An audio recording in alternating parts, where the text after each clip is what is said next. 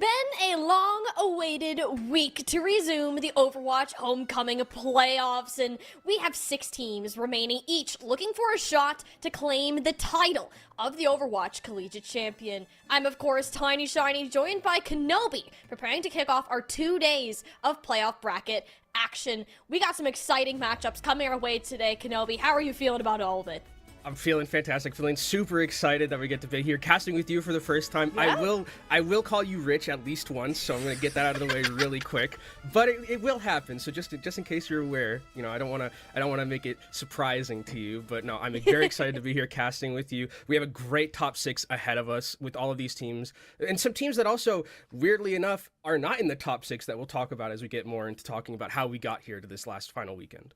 Yeah, it's certainly been a wild ride, a roller coaster of a bracket, but that's what we like. It keeps us on our toes, and it certainly makes sure that it is all interesting. But to give you guys the full overview, we're going to take it all the way back to the beginning, how we got here in the first place. These teams started forming way back at the start of the semester, whether that was early September, maybe late August if your school starts kind of earlier like mine does too. And then you had 10 weeks of Swiss stage gameplay leading up to those playoffs and bracket elimination stage, which we find ourselves in now. And I can't believe it felt like we were here in May casting champs, and now we're just at the end of November, or mid-November, I guess, at the end of Homecoming, and it's like, where did all the time go? But with all the, amazing collegiate Overwatch that we've had, it's been a fantastic, I think, kind of look at the entirety of what the collegiate scene looks like. Even though Homecoming is a little bit different in terms of, you know, compared to champs in terms of the quote-unquote stakes, it is still interesting to see what we've seen so far throughout this bracket, throughout this tournament, how the meta's evolved, how teams have evolved, and how wide open it feels like it is now in some of these, like, you know, but beyond maybe the top 4, I think, that are kind of pretty much set. Everything else is just, like, totally fluid. And that's kind of been the beauty of collegiate Overwatch within this past years. As you said, you got those exclusive few, like your ISUs or Winthrops of the world, sure, but everybody else, that gap has significantly narrowed, that a lot of these schools are investing into their Overwatch programs, and we get to see the products of that here in a competition like this. Fall always makes it more interesting because typically that's when new players are going to be added in. You have less time scrimming together, whereas you head into those spring championships, you've been together for a couple of months at that point. And I think that this is like that, I don't really want to say a first taste, but definitely a good message to send at the start of a year for any team like this one. Yeah, and I think kind of as we can look through what, you know, how we got here in terms of the pricing that we have available to these teams and what they're playing for, I think it's just been, we kind of had the start of this is like back in champs during May when it was like, okay, we do see like a gap closing. Yeah, there's still those like high flyers that we always see, like you mentioned, you know, your Winthrops, your ISUs, your Northwood, things like that, they're always around, but still playing for a good chunk of change here in Homecoming. And I again, it's been really interesting to see kind of the teams that maybe I didn't expect starting off to like really make a name for themselves, get so far in this tournament, get to the top 6 as we can look actually at the bracket, kind of starting things off here in Homecoming. And it's weird, there are teams that aren't even in this bracket at the start of it, right? Where it was like Rutgers isn't here, Arizona State isn't here, teams that I was expecting to be here. And then when we got to the bracket, there's teams that lost super early, like Maryville University, who were in champs earlier in May, got into the finals through winner's side. And they didn't even make it past the lower quarterfinals. So this tournament has been absolutely absurd in terms of the upsets that we've seen, not even just in the bracket stage, but also going back to Swiss. If there's anything we've learned, it's that nothing is guaranteed. You can have a great set of players, a great set of talent on your lineup, but if you can't make that convert in the moment, there is always somebody else that is out there hunting for your position. And as you said, ASU, Rutgers, Maryville, all 3 teams that it kind of fell victim to that sort of format. But at the same time, we've seen a lot of others benefit. And right now, we see Bryant and Stratton, the Bobcats, are currently sitting in those upper semifinals, for example. A very high placement for them that a lot of teams may have underplaced them before. And we get to look at our lower bracket here in a second. Fisher Esports continue to make their legendary upper bracket run, and UCI still feeling confident about taking out that top 4 team in Maryville. Yeah, UCI, I mean, has gone through a bit of a gauntlet right now through this lower side. Same with Fisher Esports. And I mean, the teams that they've beaten along the way to get to this lower side, no slouches. I mean, Bellevue looked like a really good team. Blinn looked like a very good team. And how these teams got here. And again, Maryville losing this early in round 02, like it was not expected whatsoever, especially with how it happened against this UCI team. And I think that with the momentum from UCI through that lower side, they can definitely make something happen. The patch notes may make that a little bit shaky for them, you know, an anti-Romani Panch, as I'd like to call it, with the Junker Queen nerf. But I still think with that momentum and how good that team is, they have a shot. I think that's the biggest thing about what I see now, is that even though you do have ISU, who I think if you asked, like, most of the people in Collegiate, it's like they're the favorites, right? It's like it's kind of a Winthrop ISU collision course in that grand finals. But I've also heard that it's pretty open. Like anyone, I think, can take this tournament on any given Sunday. And I think that that's one of the best things about this top 6 that we have, is that even though there is that one pretty strong favorite, I think that every team has an avenue to win a grand final. And that's the competition is the best. Like, you've seen how much these schools have continued to step up and grow their rosters. I mean, Winthrop, I think, is an excellent example of that. They kind of exploded into this Overwatch Collegiate scene just last year by picking up the stellar roster of players. BSCVA has had some extraordinary changes to them, and we'll get to talk about that team in a minute. But we can't really talk about Collegiate Overwatch, Kenobi, without going over the Kings themselves in ISU. Literally won every single major collegiate tournament that they competed in last year, and that is a feat no other school has completed.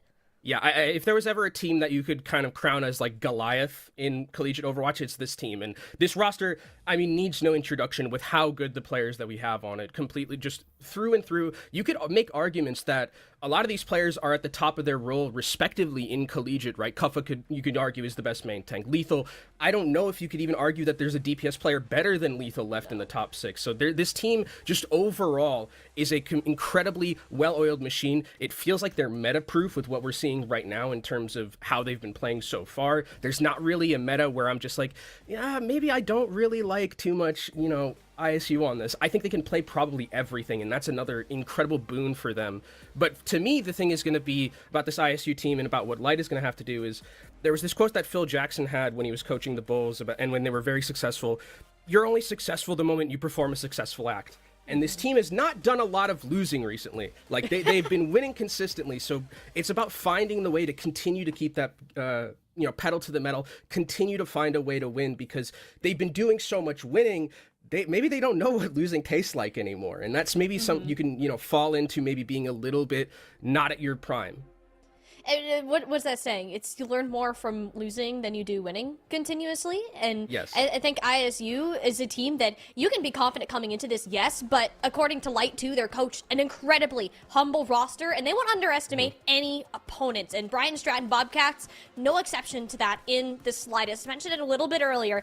Their goal was to make it to this top 6. This is a pretty dang spanking new roster here that you got coming into this. They're brand new. We got Peace and NY. Notable names who built themselves up through OWCS, and especially calling all heroes recently. Pantera has fit into this lineup as a rather up-and-coming tank player too, and to make it to top 6 with that little amount of time together is a massive achievement.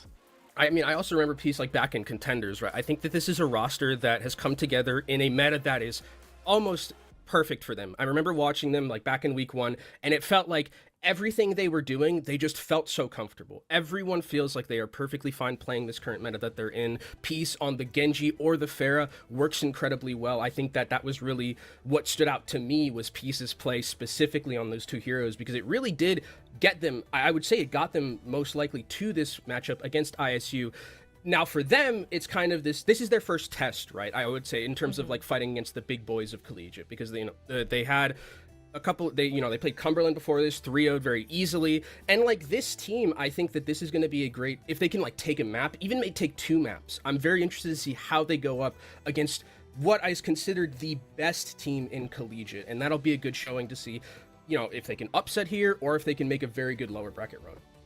And the map pool might honestly be their best friend in this. We've seen, kind of over the course of the past couple of weekends, the impact that map selection can have on the outcome of series, because it can force certain looks, different metas, whether it's been, like for UCI, for example, they want to play their JQ maps. If you're a more dive-centric team, you're going to pull that out. And it is always Gibraltar. That lower team's pick. Gibraltar, oh my god, the amount of... I don't think we had a series that didn't have Gibraltar except one map of Circuit Royale. Like, that's just insane to think about.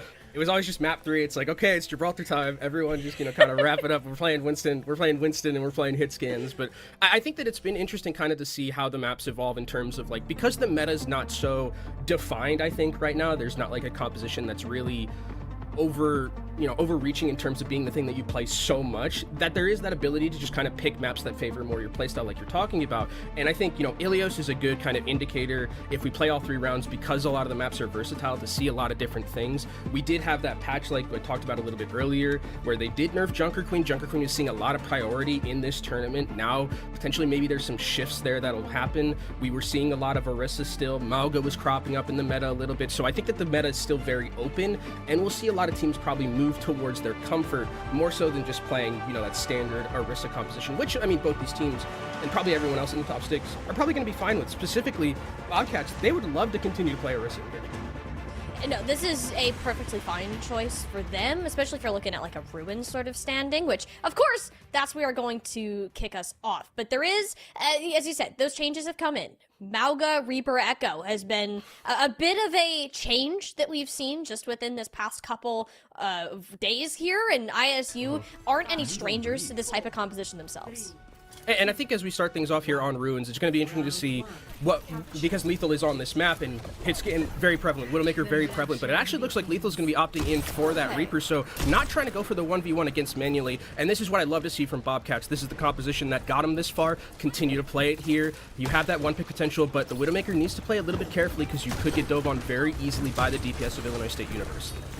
If it ain't broke, don't fix it. That's what Brian Stratton are going into this map with. Problem for ISU is they are just a moving ball of death. If Pantera gets too close to any of these DPS, or even Kappa for that matter, BSC are going to be in a world of hurt. Or if Maimon finds his way into the backline, Manly is blown to bits. The only hope for the Bobcats is kind of making up for that loss with the tank. It is ISU's first capture on this objective. Let's see how that stabilized. Maimon is in the background with not really any cooldowns to work with. Coming back to Admiral Luke Mino to stay alive. That's where you're concerned about Pantera eventually falls and Brian Stratton should end up retreating. Yeah, and you can already see manually, like, Widowmaker not going to work here, especially with W Maimon, how effective W Maimon is at this Echo play. It's just going to be very difficult to make the Widowmaker operate in the scenario like this, so going over to the Sojourn offers a little bit more. You can get charged relatively easy against this composition, but also the ability to peel away for yourself with that slide makes it easier to maneuver in a composition like this. Lethal, though, already at 85%, so Lethal's been pumping out a lot of pressure on the Pantera. And that's all it takes, is just get close enough and be the Pantera deterrent, essentially. Standing next to Kappa and blowing up any target who comes his way. We'll actually have that Death Dolphin up for this fight. Doesn't want to use it, though, early. The Luke Luna's Orbital Ray. There's that Death Dolphin coming in, goes around all of the stuns. The ult fest is happening, but it's only Brighton Stratton who has an elimination traded out for the life of their tank, Illinois State. Making this a heavy investment. Bold support ult, but it is well worth the return. They use 4 ultimates in that fight, and they'll make Brian Stratton crumble. Also, getting the support ultimates from the Bobcats in that scenario, fantastic for them. Proto uses that orbital ray from the Juno, just trying to buy back into that fight. Potentially, if you could have had that in this next one, you would have had a much easier time beating down this death ball of Illinois State University, which seems like even though when they're behind a couple of times, just these members and the support play, really keeping these members alive through all of this. And BCS Bobcats come back into this. 2 DPS ultimates in their back pocket. It is Genji Blade in the year of our Lord 2024. Not doing too much, but manually with this overclock, definitely something that ISU needs to respect. And to be fair, this is Peace that we're talking about, and they actually will catch Lethal a little bit too far away from his team, but you lose the overclock in the back. That is not a great look for the Bobcats. Something's got to happen now. It's 94%. Does someone have a touch with a point? Peace is way back in the back line, just swinging at air. Went for Lethal with the Dragon, or Ivan, and that's going to get nowhere. There was no point touch in the way. BSC got lost in the sauce at the tail end. Yeah, Peace, we call that broomsticking what Peace was doing right there, unfortunately. Just not able to find any value with that Dragon Blade. And I really love the decision-making from ISU in that previous fight. Just the way that they're being so aggressive and decisive with these 2 DPS, knowing that we have a lot of peel for ourselves and we have a lot of burst potential, right? If we even lose 1, it doesn't matter if you're overwhelmed by the incoming damage from something like an Echo and from a Reaper. Even though Lethal, trades his life there, W Maymon's still alive, can finish up those picks. So really well played from Illinois University to start things off. And as we go over to Lighthouse as our next map.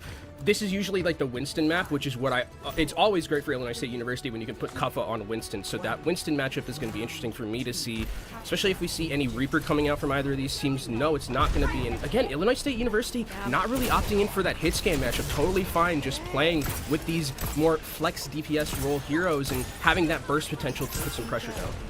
This is kind of the ISU signature. They'll pick Ilios a ton for this reason. This is kind of Maimon, Lethal, Tracer, Echo matchup. Kuffa's in a bit of a danger, though. Got hit with a Bionade out of Proto and had to peel back quickly. His first piece to use the recall and move back to the team. It's kind of this classic exchange of cooldowns. The supports bunkering down on the high ground. Eventually, Leafmino will be forced out. Pantera did execute that, but ISU have been playing the objective a little bit better. Only now will Peace opt for the contest, and it's kind of this little game of cat and mouse that we're playing. Who is going to get caught in one place first? And this time, it is Peace who will lose out on that Tracer duel. ISU snag the first cap. Yeah, that means WMA is going to have a lot more ability to take space with this team, and you can see Lethal already in the backline cutting down so much pressure, and that's, I mean, the patience from ISU is so good here, and the way that they're playing on a knife's edge. I love that Kuffa is just continuously, it feels like he's limit testing a lot of the time when he's playing Winston, where he's making these very aggressive dives, creating space, but the amount of trust he has in Admiral, in Luke Mino to keep him alive, really allows this Winston to create that space, give space to Lethal, give space to WMA to really make something happen, and now Luke Mino has that nano a little bit ahead of Proto here, 20%, throwing that onto the Winston, throwing that onto the Echo even. There's not really a bad choice for a nano here. And they're just going to put it on the Kuffa immediately, and then why manually simply did not stand a chance of that oncoming damage. Pulse Bomb chucked in just for good measure, and yeah, at ISU, look how good, how confident their execution is. It's just decisive. That's the thing that really always, when we see with ISU, that's their boon a lot of the time, where they just kind of know we have this advantage, we're going to push our advantage as much as we can. As we see the Tracers dueling, Peace ends up going down, and that's not something you want to see if you're a Bobcats fan here. That's just going to be more percentage ticking up for Illinois State University. And in terms of ultimates in the macro right here, Illinois State is sitting pretty right now. Yes, the nano is going to be available on the other side, but with a duplicate from Lethal, can completely change a fight, throwing it onto Winston, getting Primal Rage. Even an Ana dupe is going to be fantastic here, so keep an eye out for where this Echo is going to be going with that dupe. To see, Lethal did opt to go for the Juno last time. That won't quite be an option now, instead be the other. Flex support, but yeah, no, you're not allowed to fun. Manually will take care of that quickly out of the hit scan. You're just worried about Kuffa. You know that he has this Primal Rage too. There's not much that really can be done to burn him down. He's going to get aggressive. Sees manually cut off. It's a wonderful sleep, but no, the damage isn't there. To cancel Kuffa out of the Primal Rage, he's knocking him all back into the spawns. A nano from Proto, too little, too late. Even Nenwise forced to use the rally in the spawn. Kuffa shuts that down without an issue. ISU just need to clean up a couple more players, and Ilios is looking just as good as theirs. No Bobcats in sight. It'll be 2-0 ISU to kick us off. Very convincing from ISU to start things off. And I mean, one of the things that was so interesting about their play there was that it never felt that Bobcats had a foothold in that secondary map, right? It was always kind of just like ISU's going first, ISU's the one being aggressive. They're making these aggressive plays. Even that one dupe where we saw Lethal go in, dupe the Ana just to try and get a little bit of pressure down. Plays like that are awesome because it makes Bobcats make a decision, right? You're putting down a lot of pressure. You have to deal with Echo in the air, or you have to deal with the dupe, and then Kuffa's diving into your backline. Lutomino's hitting these really good nades also. Like, they're just such a well-oiled machine, and this is what I was talking about. We haven't seen them play this composition that much, but it doesn't matter. I feel like this team, when they're just a 5-man unit and they can have these very decisive plays, there's no stopping them. If you give ISU an inkling of control on how this map, how this pace will go, then your game is as good as done. As soon as BSC kind of started to look lost, they didn't know what decisions to make, and you can kind of see, you could see the panic in their eyes at some point when Kuffa was straight up just primal raging into their spawns. They were lost. They didn't have any options to regroup themselves and make that decision, and I think this is an important spot for Brighton Stratton to regroup, but they're actually to take the escort pick early, and for the first time in a hot minute, it's not going to be Gibraltar, Kenobi. I'm so interested as well, based on this map in particular, because this to me is like Widowmaker map, and then I'm like, Lethal's on the enemy team, and I'm like, I'm a bit scared. But like, I think you pick this if you have a supreme amount of confidence in your ability to play a map like this if you're Bobcats, right? Because giving this over to Lethal, if Widowmaker is going to be played, or like some sort of hit scan role is going to be played, I'd be slightly worried for this team because of the fact that we didn't even see Lethal play much of that hit scan role on Ilios. Giving Lethal a chance to ever play like a Widowmaker, an Ashe, or a Cassidy, anything like that, always would leave me a little queasy. this is not going to be great for Brian Stratton. I'm going to be totally honest. If you're going to get lethal on this other side, they have to have some sort of ace up their sleeve. Like, picking this early, it knows already you don't want to play the dive mirror against an ISU. And I don't blame you after how that last map went with Ilios. Try, you know what, change it up. And if you want a drastic change, Circuit Royale is probably the furthest you could get from that here. I'm just questioning, knowing what your opponent is going to look like, what kind of shenanigans have the Bobcats been cooking up for this specific point? Because this seems like an ISU map to me. Yeah, I mean, they instantly picked that too. Like, it was immediate. Yeah. We didn't even waste any time. It was an immediate. So I think that there's definitely something Bobcats have planned for this. And I'm sure they know, as well as all of us, that, like, Lethal is on the other side. Lethal can play this hit scan role. It's totally viable. And, you know, and a map like this where it's, like, Sigma was, like, really prevalent, we haven't seen, like, too much of that. I think it's still, you know, moving towards Orisa. We're seeing Malga a little bit more right now. I think it is significantly harder to play Echo on a map like this. You can play it, but with how much, you know, how much hit scan is prevalent, there is that pressure to be put down. So I'm with how kind of the meta looks a little bit right now with what ISU is playing in that Malga composition that we saw. I wonder if that's something that we're going to continue to see on a map like this, or if we're going to be going to the hit scan matchup. Which, again, if Lethal is in, Lethal kind of on a hit scan is that just like go win button. Pretty much. ISU always have that sitting in their back pocket should they need to pull it out, but for now I've opted for more of that kind of team-based style. And to be fair, Maimon was playing really well on the Echo, just mechanically. Like, I just remember seeing that very first elimination onto Manually. Every single sticky bomb hit, and it just blew him up. That's kind of a consistent thing for this team. Are you going to do that here? Not necessarily. Circuit Royale has changed a little bit in the past couple of months, away from you have to play Sigma to we got some Ramattra here and there. We've seen a little bit of Orisa and kind of more brawly type teams. So I wonder if that's a different direction we could go into. I think also kind of thinking about piece on is like Pharah something that they want to be opting in for. Because, I mean, Pharah can be played on this map. Obviously, the threat of the hit scan is something you have to be worried about, but you do have a pretty infinite skybox to play with, at least on those first 2 points. So that's and with how Bobcats have played in the past, Pharah has been very prevalent to how they've, you know, wanted to win these matchups. Put Peace on that, let Peace carry, but it looks like we are going to be seeing, at least if this defense is correct, it is going to be kind of that signature Circuit Royale defense. It's going to be Peace on the Genji, we're going to be seeing Manually on that Widowmaker, Zenyatta, and Baptiste. Like, this is just classic Circuit Royale.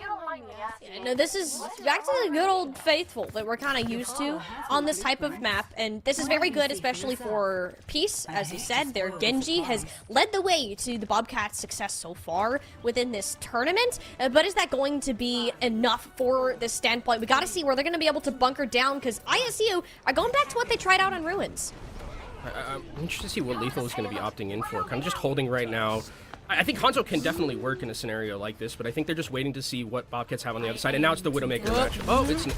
Wait. Lethal's kind of just like teasing us a little bit right now with the picks, and it's just going to be the Reaper again. So they really just want to put pressure down on the, you know, on this main tank in this scenario where they really just want to make sure that they put so much pressure down onto Pantera that they take away all that space that Manually is going to be able to use. And if Manually doesn't have those angles and can't get those picks that Widowmaker usually likes to get, it's going to be very difficult for this composition to operate. Like, this is just all on Manually. Pete, hit shots like that one. Wonderful way to open this up. We can see why the Bobcats wanted to pick it so far, and the rest of the team isn't really going to stand too much of a chance after that type of opening on a support, and this is kind of what we need to continue to see. The Bobcats have to win these fights quick before Cuppa can get set up with Lethal. Yeah, one of the things I like to talk about with Illinois State University's composition is that they have tiny T-Rex arms, right? You never want to let the T-Rex get to you with a composition like this, and if Manually can find those picks in the early neutral fights, they're going to be able to get value, and Cuppa just goes down there. I think that was an interesting decision. I think wanting to take space, maybe thought it was Malga at release instead of Malga now after a couple of nerfs, but I think that's one that Bobcats are just going to say thank you very much, Cuffa. We'll take that one for free, and they're going to continue to just hold these angles very well for themselves. And Cuffa's actually going to Rhine, but Lethal is down, and this neutral working fantastic for the Bobcats already. Exactly. This is what the Bobcats wanted to do. Force these staggers. Never let ISU take a full fight. Because if you look at all of them in the eyes at the same time, it's not a pretty sight to behold. Manually has done a great job so far, and I think Kaffa identifies needing to swap to his shield here and kind of just walk at Pantera instead. Menacingly will have a much better advantage. They will opt to completely respect Manually's sights, though. The only one really sticking a head out is going to be Kaffa. Trying to collapse onto Pantera, but I already see ultimates built up, and Luke Mino's dead again. Really good pick, and Manually is going to end up going down, so maybe just a little bit too over-aggressive. Peace still has the Dragon Blade. It's traded back out for W Maymon, and these fights are always favoring Bobcats, it feels like. Yeah, they always find a way to do better when it's this more scrappy engagement. And honestly, there's not much that Kaffa can realistically do about it, not having that level of support. The Bobcats are disciplined. They got 4 ultimates that they're holding on to right now, and eventually the Reinhardt can get a little bit closer. We're back to this corner that ISU want to fight on, but it's not exactly like the Bobcats are shaking in their boots just yet. I see this gravitic flux on the way as we continue through this Poe phase. A lot of ultimates, though, coming in for ISU, and that's something Bobcats have to be wary of. Your Transcendence from Nenwai going to be big to kind of negate a lot of that damage. I'll just have an Earth Shatter, though, so it's going to be really difficult for Pantera to block it. And in fact, he doesn't even want to worry about it. Goes for the Kinetic Flux, but no! It whips it just below the low ground. It can't connect. This is set on Peace to pull out the blade while the team's at a deficit. ISU managed to take care of everyone else except the ulting Genji there. Wonderful way to move and really disregard the entire ult advantage Bobcats had. Bobcats are going to be kicking themselves for losing that fight. Nenwai going down, I mean, the target selection was fantastic from ISU. They knew the Zenyatta was one of the focal points in a composition like this. They had to get to them, and Bobcats actually, they want to continue to try and contest here. And they will manage to get at least the touch, knowing that Nenwai will have that Transcendence. Pantera turning over into that Ramontra too. It makes Kaffa's job even harder. It's got to be one fat Earth Shatter for ISU to go ahead, end it here and now. That's 2 on their back, played out from Maymon, and it's just good old slice and dice play to ISU's first point cap. I mean, if you're thinking about this from Bobcats' perspective, you're like, okay, we lost first point. That one fight before where we had the ultimate disadvantage and it didn't end up working for us, that's one we have to take on the chin. But you got out pretty much all these big ultimates from Illinois State University. You got out Orbital Ray, you got out the Shatter and the Dragon Blade. So now you can come back into this a little bit more even keel when it comes to that macro. But I love what Illinois State is doing, just taking all this space for free and making Bobcats work for every inch to get back onto this card. And mind you, they have less sustain. Someone like Manually has to open these gates. That's a 3rd time. He's going to find Luke Mino's head. Has not been respecting these Widowmaker sightlines in the slightest. Manually alone will force ISU to back off. Pantera does go down, so that means that, I mean, ISU are going to have respawn advantage as well throughout this. So Bobcats can't really hold this positioning because they don't have the tank.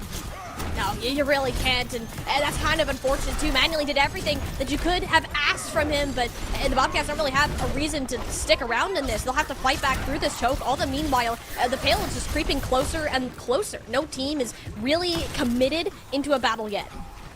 Waiting patiently. I mean, there is going to be that overclock from Lethal, and it gets pulled out right now.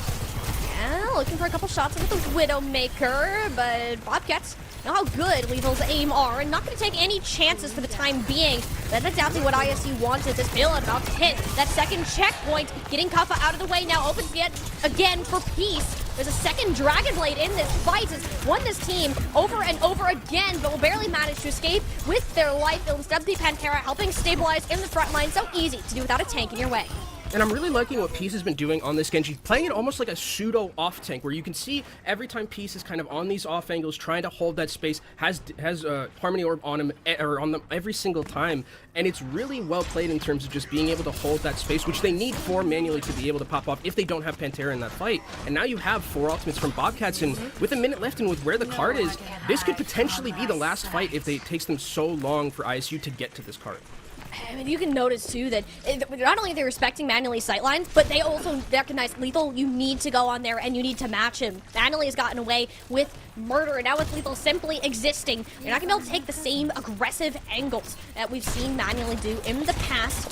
BSC will have an unmatched ultimate, but you're more concerned about Peace. He went on a solo mission to take out Lethal in the back. A wonderful assassin play, and the Bobcats have all the sustain in the world. With this being near final fight, they like to see them come last, but Admiral swap to the auto. The Bionade hasn't been doing them any favors. The second time in a row that we are going to see the Bobcats fall over with the ultimate advantage. And that's like, it's Kaffa again who comes in with a huge shatter, as well as Admiral with that anti-nade, completely taking Pantera out of this fight. If Pantera's in that fight with this annihilation, that looks completely different, and most likely it's a hold here for Bobcats, but somehow, some way, Illinois State again find a way to win these fights at an ultimate deficit. deficit, they're so calm, cool, and collected. They know that they can win any team fight if they just have their bearings with them. And an ultimate advantage that Bobcats had turns into a complete disadvantage. And I mean, it's still going to be a difficult task for Illinois State to complete this map. There's only a minute left. There is still the annihilation, so when they fight on cart, it's going to be a bit dicey. But we've seen that they're totally adept at just taking down these picks very early in the fight. It's not impossible for ISU in the slightest, but you are concerned just with this point in the map. You know how difficult this hotel is to move through just because of the positioning. Like, who's going to even touch manually up here? I mean, Maimon will have to get some serious movement going to make it happen, or you can ask Lethal to hit that shot. Otherwise, the Bobcats can kind of just bank around this corner, stall out this payload long enough, force it to be a one-fight territory with both another Dragon Blade and that Annihilation still ready. Maimon gets so aggressive, though. Tries to go after Nenwai with Kappa in the back, and eventually lands the hammer swing to end them out, but Peace isn't happy. Shall avenge their fallen flex support, goes for the second onto the supports, but doesn't quite have the momentum. It's all that you needed for Bobcats, but they're burnt and bleeding right now. Lethal's gotten a couple of picks here in this back end, but it's going to end up going down, and with time ticking down, is there a way for Illinois State to get back onto this cart and try and push in overtime? I see their spawns are just a little bit farther, and with Beast being the menace that they have been, there hasn't been an option for a full regroup. Animal's coming back with a nano boost, and Kappa might need it ASAP, or instead put it on to Maimon, attempting to have more damage, takes out Nenwai, and Dog has to dash back to the team. Playing this slow is the name of the game for ISU. Laying down the Earth Shatter, though, Kappa makes sure Peace will be no longer a problem. Pantera having to pop the Annihilation just to live, but finds themselves met with the shield of Kappa, and that ultimate should be ending almost as soon as it starts, but no, they're just gonna push forward, make it go backwards. That might be a mistake. Manually found the room to hit the shots. Maimon's flank absolutely obliterated, and Bobcats, they have a way to stabilize. Nenwai still has another ultimate. Manually gets lethal on the better end of this. The Bobcats are showing why this map was their pick in the first place. They had faith in Manually, they had faith in Peace, and it'll stop ISU just short of a full completion. And that's awesome. I mean, if you're Bobcats, you're like kicking yourself like a little bit because you lost those two fights at like the death of when you could have just held. But to be fair to them, I love the confidence of picking this map against ISU, knowing Lethal's on the other side, and Manually is playing phenomenal. A lot of these fights have just been started off by Manually taking down Luke, just getting a pick somewhere. And even when W. Maimon, who is a very good Genji player, is diving onto you in the backline, calm, cool, collected, can hit those headshots. I think Manually has been playing fantastic. We talked a lot about Peace, but Manually deserves a lot of credit. I mean, obviously on a Widowmaker map, that's kind of what we see in Circuit Royale, but overall, I think that Bobcats, I'm really impressed with the confidence to pick this map and how well they played it. And to think when we just started talking about this map too, we're like, oh, lethal hit scan, lethal met Widow, ooh, scary. But how about Manually? Manually shut him down. We really didn't get a glimpse of that lethal Widowmaker. I mean, shout out to the Bobcats. Perhaps there is a DPS that can manage to put a dampener on that. But they did a decent job, but it is still a pretty far distance to have to get this payload. And with what ISU are starting on from a comp, it's not going to be easy to get around these first couple corners. WMA was actually going to be on the Farah, so I wonder if we do see something like a Bobcats switch over to the Farah. This is a funny combination of emotes right here. It's just so weird to see Zenyatta standing. It really is. It really is.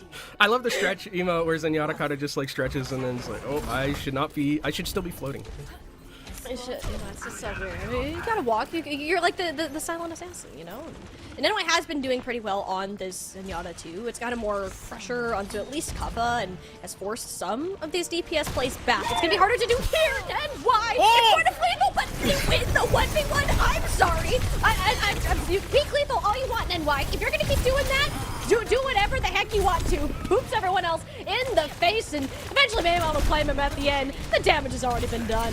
That's I mean, that's a confidence booster for this team. If you can take down lethal and you're just a lowly Zenyatta right there, just hovering through that cart, taking him down, give all that room for Manually and the rest of the team to work with, that's fantastic. And there is going to be a recontest though from Illinois State University here. They're actually going to bring an Ana to the table, so that's again offering that anti-nade, offering the sleeps, which have been fantastic from Admiral so far that we've seen. But Kappa's going to get back onto this point. Takes a lot of damage to start things off, has to retreat here, and gets obliterated! I can't be doing that, Kappa. I mean, without a tank here, ISU don't have any realistic chances of contesting unless Lethal ends up clicking like 5 heads, which that ain't gonna happen thanks to Peace. Bobcats just zoomed their way through that first point in less than 2 minutes. And that's like the second time we've seen Kuffa make this like very aggressive play, not respecting the incoming damage. I think the Zenyatta is something that they really are not taking account to. The Discord Orb and just the amount of pressure that Bobcats can do, the amount of damage. It's just so much that Kuffa's just getting obliterated, goes out off of the Maga, wants more of that Ramatra Mirror. Understandable, because if you continue to play Maga into this composition, I think you just get absolutely blown.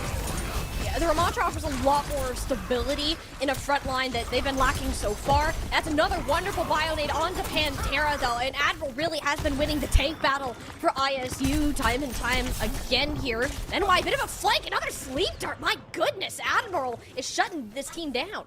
And now this is what I'd be interested to see if we do see Nenwai switch over to the Ana themselves, because I think the Zenyatta is good and like offers a lot of that pressure, but in the mirror, I think the Ana just offers way too much more in terms of those anti-nades, in terms of the sleep. Yes, you have Transcendence, and Transcendence I think can win you a fight, but if they don't get...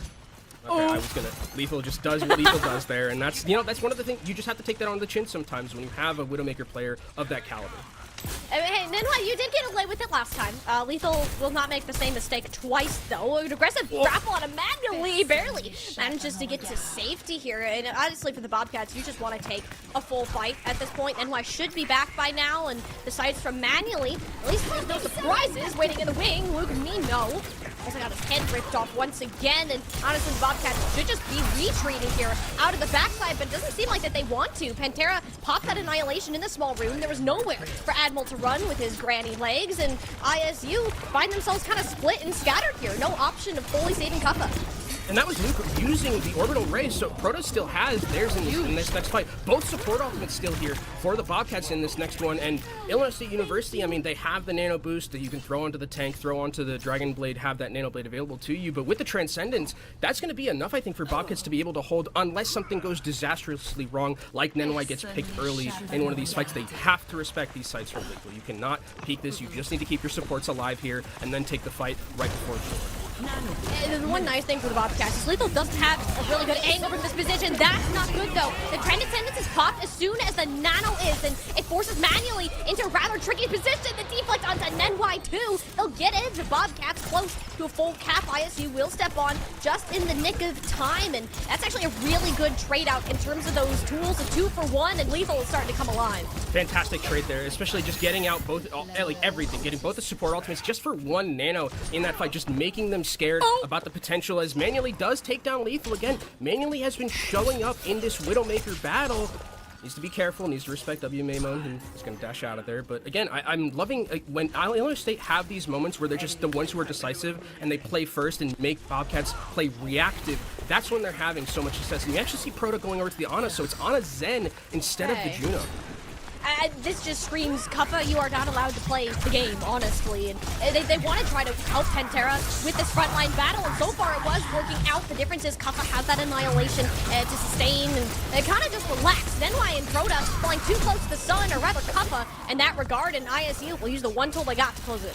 Yeah, and that's, I mean, that's one you kind of just have to take if you're Bobcats in that scenario. The Annihilation does so much in terms of just making it difficult for Bobcats to push forward, and this is a very difficult spot for Bobcats to be in, even though they've had some great success moving forward in those first couple of points. That was scary, but they're going to end up taking them down, and Lethal... When Lethal has all these sightlines, that's when this ISU team is going to be the most dangerous, and it's going to be up to Manually and the rest of the team of Bobcats to figure out where this Widowmaker is, always keep tabs on it.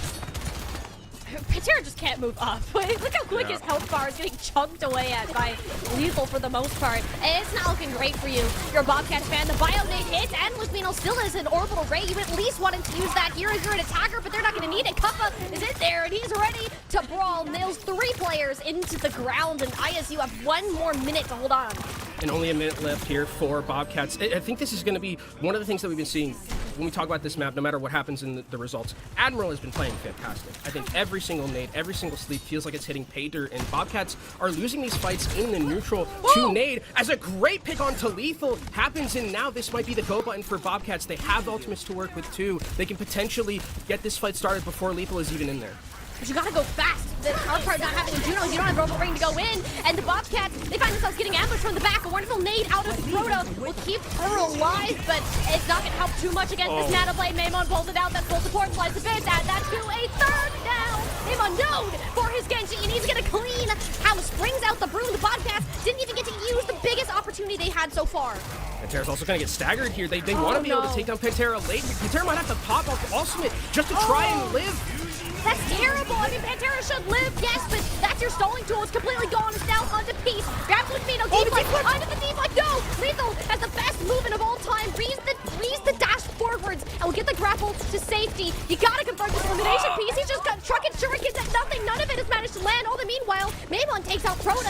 We see they're on their last limb. No support for this team in the backline. Cover has yet another annihilation to stall this payload, and with no option to mirror it out, there's no choice but to walk in, do those purple tendrils of ISU burning this team to the ground. Wonderfully played 5-minute defense to put themselves up to a match point. And I mean, Bobcats played their heart out on a map like that. I think that the confidence, again, picking a map like this, trying to go toe for toe with this ISU team, but that kind of last fight that we saw where Peace is just trying so hard to take down this Widowmaker, and it's Admiral pumping heal after heal after heal into this Widowmaker. The kill is not able to come through, even with a fantastic deflect. And I think while we talk a lot about Widowmaker and how much important this was a Widowmaker map, how well Lethal played, Admiral, I think, was the best player on the ISU that map. At every single time that we saw like fights being won in the neutral without any ultimates being committed, it was Admiral with a sleep, Admiral with an anti-nade, and then at the end, just making sure that the Widowmaker is able to stay alive throughout all of that. Really, really fantastically played from Illinois State, and I think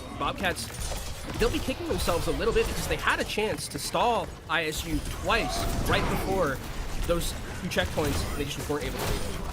No, and yeah, the Bobcats, it was much closer than it was back on Helios. The problem is, as soon as Lethal started to wake up there, Maymon just showed that he is the best Genji in this lobby right now, and as you said, Admiral essentially winning every neutral battle for this team. There wasn't really much that we got to see as a response from Bryant and Stratton. ISU looked in control in that driver's seat for the majority of the time, and you've seen what they're able to do with it if you're playing into their game.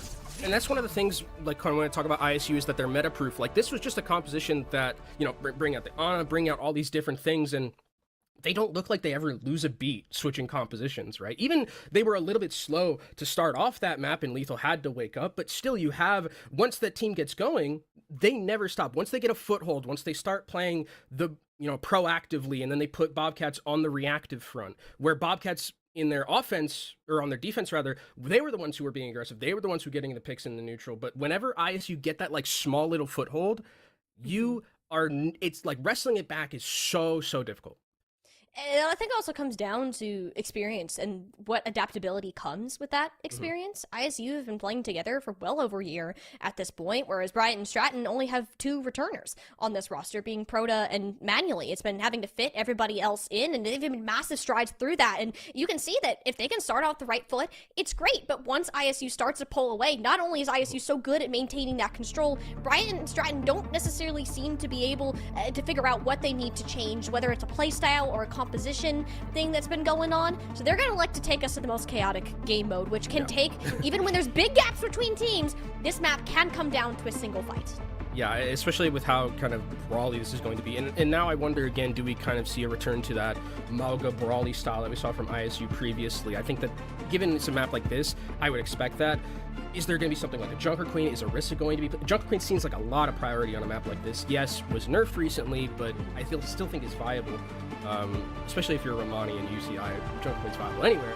But I think in a map like this in particular, where the brawl is so important and like having that coordination, I think this definitely makes sense for them. Again, I do love that they did go to Circuit Royale, kind of threw the gauntlet down. They're going to be feeling a little bit unlucky that one didn't go their way, but I think when we're talking about this Bobcats team, whenever they do have this like very decisive playstyle, I like that a lot more. And maybe if we are going to a brawl map where they can, you know, wrestle that foothold away from ISU a little bit easier in kind of these brawly style of maps, that might be their avenue back into the series. And you're gonna have to hope it is, because you are down to a match point, and Bryant and Stratton are going to show us anything else. So here is the time to go ahead and put it out on the table. We can kind of assume that Kuffa is going to want to play this Malga, just with how good that hero is on this particular type of map. We haven't gotten that look from Pantera in this series yet, so if Bryant and Stratton have been looking in that direction, I know that they're a team that really relies on kind of those basics and fundamentals, and has been working on applying that to several different compositions. but is that going to be the case? For now, Pantera is going to give it a shot. This is giving us kind of some shades of St. Clair right now. Yeah, the St. Clair composition right now that we're seeing from Bobcats. and I wonder if it is going to be the Lucio and the Moira as opposed to something like the Juno that we will potentially be seeing from Illinois State University here.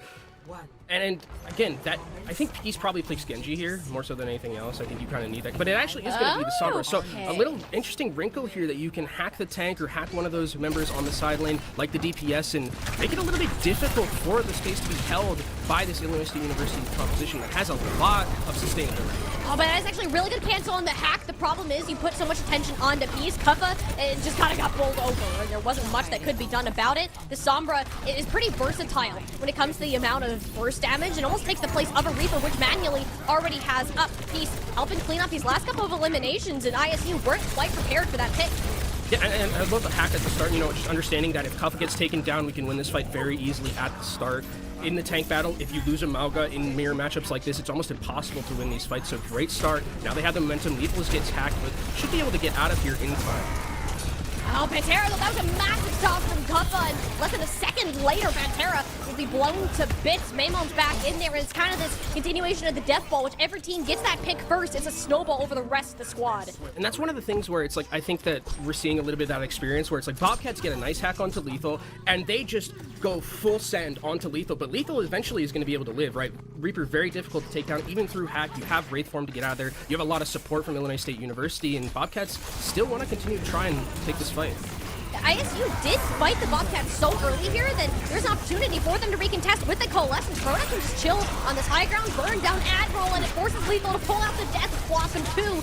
Ripped to shreds, but ISU have at least made it an even trade with Kuffa still living on the tank line. Doesn't look like for much longer, though. It makes the EMP come on out. Heavy commitments from both sides, but sees the opportunity stabilization by chumping every single ult in the entire game into the single battle. Admiral eventually comes back, and this is just our typical class matchup where you're just kind of chucking things at the wall and seeing what ends up sticking, and so far it seems the Bobcats are back just slightly faster. Piece going down there is a bit of a yikes. Pantera will likely end up having to use a cage fight, but doesn't see its opportune considering his whole team is dead.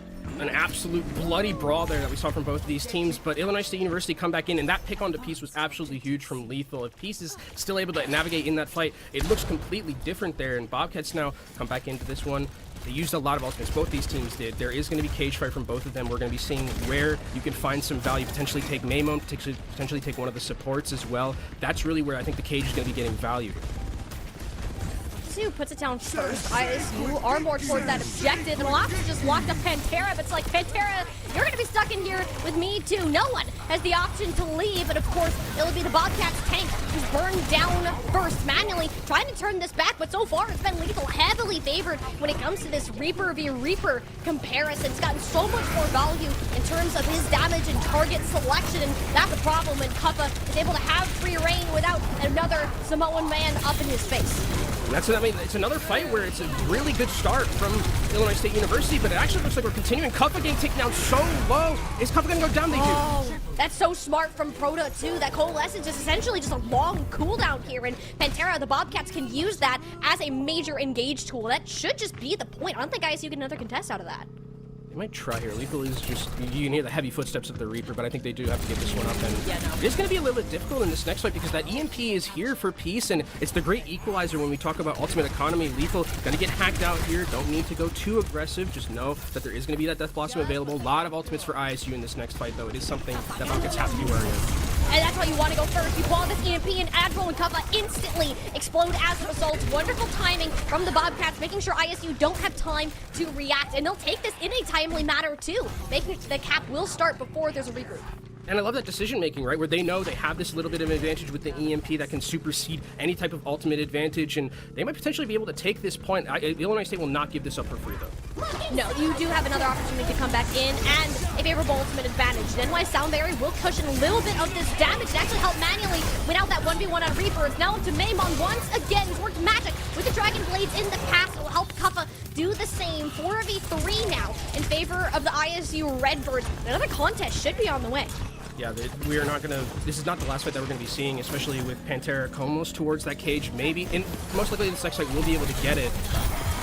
Peace is going to be the one on the point first instead of the tank. You're kind of banking on this Brig to help stabilize for ISU, and not really sure about that choice to have Pantera go in after Peace and have a 4v5 sort of scenario, but you go ahead and take that if you're the Redbirds. We're heading back to the mid.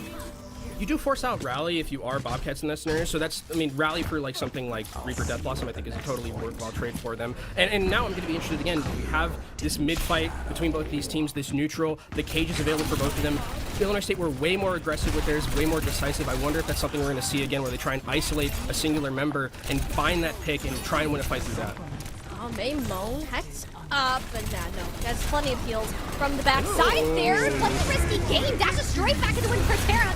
Planning to squish them all to pancakes, so instead be the Death Blossom in the cage fight, which doesn't get much other than the ultimate itself. Puffa sitting on a sliver of HP. If the Bobcats can finish him off now, there's a chance to come back in this. It's a 3v3 as far as we can see across the objective. No team really wants to go close to the other. They kind of wait for these tanks or an engage point, such as the EMP. A massive decision out of Peace to pull the trigger at that exact moment. ISU still want to try to fight it. I mean, that's the orbital ray coming out here, and we really would have liked to hold on to that for this next point. Yeah, that felt like an ultimate of hope there from Luke Mino, where it was just a desperation to try and buy back into that fight that was pretty much lost, I think, already. So that's one that ISU is definitely going to want to have back here. Is W Maymon going over to the patented Echo, which does offer a little bit more of that burst potential in that tank matchup. But Nenwai has got this sound barrier, and Illinois State have nothing to work with beside Admiral, who is 10% away from that rally. So this is where Bobcats have a little bit of an advantage.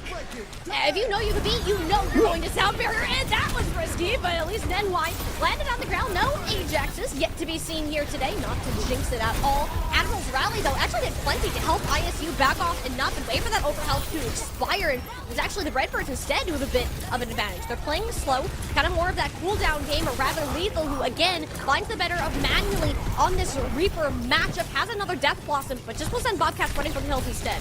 Yeah, we're just going back and forth between both these teams. I feel like these are the only 2 points we've seen, and we're just going to continue to trade them back and forth. Peace is farmed up very quickly back towards this EMP, and again, the great equalizer that we see in terms of the ultimate economy. Nenwai is taken down low, goes down to Puffa. Oh no, that's not good, and especially since Product just built up to that coalescence too. We know that that's what the Bobcats wanted to do, at least to get the Death Blossom out of ISU, but kind of some rough execution. Yeah, and one of the things about this next fight is, again, EMP still available from Peace, so we can trade again back and forth on this point of C, the neutral here. Also going to have that Coalescence. Coalescence has gotten a lot of value in these fights, just being able to not only keep the tank alive from Pantera, but also pump out a lot of pressure onto these backline members of Illinois State. Set up for a coalescence here to start. The cage fight keeps them in one spot, but that orbital ray is simply too good. As we have to manually every ultimate chucked in the middle. The orbital particle effects going crazy. But once the dust settles, it's more Redbirds in the kill feed than Bobcats. And for the first time, it's almost looking like that they will be the ones to capture point C. And this feels like one of those moments where ISU now have had the footing, and it's going to be very difficult for Bobcats to bring this one back. Used 3 ultimates in that fight, didn't manage to win it. They're going to lose their advantage that they had in terms of those point presences, and now this is exactly where ISU want to be. They do get the hack onto Lethal. Very good pick to start things off, and now we can potentially take this back to point C if we're the Bobcats. But with how early that pick was, Lethal will be back in time totally for when point B unlocks. As good as it might feel, that elimination isn't going to matter in the long run of things. The Bobcats need to make the most out of this, because you need to win the next 2 objectives in a row to keep your hopes alive, remaining in this upper bracket. And just with that cage fight on board from Puffa, now the response to it, and NY's own barrier is going to have to come down big. It is 3 members who are caught up in Puffa's cage fight, but it's just not enough when they're all able to focus you in a small corner, not where you want to be. With an Echo and a Brigida, ISU will start out strong. We'll have to see a Scrabble recontest. Yeah, and I mean, that's filthy if you're Lethal there, but secure the kill any way you can in that regard. Illinois State University looking like they're about to take us to a 3-0. Yep, 3-0 full finish for ISU, and we can expect nothing less from who have remained the kings of collegiate Overwatch so far. And it's so strange because when we saw Bobcats, they have these moments where I'm seeing the vision, right? I'm seeing, like, you have this ability to win these fights decisively, but then there are fights where ISU just pull rabbits out of hats. They're losing 3 ults to none. Like, they're not using ultimates.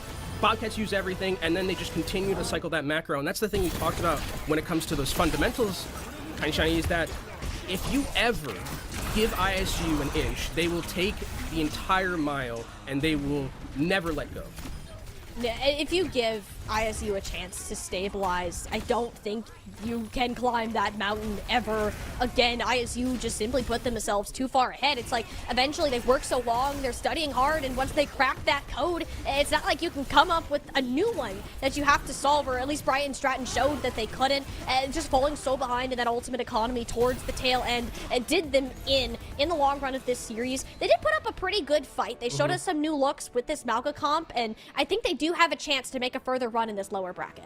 I think so too, and I mean, even though it was a 3-0, I don't think that's indicative of how well Bobcats played on a couple of those maps. Ilios was a little bit of a wash, but Circuit Royale was close for the time being, and it's just those small, tiny things, right? Those ultimate economy fights where we're seeing them throw 3 ultimates into a team fight and not get the victory, and then Illinois State is a team that, again, if you ever give them any type of advantage, whether it's just like through the neutral, whether it's through ultimates, they're going to take it totally fine, and we saw exactly that happen with this matchup, where it's like, if I go back to Circuit Royale, where there was like those 2 fights at the very end where they had like somewhat of an advantage, they were playing so well, and then there's just like that one tiny misstep, the one tiny crack in the armor, and then it just all falls apart from there, and it's like a dam just breaking and the water just spews out.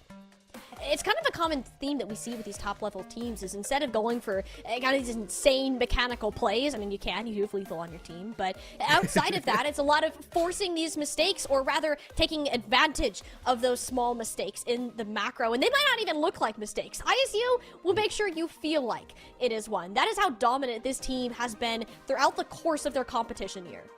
Yeah, and I think, again, when we look at this ISU team, this really is what makes them most people argue the best team, is that like even from deficits, even when they do seem a little bit behind the 8 ball, even when they're making mistakes, like we saw Luke Camino throw an orbital ray into a fight that probably didn't need to be there at all, but even through all of that, they still are able to keep themselves alive. They never panic. That's one of the things that I think separates like the top teams from like the teams that are a little bit behind them, is that like how much composure do you have?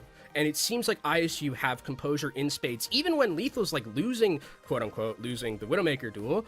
they don't seem worried at all. They never seem worried. That Circuit Royale, they were behind the 8 ball for a significant part of that map, and then when it came down to the nitty gritty, bam, just W Maymon's hitting Dragon Blades. We're hitting sleeps. We're hitting antis. Like, there's never a time when I look at this ISU team and I'm just like, they're panicking. It seems like, I mean, beyond the Luke Camino ultimate, I don't even know if that's a panic. That's just one. Luke Mino's probably just like, sorry guys, throw my hands up. But again, I think that this team really just they are so well oiled, so well coached. I think that this team is going to kind of cement themselves, specifically this weekend, as the best team in Collegiate. And they're already one step closer to hitting that title, to making that run, guaranteed a spot within those upper finals and a top 4 finish along with it. We'll go ahead and let them be. ISU, you're off for the rest of the day. We'll catch them again tomorrow when they look to take on the winner of our next matchup. We're going to go ahead to our second upper semifinal, Winthrop and Northwood University. This one is going to be a banger, and you're not going to want to miss it.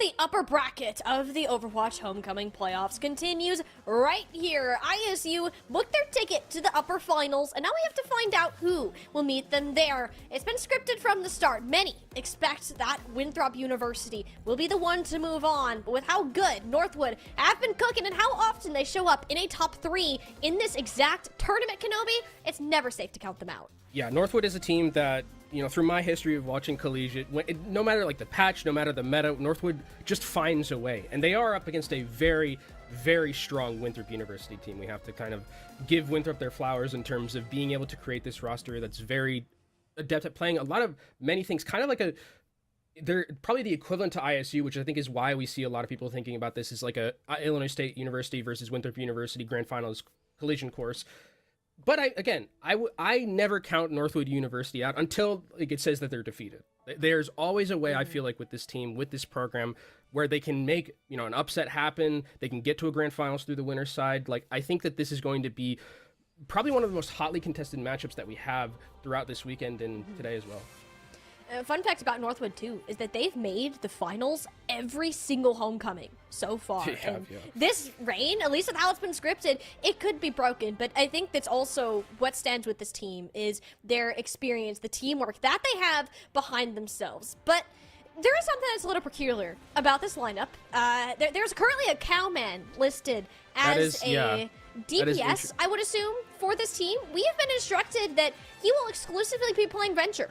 Yeah, so the Venture Cup was something that Northwood has like been fiddling around with a little bit, and I think it, you know, with how the meta isn't, especially with the patch that we had, the meta isn't really defined yet. So I think it's something that Northwood loves to do. Northwood loves to always be in the situations where after a patch hits, just try and keep the enemy team on their toes, right? Catch them off guard potentially, like playing a Venture, which we haven't seen too prevalent in the meta currently. And maybe it's something that they've been practicing very well enough. Maybe it's something Winthrop isn't going to be aware of. So if it is going to be Cowman playing on the Venture, I mean, I remember Cowman Tracer of legends back in Contenders, but the Cowman Venture is something that I think that Northwood University is going to rely on whenever Cowman is in this lineup, specifically on that DPS role. It's not like it's a total meme pick, as he might make out to be. Sure, he's more known for his tank, but nonetheless can very well play our favorite rock puncher if it is so needed. I think what's important about this team, too, is that they have this kind of pre-built synergy, 4+ years of experience, where you look at Winthrop, and this is like the young rookies, the big stars that have finally reached that age where they can compete in Collegiate, from Overwatch League, OWCS level talent, from being in Contenders, like especially your Infecteds, your Trees, who is derpy, by the way. Yeah, made a little bet with Scissors to name change for this event, and yeah, that is not the UTD tank player. So these stars have been up and coming for so long. And I mean, Infected to me is kind of interesting enough. We do have to kind of caveat that Winthrop is playing on ping with a significant amount of this roster for Stockholm, but Infected to me is a very interesting kind of player to watch in terms of like how he's grown you know, I say grown, he's like 17, but like from when I remember Infected started playing, like when Infected was this like Hammond player kind of exclusively, and then was on that Trick Room team that beat the San Francisco Shock in Pro-Am, like that's really where Infected started gaining this rise. But I love that Infected has become this extremely well-rounded tank player, right? It's not only just like the pocket picks. Infected, it feels like can play anything, kind of like how I see Kuffa, where Kuffa has a lot of variability in terms of that hero pool. And I just love that we've seen Infected grow from this, you know, Hammond one trick essentially to being one of the premier tanks to come out of NA in the history of Overwatch. And a lot of people have almost coined him as that best tank in North America at this point. And he has such a high level of game knowledge and experience for the young age of 17. Like, it's almost ridiculous to think about that.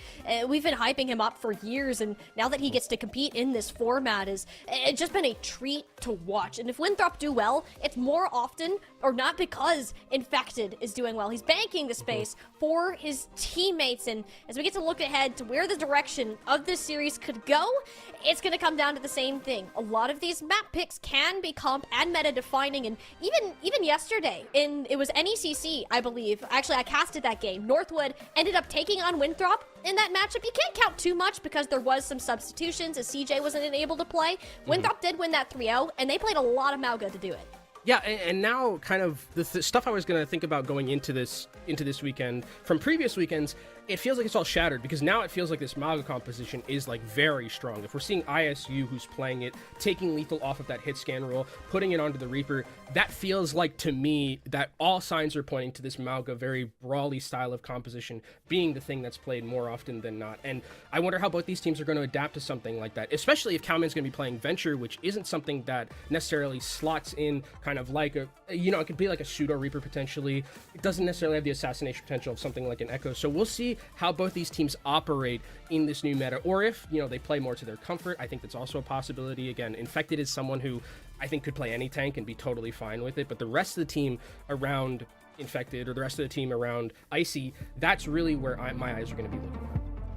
We've seen these tanks prove themselves over and over again. That's not really where the question marks is. It's just where does the rest of the team kind of fit around that? Both Northwood and Winthrop have kind of fallen victim to the fact that they haven't gotten many scrims together as their own collegiate rosters. They've been playing on their other OWCS or Face It teams as well, and with especially Stockholm coming up too, getting these reps in as a collegiate squad hasn't been as common. So we really need to keep an eye on how these players are clicking, how they're connecting to make these synergistic type of plays on the battlefield, and the tanks are going to be the main ones paving the way for that. Yeah, and speaking of the tanks, CJ is in the same room as Infected, like where they are now. so they can stare down each other, and they can maybe BM a little bit, talk some smack, but that's probably to be a fly on the wall when they're playing each other like this would be hilarious for me. But again, I think it'll be, you know, with Oasis starting things off, you do have some variability in terms of whatever round you go to. Like University, it to me would be like, yeah, we're going to play Mauga Reaper, Echo, this very rush style. But then, like, you go to Gardens, it's a little bit more open. So I think that, again, this is a good litmus test with how the control maps have been going so far of what the compositional priority is going to be for both of these teams. Oasis does offer, I'd say, slightly less flexibility in comparison to other control maps, just because you are kind of hard set on, you have to brawl on University. You pretty much have to play dive on something like a city center, maybe more of a poke style, but I don't necessarily doubt the flexibility of these players. I think we've seen a variety of options from that regard. I am, again, where does Cowman fit into this roster? Are we going to put Tree on Venture? I mean, that's going to be fun. I just don't know how well is that going to work into an Echo Reaper sort of deal. Like, Northwood seriously must have been cooking up something silly to make this really work, because, like, on paper, it doesn't really seem to fit for me. And I think the thing about it is, like, the very Northwood style of this is, like, not a lot of other teams are probably playing Venture right now, which is the thing that, like, is potentially a boon for this team. Like, I think one of the things Venture does very well into, like, a Juno Brigitte backline is Brigitte doesn't get to play Overwatch very much if Venture is around, because you just go into the backline, you know, you knock them up, and then in that scenario, you just instantly kill Brigitte a lot of the time. And I think that that's something to look out for. It doesn't necessarily operate the same way in, like, the front line as I think something like a Reaper or an Echo does. But again, with Northwood, it's always a mystery box. Like, we don't know how they're going to be playing this composition, if it is going to be the Venture. Is Cowman going to play Tracer? Oh, we actually don't see Cowman at all. So that's all. We've been lied to. It was a cruel joke. So now it just kind of goes. So now we have Boat and Haven, which is like a little bit of normality here, because we're going to be seeing much more standard, quote unquote, Overwatch, I think, now with what the meta looks like. And Haven is someone who I have been following for a very long time back in Contenders, and has grown into this very adept hit scan player. But it looks like it is going to be the Mauga mirror between both of these teams. And again, with the Brigitte and the Juno, a lot of healing and a lot of potential to use that aggressiveness to go forward. But Northwood University not opting in for the Echo and the Reaper. They're opting for the Mei, which I love this decision, using that wall to split team fights. Weird. We haven't seen much of this Mei today for the unmatched hit scan. We get to witness a Mauga on Mauga combat, but these DPS are the ones that can make the difference. Infected does get aggressive with Tree, and that's where kind of Winthrop can find that opponent striking. Northwood will do good from a longer range, but once you get close like that, and a wonderful little 1-2 punch from Infected, he intimidate right up. Back and forth, but I mean, the fight is so chaotic there, and Northwood University didn't have their healers in that fight, so this is just going to be Infected going into the backline, and that's one of the dangers about Haven, particularly on this composition, is that if Haven gets anywhere near close to Winthrop University's composition, Haven's just dead. I don't know where Aven's going to necessarily fit into this lineup. Unless he's just picking off a couple swishies here and there, you're going to lose. In terms of the damage, in terms of the range, you're already down both. Aven's going to follow. Northwood have to stop staggering here because Winthrop are going to go straight to the spawns if you allow them to do so. You don't really have any assassination potential like Winthrop University do as well with Tree on this Echo. Echo is going to melt through these health bars, so much poke potential, and while Haven could theoretically put some pressure onto Echo, it's not even going to matter. Going over to that Reaper, just trying to help a little bit in that tank matchup where Infected is significantly far ahead and has Cage. Look at the difference in ult charge right here. Both will spawn with a Blizzard, but I mean, you got Wraith, you got Unstoppable Charge. It's not going to do much other than act as a zoning ult. It's his orbital raid that you should be more concerned about. It was not affected by Rack Attack. Duplicate now onto the Mauga, gets shredded rather quickly. Haven has taken down 3 with the Reaper, and kind of this importance of that focus fire between the teams. This is a massive commitment out of Winthrop for a fight. They've already lost 3 players. Really, really well played from Left there, specifically with that stun onto that Death Blossom, and you can see they're kind of a lot of what Northwood University is doing right now. They're just trying to kind of avoid Infected and just take out all the members around Infected. They're really not focusing too much on this tank matchup and saying like, yeah, Infected's going to do what Infected's going to do, but if we can focus down the members around Infected, you can't come back from a 1v5. It's just not possible. Unless you get Infected to burn Cardiac extremely early, there's not much of a point. Or put up a wall like that, his charge certainly can be stopped. Might have to change the name of that ability. The wall in his face will allow Icy to cut him down to size. And there we go. This is much more of that Northwood University punishing Winthrop's over-aggression. And I love the decision of this May here from Boat, specifically just having those walls so effective. And with the Brigitte and a Juno backline, I don't know if you're going to be able to heal if there's a wall. And this is the good old-fashioned helicopter in a cage combo. Put them through the blender. I mean, Northwood are just winning these fights off of clean execution. Just team killed. Put it on top. Very clean execution. And I love that the positioning as well from them, where they're kind of making Winthrop University play a horror game where it's like, which door are you going to go through? Is there going to be a May wall? Is there going to be a Blizzard now, which is going to be something that Winthrop University, with their composition, how they want a Death Ball, walking into a May Blizzard is going to be very difficult for them. I'm not sure how they can really find a way out of this, and I mean, it's just going to cancel out Infected's cage fight completely. Both can use that to negate one of Winthrop's best opportunities of winning the fight, but it's already going to be harder when you don't have Sam Chovies. This duplicate from Tree is not off to a great start. He has to run away, and that's just so much time wasted. There's a lot of pressure as well. Cage is actually going to be used from Infected to try and bring this one back. And Tree actually booped a couple of extra players into that. The Blizzard will help at least negate some of that damage and keeps everyone from Northwood on their feet for the time being, but you don't have a whole lot else to work with. It's really only this rally. Haven is sitting on this far back corner, kind of working on chunking some shots in the back, but the issue is you're not next to Icy. That makes him a much more vulnerable target. Winthrop take advantage of that, and we'll get the flip. Yeah, Winthrop did that also without having to use their support ultimate, which is great patience from them. Being able to keep Orb Array means you're going to win this next fight, and with 65% up and ticking for them, if you cycle these support ultimates effectively, it's very easy that you just completely wipe this map right now. And, you know, as we go into this next fight, you also have to be worried about the Orbital Ray comboed along with Sam Chovies on that Reaper, just being able to completely annihilate Icy on the front line. Lep has Lep has that rally, but I don't know if it's going to be able to match up the incoming damage.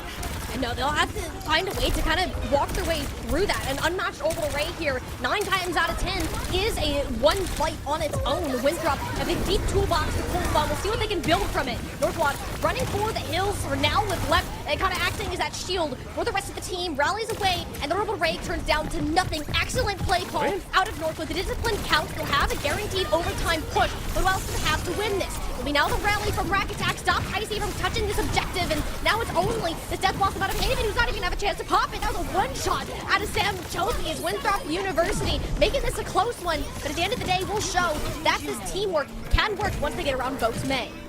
Very, very close between both these teams. And you kind of saw the dichotomy of these two compositions where it's like whoever has control has such an advantage, because you saw when it was Northwood University who had control with the May, the walls were doing so much in terms of just making it difficult for Winthrop University. But when it was Winthrop University who had control, the amount of spam potential from Tree on this Echo is unmatched. I mean, Echo is one of Tree's best heroes.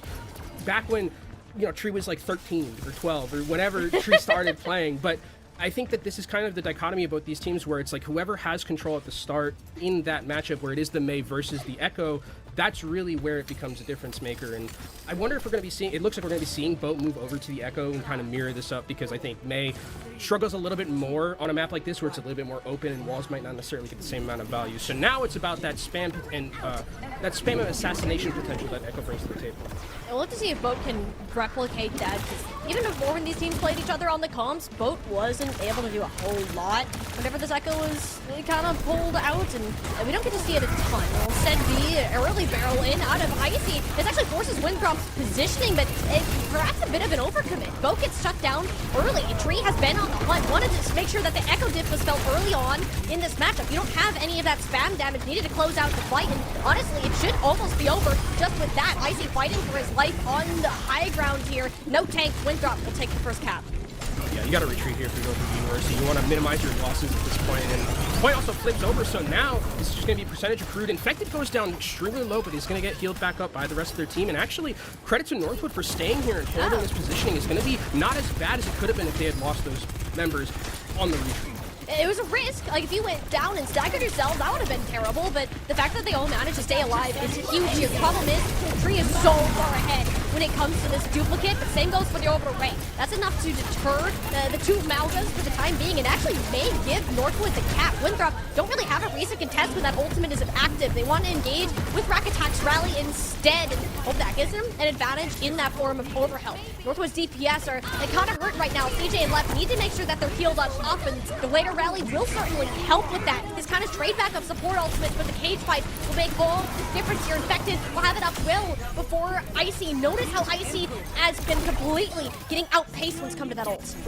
Yeah, and I think a lot of it has to do with kind of the pressure that we're seeing between both these teams. And again, I love what Tree specifically has been doing, where winning that 1v1 against Boat, not even like getting kills, but just putting that pressure down and then going back to try and win that tank matchup. I think that it's really putting Icy behind the 8-ball a little bit, as we see Sam potentially on the flank here, waiting to see. Oh, but actually scouted out by Haven. Yeah, not going to be allowed to be too sneaky in this one, but it is Wraith Form actually forced out an opportunity. Yeah, Winthrop, notice that Haven overextended, and you will be feeling the punishment for that one tomorrow. Boat even commits the duplicate into that. I mean, and this actually isn't too bad. Northwood kind of made Winthrop get hurt or they're overpunished, almost using Haven as bait. A very smart play that it definitely looked unplanned from the start. Yeah, that looked like it was like Haven, like, oh guys, I'm caught, but actually, you know, it's like call an ambulance, but not for me type beat where we saw there from Haven, and it works out wonders for Northwood University, who now, I mean, get to hold onto this cage, which is going to be great for whenever Winthrop University decides to engage. Again, the scary thing is that Tree is again on this duplicate, and 2 Magas on the field is so hard to chew through if you're Northwood University's composition.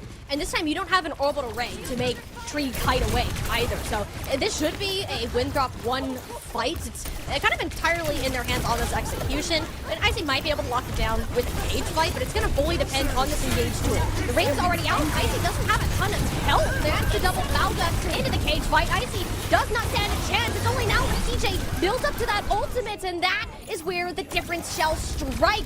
Look how quickly this Juno has made an impact for this team. Northwood will take the lead on percentage. And that was also with 2 Malkas in there. Both cardiacs going off, and they were able to completely annihilate that team fight, and it ended up working out really well for Northwood University, who get to keep control of this rally still, and Northwood have been doing a good job so far of being able to disengage away from a lot of these very aggressive engagements that we've seen from Northwood University, which they will most likely do with double support ultimates. Again, unmatched orbital ray. We've seen what that can do for Northwood. Let's see what Winthrop can make happen for them. Now, Boat's turn on the duplicate. Will have to make up for the missing hole that is currently Icy, and it's just a little bit too late. The coach catches a couple, yeah, but no one is anywhere near the health pools. Northwood will have to satisfy themselves with this 1 flight territory. And that was, I mean, that's still 2 ultimates committed from Northwood, but that's really all they had. Like, if I'm being super nitpicky there, I would have loved for Lep to have just held on to that rally to be able to come back into this next fight, because it is last fight territory, and there's going to be a cage from Infected. It's going to make it incredibly difficult for Northwood University to engage here. Tree cannot get caught out. It's healed up by the rest of their team, and this is last fight territory here, Tiny. This one can get a little bit messy. I just see this Cage Fights and Death Blossom combo on the board and think that Northwood do not stand a chance in this fight. Some pick has to go their way early. It's not going to take much for Winthrop to get their wombo combo online. Cage Fight, there it is. Only catches the tank. Sam doesn't even need to commit over the way. He'll end up going in a little bit later. That's the Death Blossom shredding Winthrop to bits, and this clean kill, the execution out of Winthrop, winning out that Echo battle and Oasis along with it.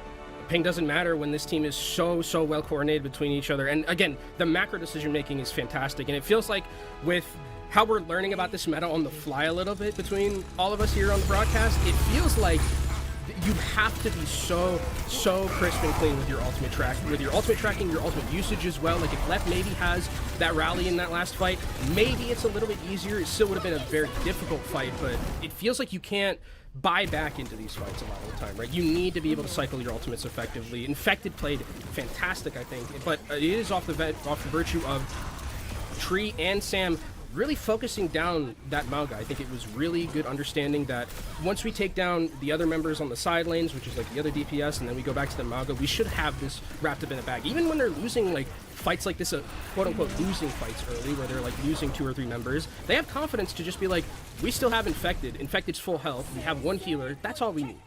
I think that's kind of the biggest difference. Like, even though these teams are playing the same compositions, the same heroes, we can say that Northwood is prioritizing more of these squishy characters, whereas Winthrop wants to run over Icy as fast as possible, and it's actually worked better for Winthrop, as Infected is a much stronger pillar to lie back on. If you don't have a Mauga to keep the other Mauga in check, it's not going to be a fun time. And Northwood learned that the hard way here on their control map, which does make you wonder, are they going to try to take us to something that would force a different play style, as we saw Bryant Stratton do earlier with a circuit, or are we going to go back to more of this kind of traditional meet yourselves head on, Throne of Anubis, bring it on, people.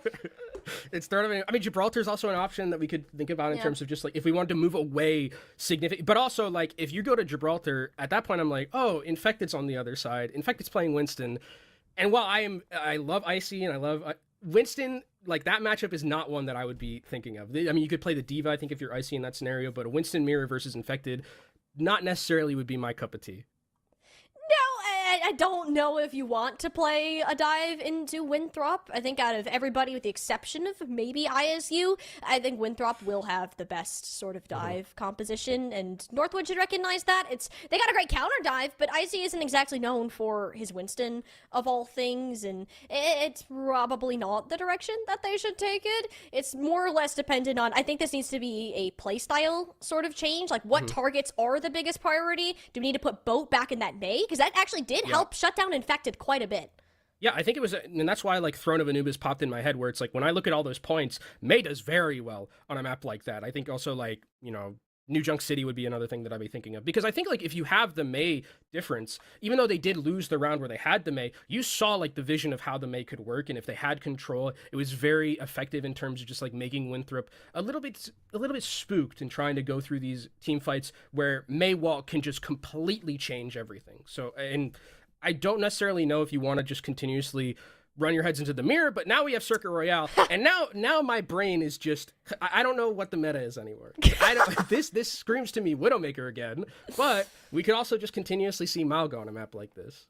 We don't know. We can guess and try to predict all that we want, but it's really not gonna matter until we actually get in and see what happens. And I think you're right to some degree, Kenobi. There isn't really a meta. This patch came out like what, 4 or 5 days ago at this point, and it's a lot of teams just experimenting with what is best. And if the Mauga isn't it, again, the farthest spot you could get away from that is likely this map here. Kafa did try to pull the Mauga. I don't think it works very well. Shield is very helpful on this type of map, whether it's a Ryan, a Ramattra, or even a Sigma, but I think this is just what North want to do. They don't want to play this Mauga mirror, knows that Infected and Tree had the upper hands on the Mauga and Echo respectively, and want to try to take things into their own hands.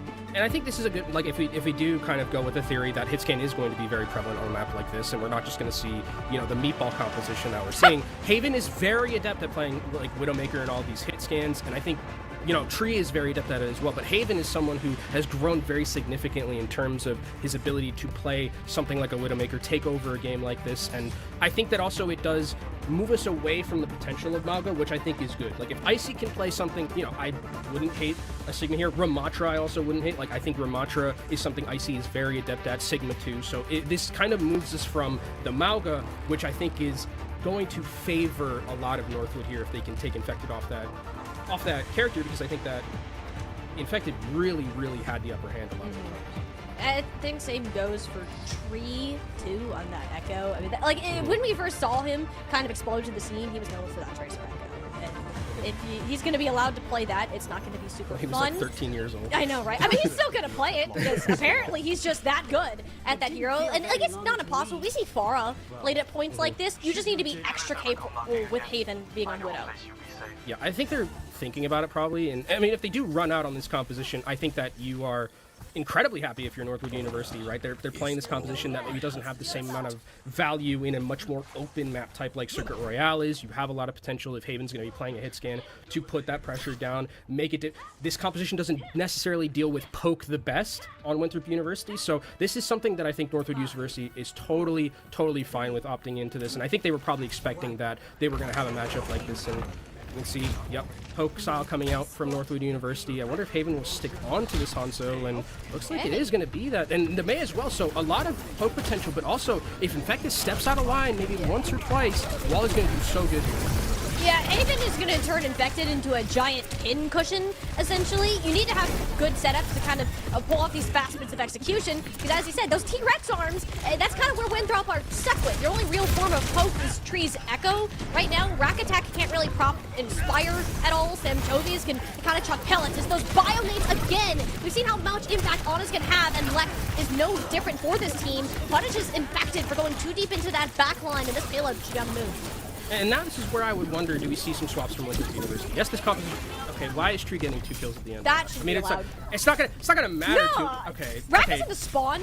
Rack is okay. This is we're a bit goofy at the end there, but it ends up working. And now we're seeing. Okay, this is what I thought Winthrop University was going to do: swap completely over their composition, trying to duel out in that Sigma mirror, which I think still. I mean, Icy Infected a very good tank player, but Icy is very comfortable on this pick, and Sam a little bit behind in terms of just that dragon strike potential, but it's not going to matter too much. You're picking it for specifically this one pick potential that Hanzo and the spam brings.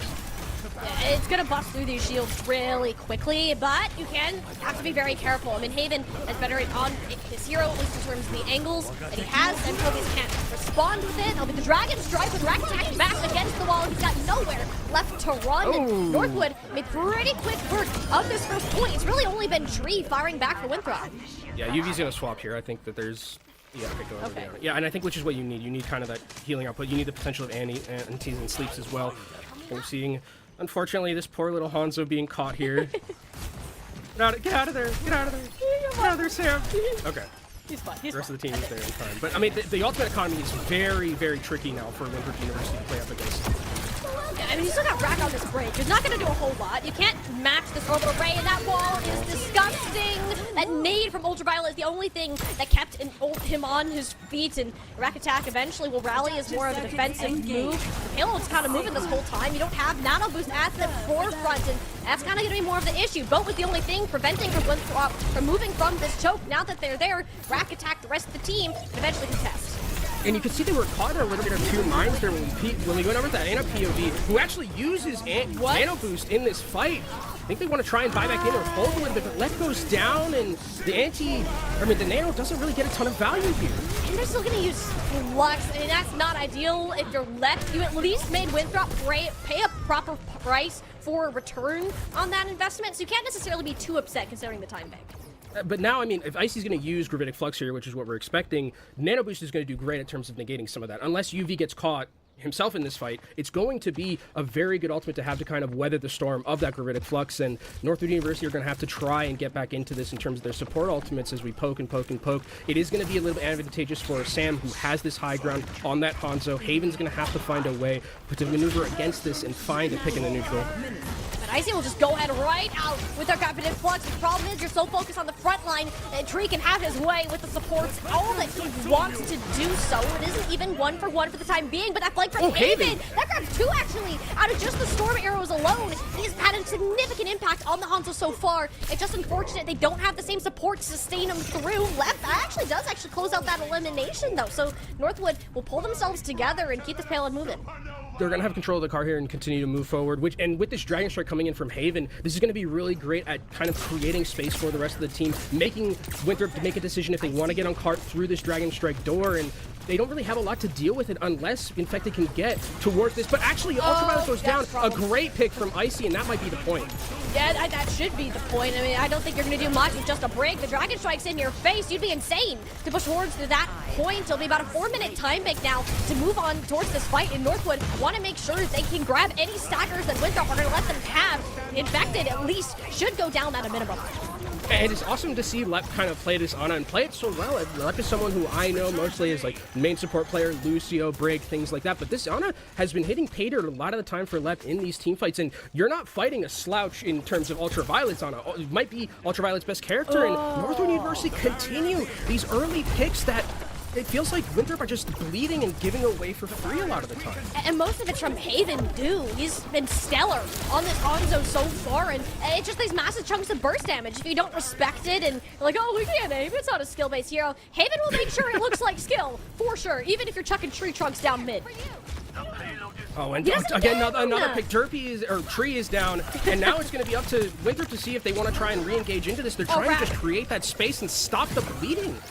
Rack, you could tell how badly he wanted to go in there and avenge his teammates. Maywell was put up to prevent him from dropping. I mean, he's just under pressure from these arrows. You can't exactly assist in the front line, but same kind of goes for the supports on the other side. Icy can't do a whole lot of Ultraviolet rotated to the high ground to help deal with that whole skirmish that was going on. And all the meanwhile, Northwood focus on this front line. Wonderful kite from the room, out of the line of sight from the Blizzard. That will get absolutely nowhere. And Rack Attack is making this a somewhat winnable fight for Winthrop, at least for the time being. Icy has pushed forward without much reason to stop. The nano boost on there to make sure that the attack damage hurts even more. Samtosis needs to get the heck out of there because Northwood are entering the near spawn point for this team. Eventually the nano boost returns onto Infected. Tree goes over to the Widowmaker here looking for shots, but should be a-okay after that pick on Icy. These fights have looked a little bit tricky though for Northwood University to navigate. It feels like there's kind of like these mini fights happening all over the map and they're not really succinct with the rest of the team, and a fight that looked like it was a great start ends up turning completely on its head with Rack Attack actually having a great rally on that top side, being able to deal with Haven kind of, again, I'm calling ambulance not for me but for you type deal with that Brigitte. But now we see kind of Winthrop University's composition has changed a little bit just with the stagger picks, but now they're going to be going back over to more of that standard. And I mean, with Tree on this Widowmaker, it does have the range advantage against Haven. It doesn't have the spam potential, but that one pick potential in the neutral that we've been seeing Northwood so good at is something that now Winthrop University has in their back pocket. You just need to be able to hit the shots. It's literally just what it comes down to. With that option to take the high ground fight first instead, which might come back to bite them. That Rock actually ended up hitting a free-play shield out of Icy, and cooldowns have all been burnt from both Sigma players. Self to raw damage. The Tree on an off angle again has that range damage. Both doesn't have the hands. Haven to follow. The Shimada brothers have been taken off the hit list, and yeah, Northwood, they gotta pull a quick reset here, so you got less than a minute. Yeah, and this is where I'd start getting a little bit worried, where it's like Tree kind of has this high ground to play around, is going to be able to do a lot with that Widowmaker and control those sight lines. Haven's not necessarily going to be able to play as aggressive as he was in those last couple of fights. And even when Boat tries to be aggressive and engage onto the Widowmaker, I trust Tree to be able to just take the head off the Genji totally fine. He absolutely can do it. There's not a doubt of that. It's how can he be set up? Because we know that Boat will be looking for any way to apply pressure to this Widowmaker should the opportunity be given. Typically, you want to fight on this high ground. We've seen Northwood do it before. With how little time there is remaining here, Kenobi, they kind of have to push the cart. They're purposely putting themselves at a positioning advantage because there is no other option at this point in time. Orbital Ray. Yeah, they need Orbital Ray in this next fight as well. Yeah, you have to get that up here, and CJ will have it, and that's a great start. Both finds his way, and Haven, both DPS have been dealt with. Oh, both Haven got the dip at the best time possible for Northwood. Dragon Strike is thrown into the back. Infected is looking for something to come up with out of his own gravitic. Rock gets hit with a rock. The damage can't be dealt. Wonderful boulder from Icy. That will give Northwood the full circuit completion. Oh, and when Northwood needed Haven most, Needed Haven to clutch up with 2 insane picks at the very end there, especially Boat, who got into that backline, assassinated Sam, and then another pick greatly done from Haven, who has been playing fantastic on a map like this. Again, where it's like, you know, we see Tree very adept at the hit scan roll, but a lot of the momentum that we saw from Northwood University was off the back of Haven getting these picks there. How many team fights did we see where it's like Haven on the Hanzo has killed someone in the neutral, and now we're really struggling to find that footing if we're Winthrop University? And I'm kind of understanding now why we've seen this map pick. And this is what Northwood University is so good at, when they're just like, yeah, we don't care what the meta is really. We're just going to play what we're best at.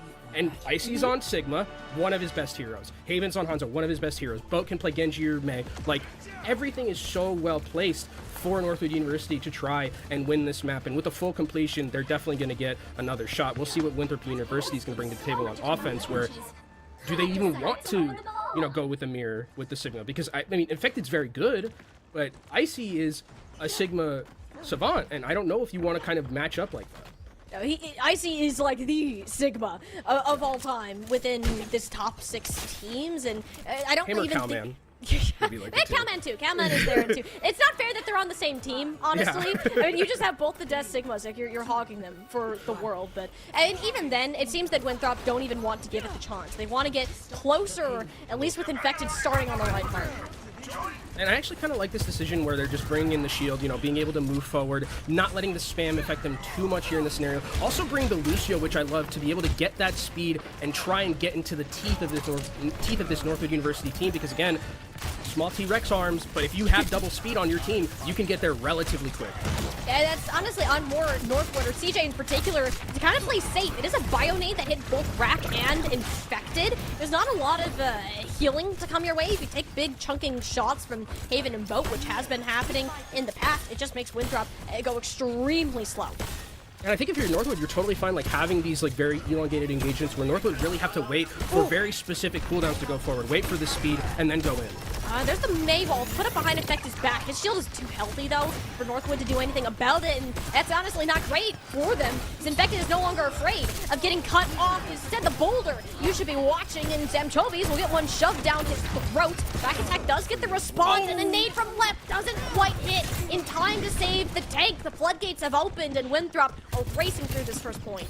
And I mean, if you are going to play it a little bit slower like Northwood University wanted to there, you have to find a way to find picks, and there just wasn't enough healing to be able to keep the rest of the members alive through all the pressure that Winthrop University was bringing to the table. Now we're going to be seeing a little bit of a switch where I think the Ramacho is going to do a lot better in terms of just standing ground against something like a Reinhardt like this, but they have to be careful because with the Shatter and the Orbital Ray combo...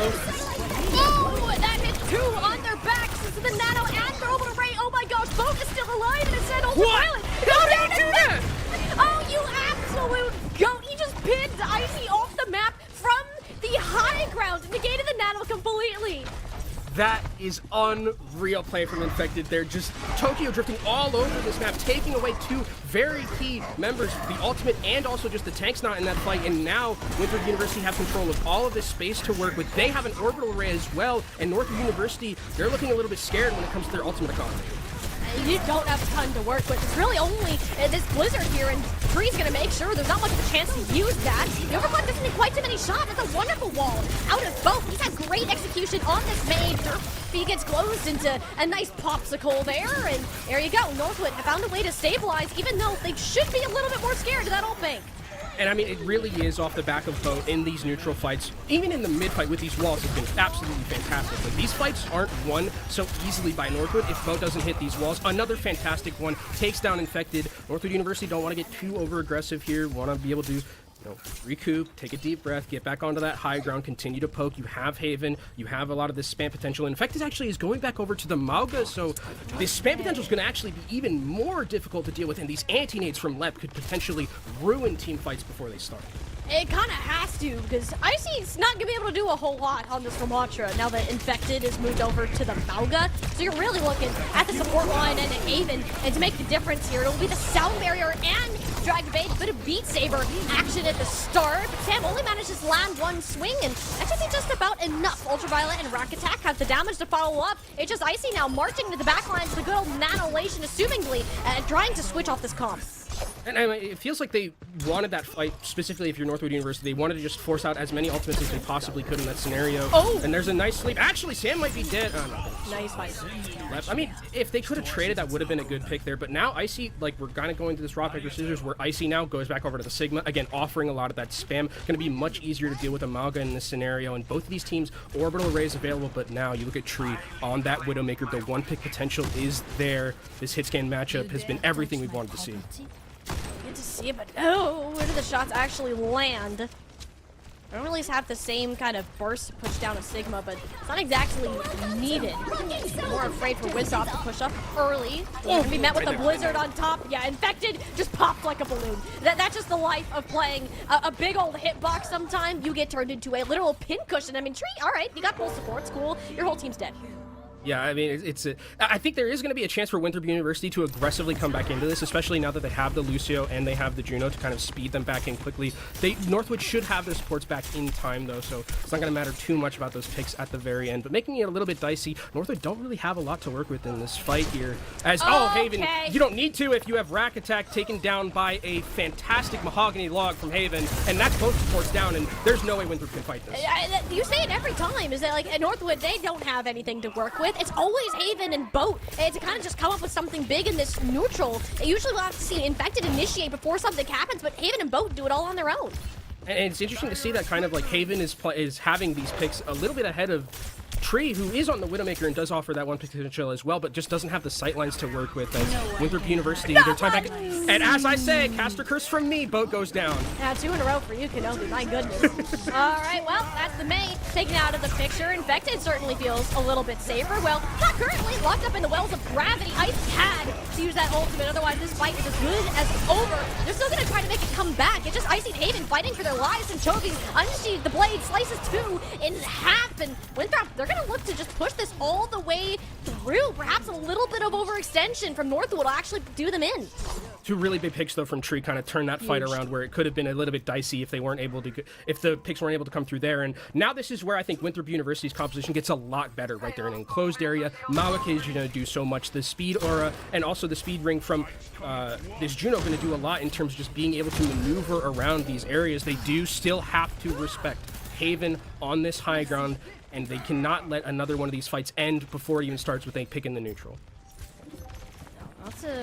Tree's been able to hit a couple more of these shots, but at least you'd like to hope that Northwood are being a little bit safer when it comes to this point. The hard part is actually contesting this high ground. You don't exactly have the burst damage or really the shielding to get up there, and that's how Winthrop are smartly forcing this payload and eventually baiting Icy in. Once that comes in, it's only the reason that Left is able to throw in the bio nade, nano up Icy, that this team is okay, at least in the tank department. Sam Tovies and Derpy have found 1 apiece, and making sure that this is at least traded out for. Infected will be returning on the Reinhardt momentarily, but for now we gotta focus on this orbital array and Blizzard on the point. I don't think the Blizzard ended up catching anybody at all. Sam Tovies is deep in the backline and no one knows what to do about him. Yeah, Sam is slicing and dicing through this enemy team right now, and Infected is back on the Reinhardt, which is going to be great for this elongated fight that we're going to have on cart. Soundbar is still available for Rack in this next fight, but they have to be able to disengage away from this orbital array if you're Winthrop University. We're gonna have the Dragon Strike to at least hope to split this team up. The Rack Attack Soundbar is gonna cushion most of this damage coming in. Derpy already took off CJ's head. You don't have a tank though to lead the operation. The best pick Northwood could ask for. They can play this slow and force it to one-fight territory. I mean, it's a clean shot from Tree. I don't know if he's gonna be able to live from that though. I mean, with the pick on the tank was kind of what really turned that fight. Tree would have had to have had an insane performance on that Widowmaker to try and bring that one back into even keel, but now 20 seconds left, and this is the last chance that Winthrop University is going to have. If they can take this point, they're going to be able to make this a little bit easier as we go into another round. They have the Dragon Blade to work with. Also, Rack has gone over to this Baptiste, which I love. Immortality feels going to do great against the Gravitic Flux like this from Icy. And not to mention the extra burst healing here from Infected. It'll make these fights last a little bit longer. Specifically for this Gravitic Flux, that's what you need to be looking at. Toby's in the back line, slashes left in half. The Bionade still hits, and I'll have to pay for it with his life. At the end of the day, a more valuable elimination, assuming Winthrop can close this one out quickly. Taking a couple swings at Icy after surviving his own Gravitic Flux. He's going to be stunned off. Rack Attack is taken down. That's a second icicle from Boat between the eyes of these supports. Northwood University, never count them out, because they know this homecoming tournament and will put themselves up at a tied game.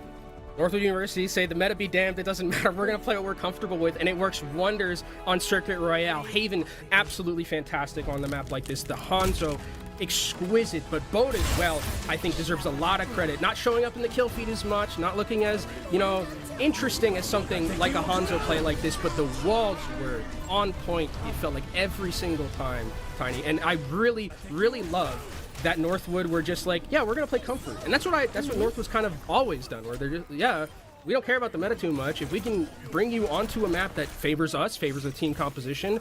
We saw Infected play the Sigma Mirror. It didn't end up working because you have Icy on the enemy team, and I just like the decision making of that map pick in particular. And it feels like we still don't have a defined meta. We're seeing Reinhardt, we're seeing everything. We do see the Malga on the Brawly maps, but just play what you're good at, it feels like, and that's going to be enough for you. Like, there's so much truth to that, though. Like, why in the world would you purposely play something you know that you're going to get diffed on? Like, Northwood do good because they make sure that they're giving themselves the best opportunity for success by playing those best practiced heroes. And I think the one unfortunate part about this map of Circuit Royale, Kenobi, is that where else can you force a Sigma that is still an option on this point? For the majority of the rest of this series, and for Winthrop's sake, they're likely going to force us back over to more of this Malga Echo poke that we just saw Icy get shut down in. Yeah, I think that's kind of now the issue for Northwood going forward, is that like Circuit Royale is like the Sigma map, right? You're not going to get another bite of the cherry in terms of that one. I would expect this is like a New Junk City or a Temple of Anubis, where we're going to be seeing from both these teams. There's New Junk City, so this is just like Malga Central, right? We're very enclosed.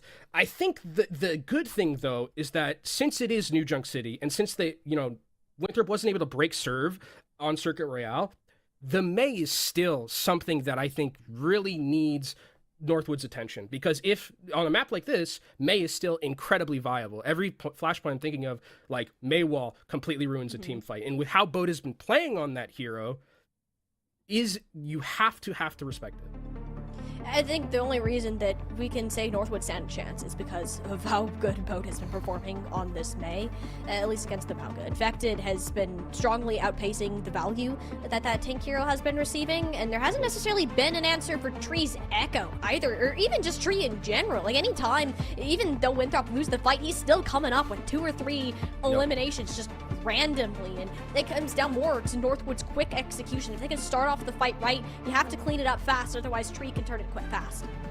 And the other thing about kind of Haven, I think Haven's a very good Reaper player in all regards, but I don't think that Haven offers the same value or skill expression on it's not something like a Hitster. If it's not the Ashe, it's not the Hanzo, it's not the Widowmaker, things that Haven really can take control of the game, is you can't necessarily do the same thing. So I think that that's another kind of nerf to this side of the competition, or side of the composition for this Northwood University team, where it's like the ways that we were getting into these fights a lot of the time, we've taken one away, right? If we have to play the Reaper Mirror, which it feels like in the Malga composition, it looks like it's really needed, because, Hellfire shotguns into the big meatball of Malga, it seems to work pretty well in terms of being able to operate with that composition. With the Reaper is just, we were kind of talking before, it's not the biggest hero of skill showcase, it's a rather simpler, I'm gonna walk up to you, and if I look in your general direction, more than likely you're gonna get hit by something. It's more or less on that cooldown management, and so far I think Haven and Sam have done a decent job of kind of trading out that value. Sam does get caught out a bit more, we have noticed, especially by Haven on that last map, so I'd like to see that cleaned up a little bit here on Winthrop's side too. Yeah, and I think the other thing about kind of it's hard to pop off on Reaper. I think you're right. Like, it's like, it's a hero that doesn't offer the same, like, skill expression that we were talking about. But, I mean, you still have to be, like, adept at playing it, right? You have to manage those cooldowns effectively. As, we just want to reiterate, Derpy is not playing, by the way. That is Tree. Just want to make sure everybody's aware, because you and I both made that mistake already. But that is Tree. That is Tree. We are not fooling you guys. And, I mean, this kind of makes sense that we're going to be seeing this composition from Winthrop University. I think it was the standard that we talked about going forward. And on the other side, we're seeing Northwood University bring out the May. So between the May and the Echo, the May, the spam potential, or the Echo, the spam potential, very good. The burst potential, insane. But with that wall, that's going to be the key difference maker. If the wall hits pay dirt from both, fights can be won very easily from Northwood. we can see this especially go up behind. Infected here now. He's cut off from his supports. Has to use the charge to go in deeper. The cardiac overdrive. Oh my gosh, that ability is so powerful. It kept him alive a lot longer than he probably should have, but that's just the name of the game for Northwood. You make sure that Infected has no more lifelines to fall back on, and the fight should just go your way from there. And that's what I'm talking about with that Maywall. It was a fantastic Maywall. So many cooldowns forced out from Winthrop University just to try and keep Infected alive. But the damage was really well done. Good focus fire from Northwood University. Haven in particular just taking down that Mauga. And if they can continue to string along fights like this where, you know, Tree is not able to continuously poke down on this Echo, get those assassinations in the backline. Yes, I mean, you can already see with 80% a lot of damage being done. But again, if it's not translating into fight wins, the damage doesn't really mean that much. No, and honestly for Winthrop, if you don't get this Maywall out before you end up pushing, the fight's kind of over. And that was a bait from Infected. You gotta keep him alive. That will actually happen for a little bit longer. CJ has a very early orbital ray though. Not a chance if Ultraviolet cannot match it from Winthrop. And it's another fantastic wall. I like the decision-making from Winthrop to try and like move around the side and see if Infected could stay alive throughout all that. I think that's the way they're gonna have to try and win these fights. But again, another fantastic wall in Northwood University playing this composition to perfection to start things off. They've looked so good on this specific point, and it's kind of Tree. They haven't been able to get Tree into position because Infected literally cannot walk anywhere at all. If Winthrop are going to break through, it will be now with this ultimate advantage. You gotta go fast. He is 93% and counting. Are they ready for Haven? Waiting in the wing. A wonderful whip shot out of Rack attack, playing Rack's defense for his team, but it doesn't matter. They don't end up getting to the point, and Northwood University 100-0 to start off Arena. Yeah, and I mean, now it's like about holding ultimates here. They don't want to force anything else. Yes, you can get stragglers out. I think that would be the best scenario right here. But Lep has actually gotten two in this fight. Lep is... How? I mean, Lep can win this along with both. This is a total fight win right now. And Winthrop University, they seem like they don't have a foothold anymore. Like, they were so adept at dealing with this on the first map that we saw on Oasis, where they were really not letting the May get a foothold. But now, it's Northwood University completely in the driver's seat. There are 4 ultimates on the other side, which is going to be very difficult for Northwood University to deal with. But if Winthrop doesn't win this fight and they give that space up to the May again, I don't know how they can come back.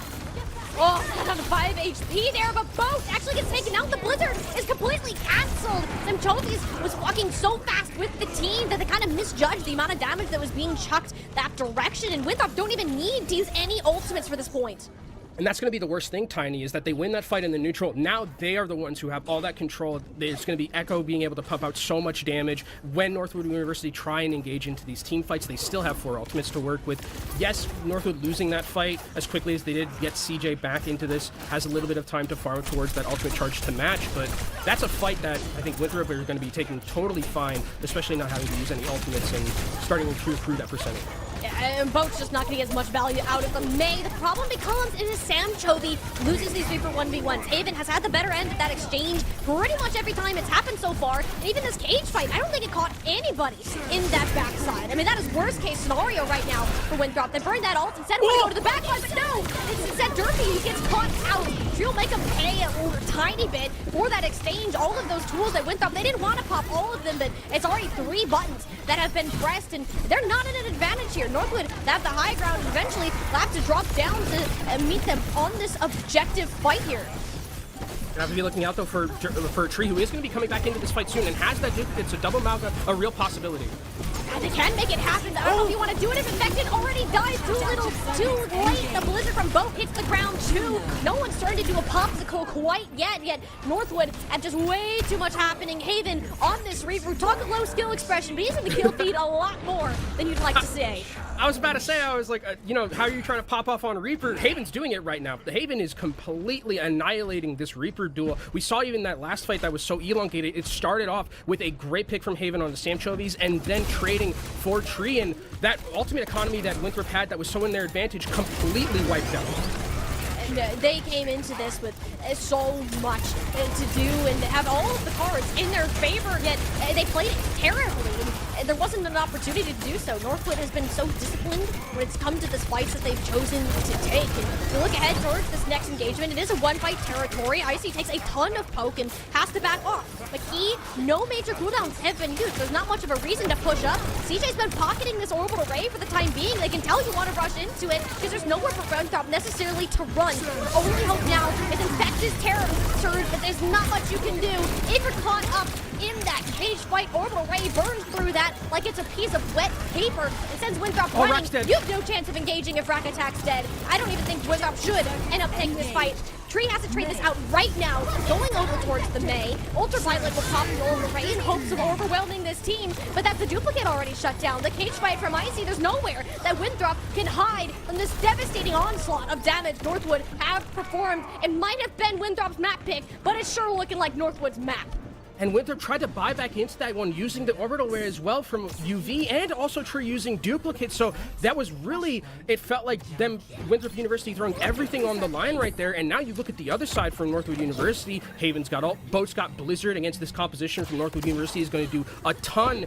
And it's a 2-0. Like you mentioned, Tiny, on Winthrop's map pick, Northwood University is maneuvering so well. Now, this point is not the best for Mei, so this is going to be a potential where Winthrop University can try and bring back and start to get this reverse sweep on Flashpoint. It was a bit of luck of the draw that we ended up in Ducks right after Arena, and really for Northwood, you got Refinery if you end up losing this point, but as you said, it will be a lot harder for Boat to get that same amount of value. Haven is in the backline right now with no Wraith Form. Up TP on top of Rack Attack. Thought we would see the Death Blossom there, but instead spots Tree in a rather precarious position. He'll at least live. Can't say the same for Ultraviolet. Haven has been all around the world, but decides to Blossom in front of a rallied Rack Attack. Not his smartest move, and he'll make him pay for that mistake. Winthrop did lose out on this capture point, but they do have a significant player advantage. This Blizzard shouldn't mean all that much of a difference. Yeah, I think that's one that I think Northwood University would want to have back if they were, in a perfect world, they have that fight. I think the Death Blossom from Haven's been playing fantastic, but not one of his smartest moves, like you said. And I think that Northwood University, if they're like thinking about this in terms of the macro level, it's like, okay, this isn't the best point for Mei, but we do have some other points that we can work with. Maybe we can force out ultimates and try and really macro our way to this one. We still have a lot of time to go. Vex is taking the initiative. There's not even Northwood. They don't get the chance to fully discuss what their fight plan is. Dead. Okay, I see big target. We shoot big target. Goodbye, Inspected. Winthrop thought they could catch them off guard, but really it was Northwood with their quick thinking and reaction from CJ's Orbital Ray that will keep them on their toes and ideally getting a flip. A very good amount of peel as well coming in from Northwood University in a fight that it seemed like Winthrop did everything right at the start. They were able to go aggressive. They got a nice cage, but it didn't end up mattering at all. And now Northwood University, again, this is where the Mei is going to get value, right? When it is Winthrop University walking into their composition, even though the map, the flashpoint geometry isn't the most fantastic for something like Mei, that you still have to walk into this. And it's going to be very difficult, especially if Boat is able to farm up towards that Blizzard. And if they win this team fight for Northwood, they're going to be going up 2-1, and they're going to break serve on Northwood University. Which would be a shocking turn of events from a team who has such high expectations on their shoulders in this type of tournament. And it is going to come down towards this fight. Boat has yet another Blizzard, and if you can couple that up with a cage fight, this might just be the end of the map here. To come down to these executions, but having players alive, that's again, Haven gets the better of Sam Toby. This cannot be a repeated event. It's now that combo that we were so afraid of for Northwood. It's so easy to hit them if there's nowhere for Winthrop to run. Haven cleans up the house. It'll be flipped back over, and Winthrop are gonna have to scramble for a touch. Desperate swaps here. Tree's going to be going over to that Tracer. I mean, you don't have anything to work with, though. You've used all of your ultimates. Yeah, Sam is going to have this Death Blossom, but is it really going to get any value in this fight? Tree's able to touch to proc that overtime. Now they need to get back onto this point. And really only banking on a Death Blossom. Rack Attack. Genius play from Boat. Winthrop don't even get the chance to take the one fight that they could have. Turned it all around. Northwood have already upset them enough, but they're going to take it all the way to a match point. They're taking it to match, and this would be a pretty significant upset if when Northwood is able to pull this out. There's still a lot of Overwatch to play, but we've seen Haven probably the most in this kill feed, and I'm loving what the Reaper is doing. But this does not happen unless Boat is playing one of the best Mei games I think I've ever seen. This is, like, this series, every single wall, Tiny, is just ruining what Winthrop wants to do. And they're playing it so effectively. And even when Winthrop are having these really good engages, right, they're being aggressive, they're being decisive, it's hard to kill Boat. You can't kill this team with Ice Block or anything like that. Northwood University is just using this synergy to such insanely good levels, and they have a lot of trust in each other, in Boat's Mei, to be able to have these pop-off moments. And this wall is indicative of the entire series, right? Where you're just not allowed to play Overwatch. No, I think that Boat. I can't think of a bad wall that he's had like this entire. I don't series. think I've seen one. No. Whenever we're on POV of Boat, it's a good wall. That map was almost entirely one. I mean, yes, Haven had some really good picks, and like credit to the entirety of the team, right? This isn't just like a Boat master. It is a Boat masterclass, but it's not like Boat is 1v5ing, right? Like the rest of the team is playing extremely well, but Boat, man, these May walls are so good. And now you've broken serve, you've beaten them on the Malgamir, and it's like, okay, if we're Winthrop, what do we do now? Because now the ball is in your court.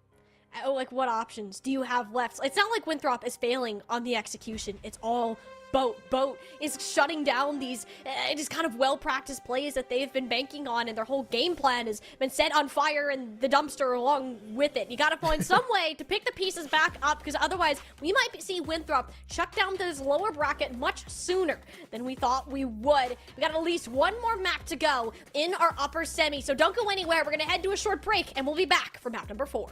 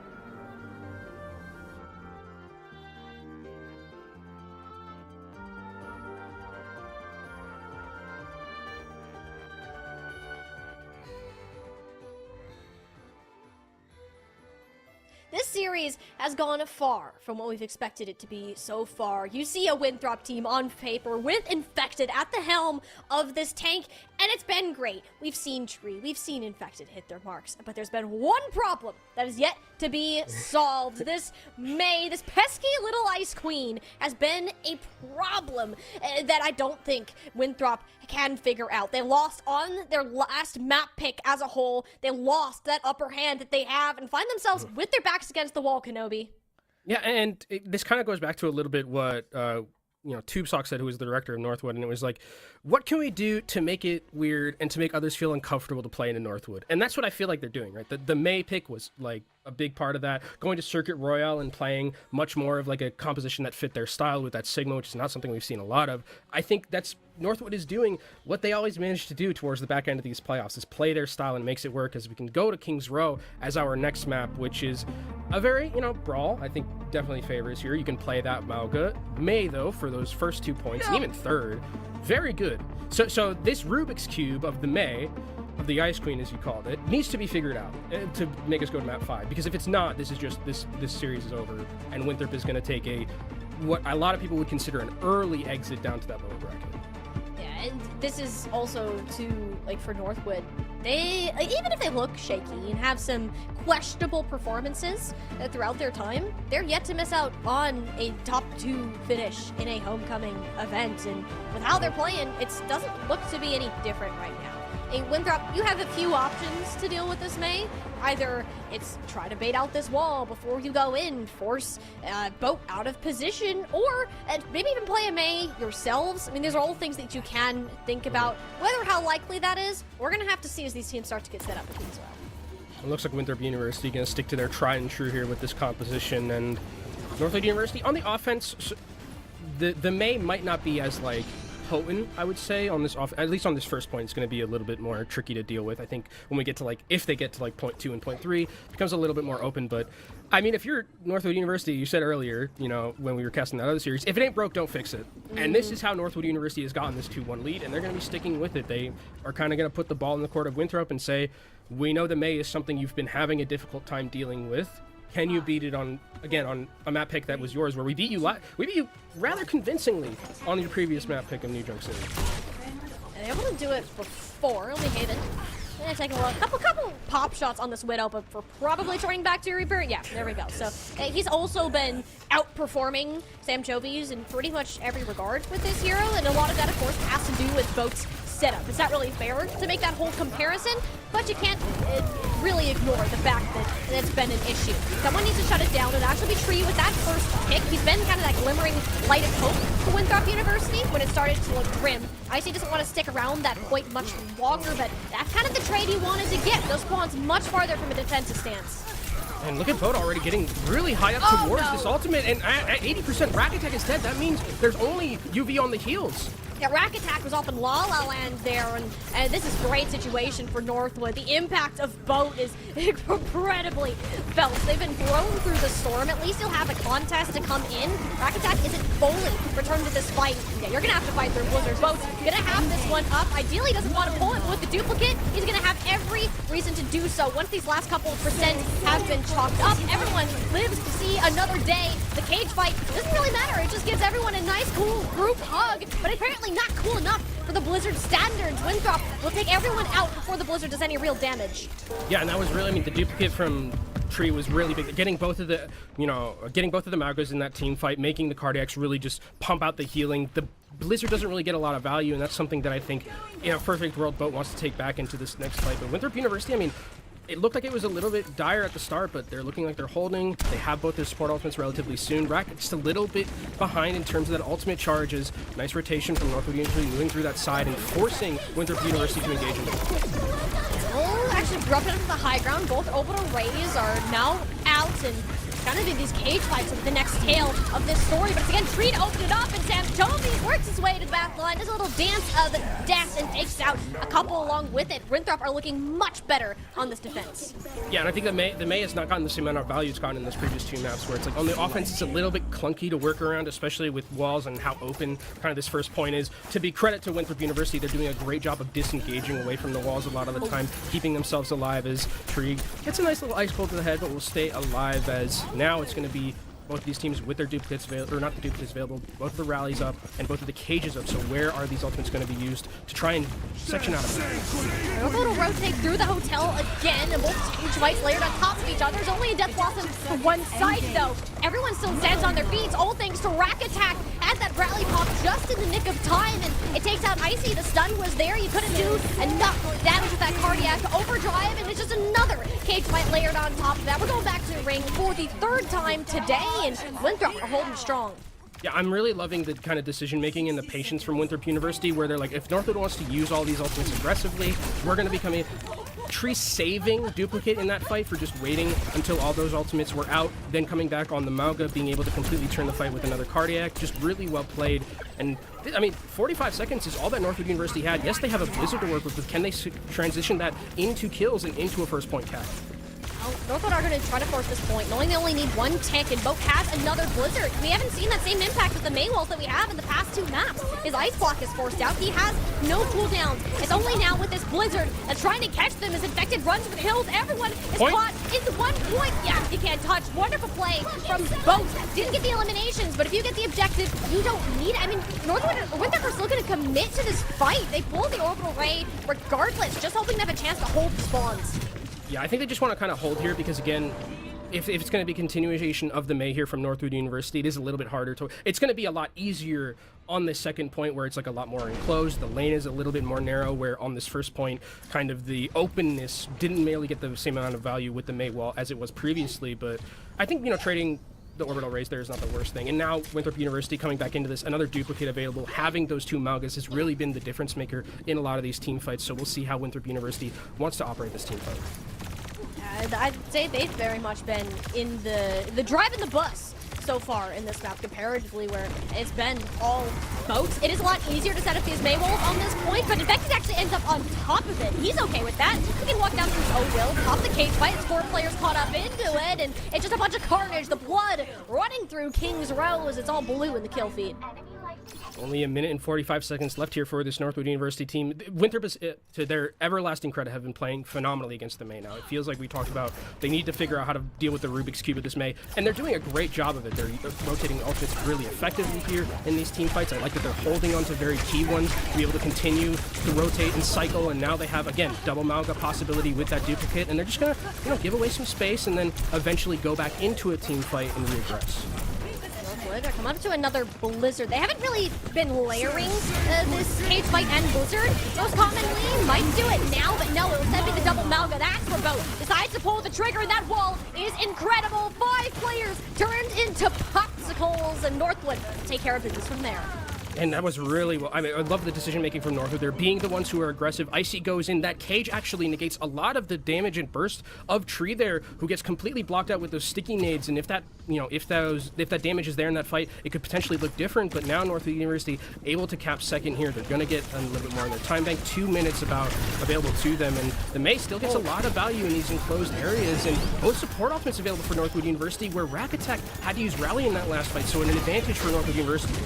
That'll be the early rally out of the left, and that's enough to actually catch and Toby's off guard. This is where things start to get chaotic in the midst of these orbital rays. Trying to couple up off of a stun, but no, it's just the Death Blossom from the Haven. It's actually a boop into the backline that did a little bit more harm than it did good. Northwood can keep the momentum rolling. And now, I mean, with 1 minute and 40 seconds, this is very easily capable for Northwood University in this scenario, especially with Boat coming up towards this Blizzard as well. They're going to wall these members off to try and just get a little bit more time here as the card continues to move forward. Now, Boat had the opportunity to set up a wall here, but it's just going to the spawns right now. Both supports were stunned up, but you already lost Icy. This has to be a major Blizzard. It does get Rack Attack, but only now Boat giving himself the kill, and yeah, it's too late. The spawn advantages are too good for this defending side, and Northwood are better off if they can get a reset going.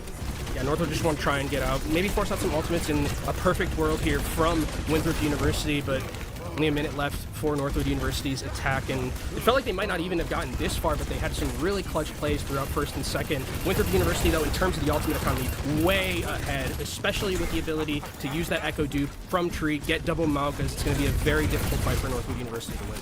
And Tree's been bailing Winthrop out of trouble in the neutral, and look what he can do when it's actually in these old fights. Sam Chovi's not quite the Death Blossom that you were looking for, but Boat is already gone, and that's a key. You don't have to use any other tools and hang on for one more battle.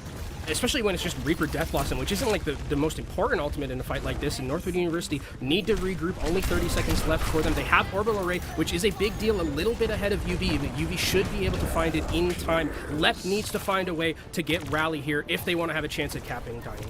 And ideally, you'd want to play that social left camp them up. You just don't have the choice. The cage fights are already out. Icy is way far in the back line. They've almost flipped the tables on these teams, but it's only these cage fights that have seen the significant brunt of damage. That's a massive stun, though, out of Rock Attack. They can't run away from Stam and Chovi's. Winthrop setting up their team for success, and they'll manage a hold here on the third point of King's Row.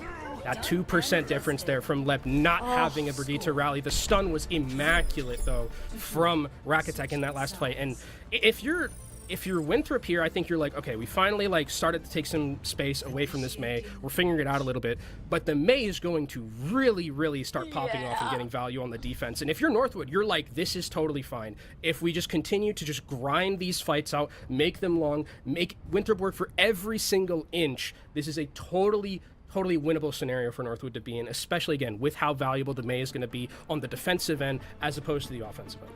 If you're Winthrop right now, you kind of had to have a good stop there. If this became a full completion with time, I'd be a little bit more worried. As you said, Boat will just be a lot better on this certain point. He did get shut out a little bit, but it's kind of hard to lock down like an Echo and a Reaper and a Mauga at the same time. You don't exactly want to have that hold off. I need to see these setups at the choke. Are Northwood going to opt to play a little bit further back? Make Winthrop walk into them, or are they going to play rather far forwards? For now, it seems on the further end of that.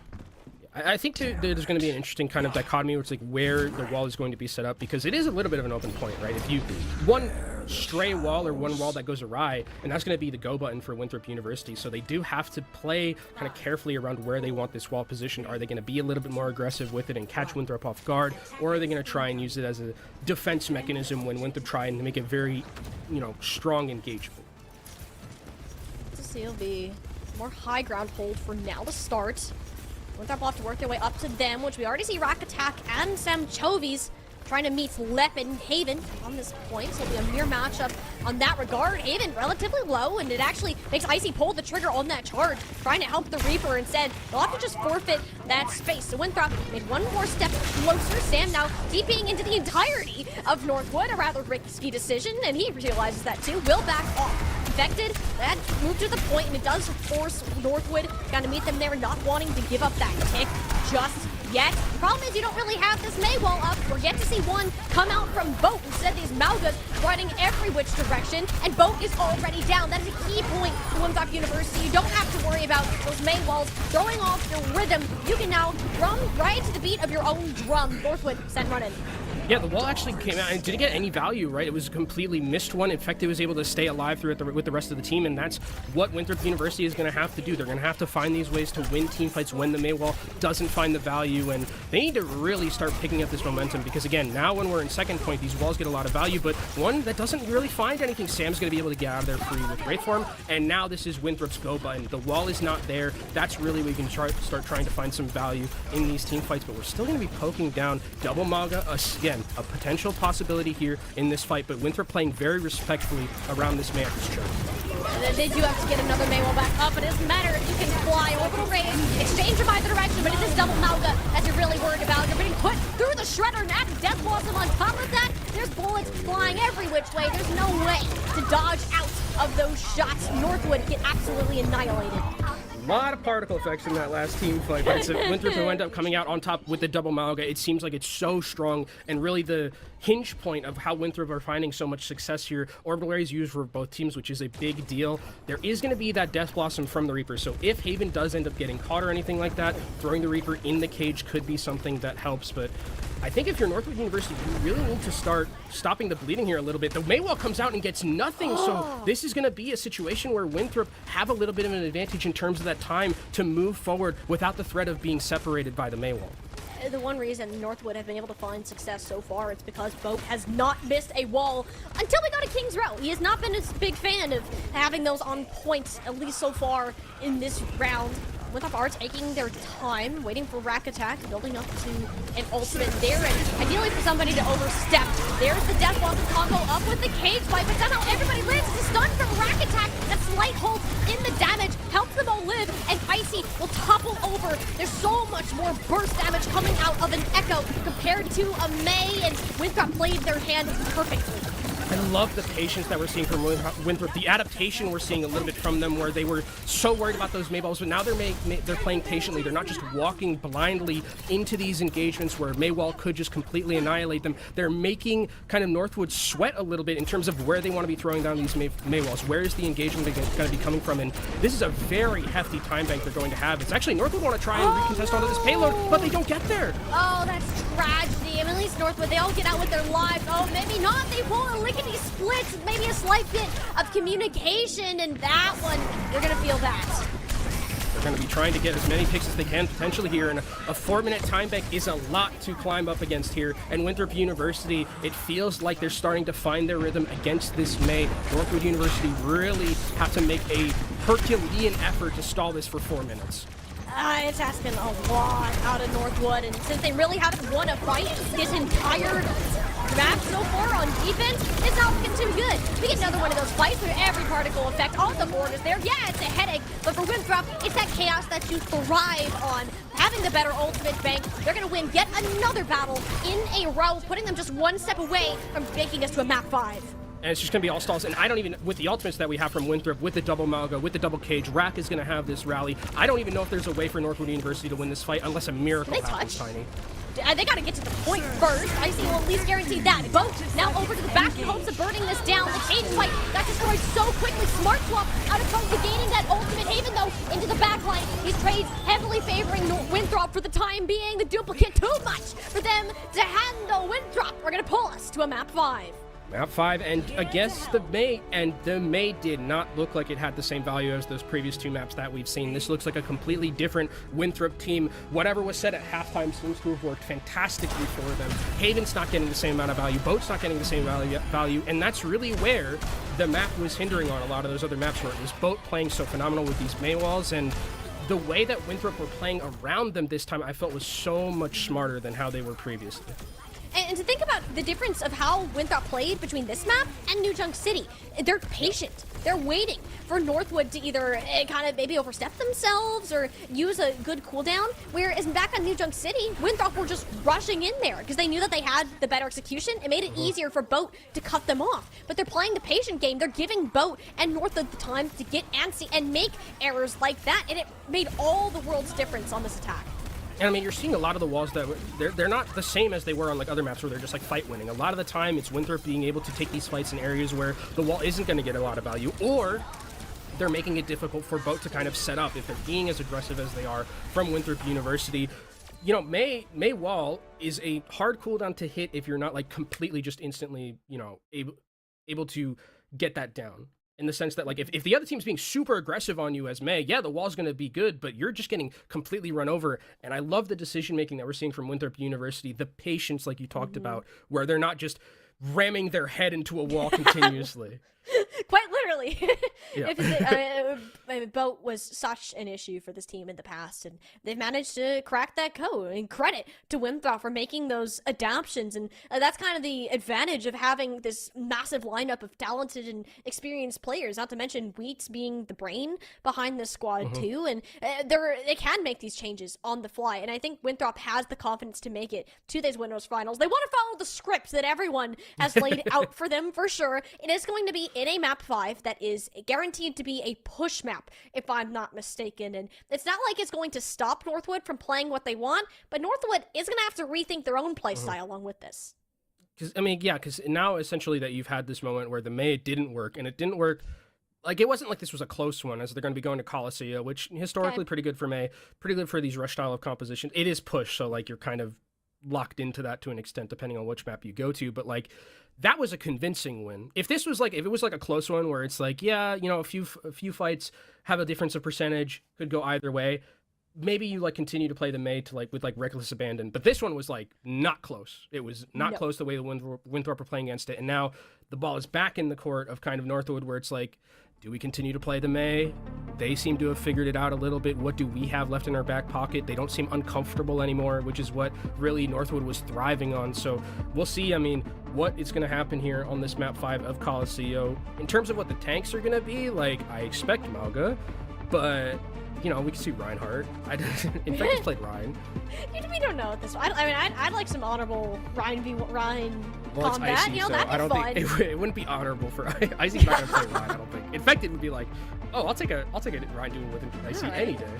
I don't know if Icy would be a huge fan. That doesn't sound like the most fun. Coliseo is probably one of the better picks that you could have gone with, and maybe a Rudasapi here and there, but I think this is just for a comfortability of old sake. Most of these fights will be taking place within that main stretch of the Coliseum, which is great for a Mei wall. I don't expect Northwood, honestly, to make any changes to their composition, as it was mostly kind of the play style that ended up changing. You got to be able to, you know, don't let yourselves get antsy. Don't think that you have to engage and force them out. Winthrop, we're in control of that entire defensive map, and we get to see how that will affect them moving forwards to one final 10 minutes. Last 10 minutes here on Coliseo, and it looks like they are going to be, you know, sticking with Brought Them to the Dance here on that Mei. Like old Coliseo, I'd be like, this is going to be a really difficult neutral fight, but now with the glass removed, it's a little bit easier to kind of circumnavigate this little neutral area that we have at the start of a map like this. And I think also Haven is going to be on the Ashe, so not offering that same frontline damage burst potential, but putting a little bit of pressure onto Tree, and that AoE damage could actually make a difference here if this team of Winthrop, with their tiny little T-Rex arms, cannot get to Haven in the back. We didn't like it on Oasis because you have to play close. On Coliseo, this works a ton better. Haven will have those longer sight lines, and Winthrop can't exactly close that gap easily. The Mei will be even more threatening in this regard. Like, look how safe that all of these players are right now. Sam Chovis is going to get nothing done from that range. Yeah, you got to respect the damage, and you can already see the health bars of Winthrop are dropping relatively low. Icy, though, getting taken down low, needs to survive this. And you've used the Mei wall defensively there. Best case scenario for Winthrop. They can move up without too much fear. Problem is you did use a lot of your key cooldowns just to get those next couple of meters. And Northwood are happy to just have Haven set up on this little bit of high ground. Oh, what a shot from Haven. Now Tree is down, and that's a lot of damage that Winthrop is losing in this team fight. And that's a lot of space that I think Winthrop is going to have to give away. You don't have any poke. You don't have any range, and other than that one little run forward Infected did, which he won't be doing anytime soon, you can't take it close. Haven and Boat will win this. As you can already see, Boat will have a blizzard because of how much he's put in. And you talked about kind of the architecture of this map and how many good sightlines Haven is going to have. I don't know how Winthrop's going to be able to get to Haven. I think it's going to have to be Tree playing super aggressive, trying to get onto this Ashe, because you cannot leave Haven, who is a very adept hit scan player, just on their own, hitting down these sidelines with the Ashe. It's going to ruin your team. And it already did ruin the team for that first part. And now you got to try to play for this high ground, which honestly is more favorable for Northwood. They'll have the first ultimate, but actually wait to respond for ultraviolet. But you gotta keep Infected alive. I know you wanted to play the kite safe, and more often than not, it's worked out for Winthrop. But the one time it doesn't, it might cost them the checkpoint. And this is a very scary position for Winthrop University to be in, because now they're so far behind the 8-ball in terms of that meterage that when you go back to the neutral like we were at, like in this kind of starting position, it's going to be fantastic for Haven to always be there. And Winthrop University most likely are going to have to commit several key ultimates to try and get back onto this cart and just push it back to the neutral. But they're going to have Bob running into their backline, so Winthrop almost need to go faster just to avoid spreading the Robot Butler in the backline. Cage fight now, comboed up, Ultraviolet's orbital ray. That's a whole lot of damage. The DPS line is finally dealt with. But Northwood got what they came for. The checkpoint has already been kicked, and Winthrop will have to begin an uphill climb from here on out. Yeah, you get checkpoint, you get two very key ultimates in that cage, and also with that orbital ray being gone, CJ's not necessarily too far ahead in that regard, so it's a good trade for them. The double Malga is going to be something that we have to be looking out for in this fight with that duplicate from Tree. But Boat has seemed like whenever they have those fights where there is that double Malga, just throw Blizzard down into it and see if you can combo it along with the rest of the team's damage.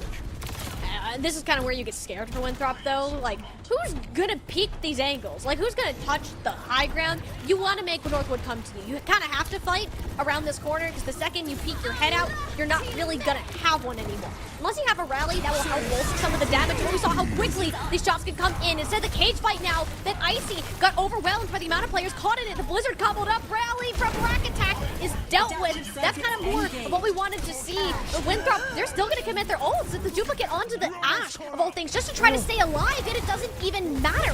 CJ is getting all the final blows right now, and Winthrop aren't going to be able to move forwards. That's a 3-all fight from Winthrop University. I guess I love the decision making though. I think they played it as well as they could in that scenario where they go aggressive, they don't let Northwood University continue to poke them, but Haven and Boat got some very key picks in that fight, and you can see Tree has just foregone the Echo completely because you don't want to continuously be pressured by Haven, offering something a little bit more that you can get some escape from, you can have some burst potential of your own, and play a little bit safer than something like an Echo in the air on the Sojourner. Only got the checkpoint captured once again here. Orbital Ray to help this team move forward. So as Icy barrels through the back line, Maywall is up, and there's no out for Rack Attack. And yeah, Northwood right back on that same string of momentum, using all of these ultimates that they weren't forced to last fight.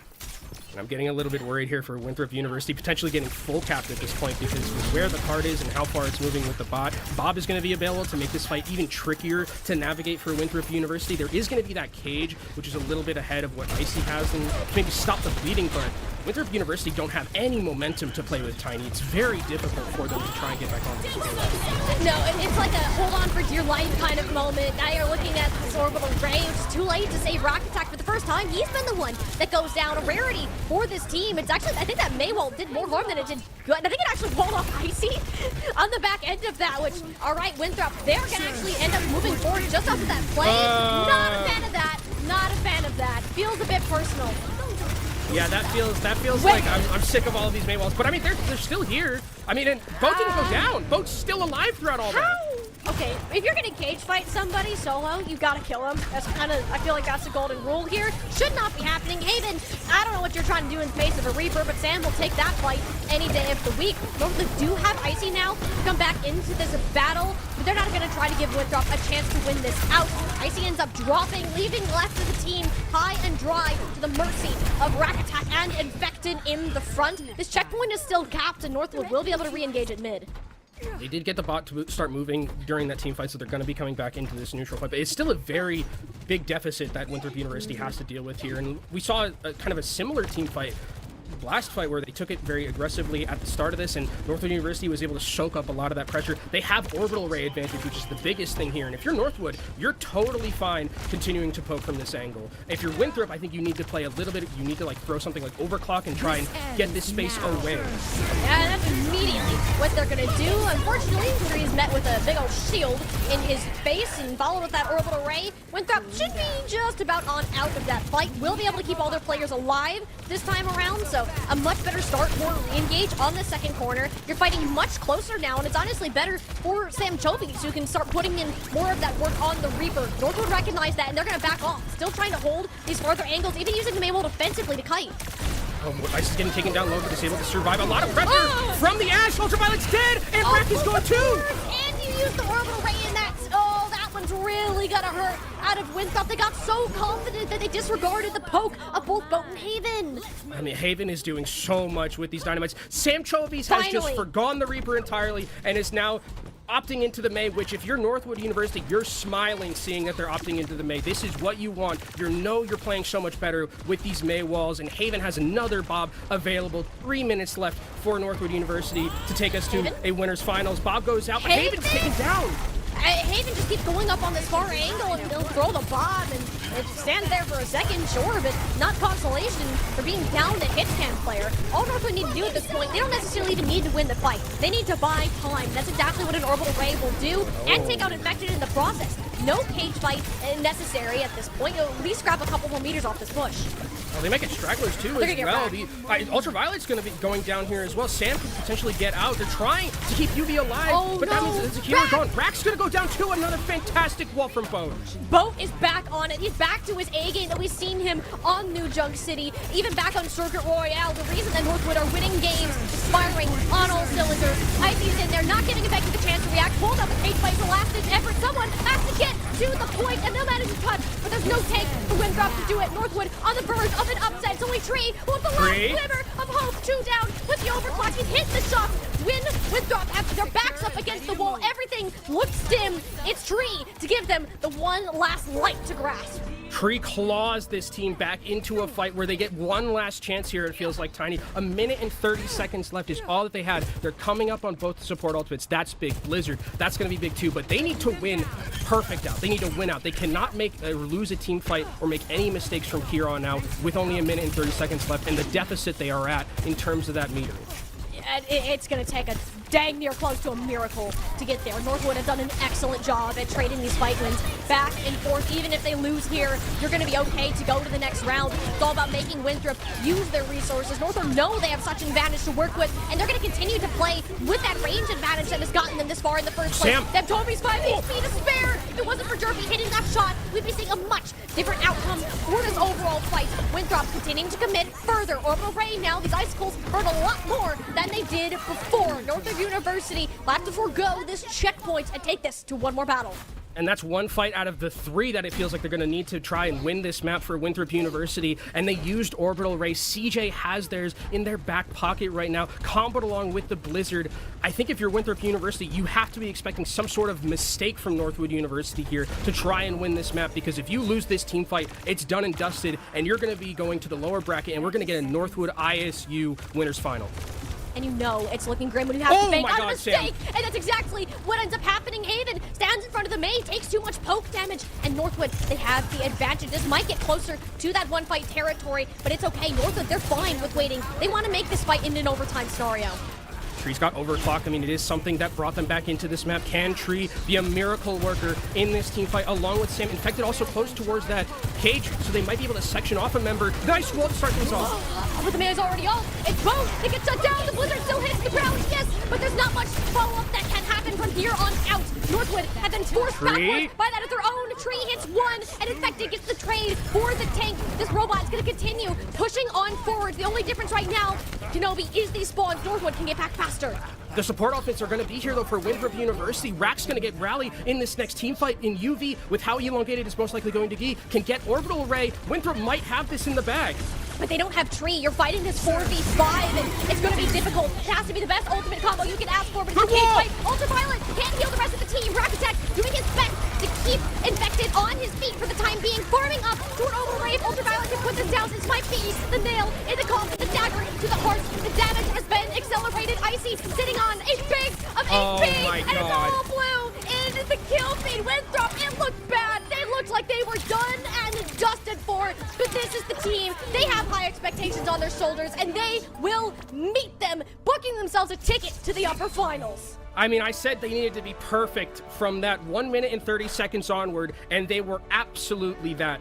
Tree with an unreal overclock completely turns that fight. If Boat is in that fight, the one before the last one, where he throws down that Blizzard, is able to get damage down, it looks completely different. But that one overclock rail shot to the head takes down Boat, and Tree is able to get another pick onto the Juno. What an unreal, gutsy performance from Winthrop University on that last night. They are probably just a sigh of relief from them, where they're going to be able to continue the script, but this was an absolute barn burner. And if you're Northwood University, you are kicking yourself that you were not able to secure this map win. I mean, if you get that far ahead on a map of Coliseum, which is known as the least turnable of all push maps, you're feeling confident, and Northwood did so many things right. It's just Northwood came up with the clutch factor. Things started to crumble when Haven got caught out, and CJ couldn't farm up to that ult in time, and Winthrop found a way to turn nothing into a whole lot of something. Like, my heart is racing after that last fight. Only imagine what this feels like for the players on Winthrop, knowing what was at stake here. Yeah, and I mean, if you're Winthrop University, I think it's a sigh of relief, because it looked rough, map 2 and map 3. Map 4 was like, and even like the end of map 5, where it was like, you were down 100 meters, and it was a minute and 30 seconds left. The bot was on your side of the map.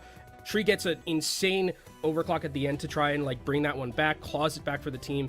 That one pick that you mentioned, onto Haven, where Sam, for the entirety of the series, had not gone over the Mei, had never opted into it, and then finds like this one singular pick that completely changes the dichotomy. The clutch factor, like you mentioned, with the players that we have and with the pedigree of this Winthrop roster, going back to when they were in Contenders Tree, has always kind of had this in his back pocket. And I think that this team showed a lot of resilience in a map like this, where it is a tough task to come back from 100 meters on Coliseum in a minute and 30 seconds and take this series, especially when it was lower brackets staring you in the face.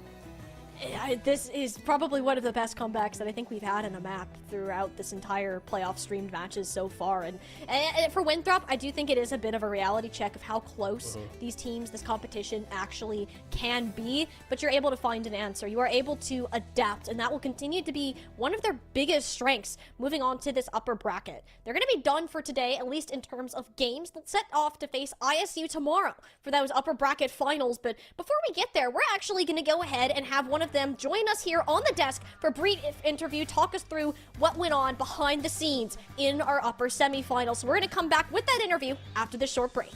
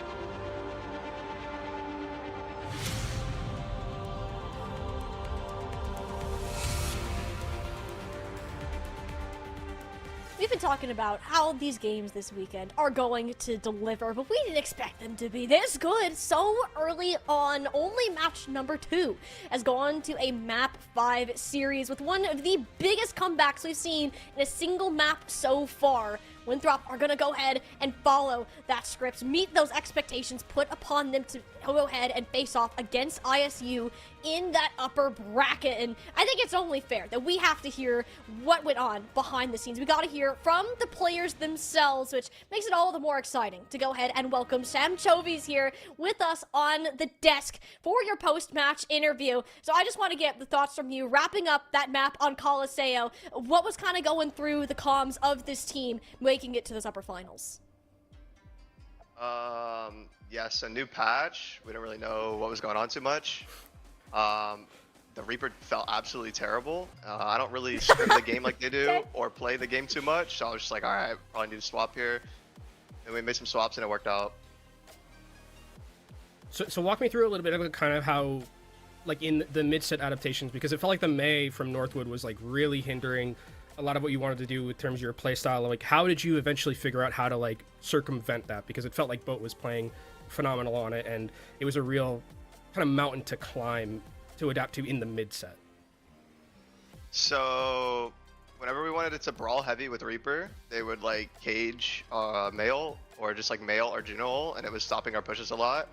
And then they had more poke, so if we weren't able to like stay in, they would just like poke us out. So we had to just eventually matched that pokey, brawly kind of style that they were doing, and won 3 miracle fights in a row. I like that you used the word miracle there. That's even how it lasted on the desk. We were fully preparing to wrap this series up with Northwood taking it away. It's like, surely not. Surely there's no way that this can happen. But clearly we were not to count you guys out until it is over. And I think that does make me a bit curious, because I know that the team as a whole hasn't had the opportunity to scrim with each other all that much just because of other obligations for other teams. Has that really kind of affected your kind of preparing for these different matches, such as the one with Northwood today?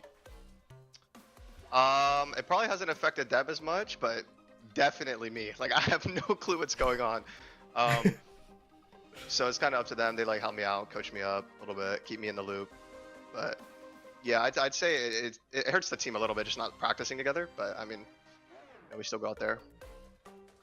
Are you a believer in the May now with like the last 30 seconds that we saw you play it? Because it looked pretty good. It looked pretty good, Sam. Not gonna lie, it looked pretty good on your end as well. And you don't like the Reapers, so is that like something you think is like, because obviously like new patch meta is different, but like, do you think that's like it has some value now? Is that going to rise in priority, you know, for the rest of today and tomorrow based on what we've seen so far? Yeah, some maps for sure. Some maps for sure.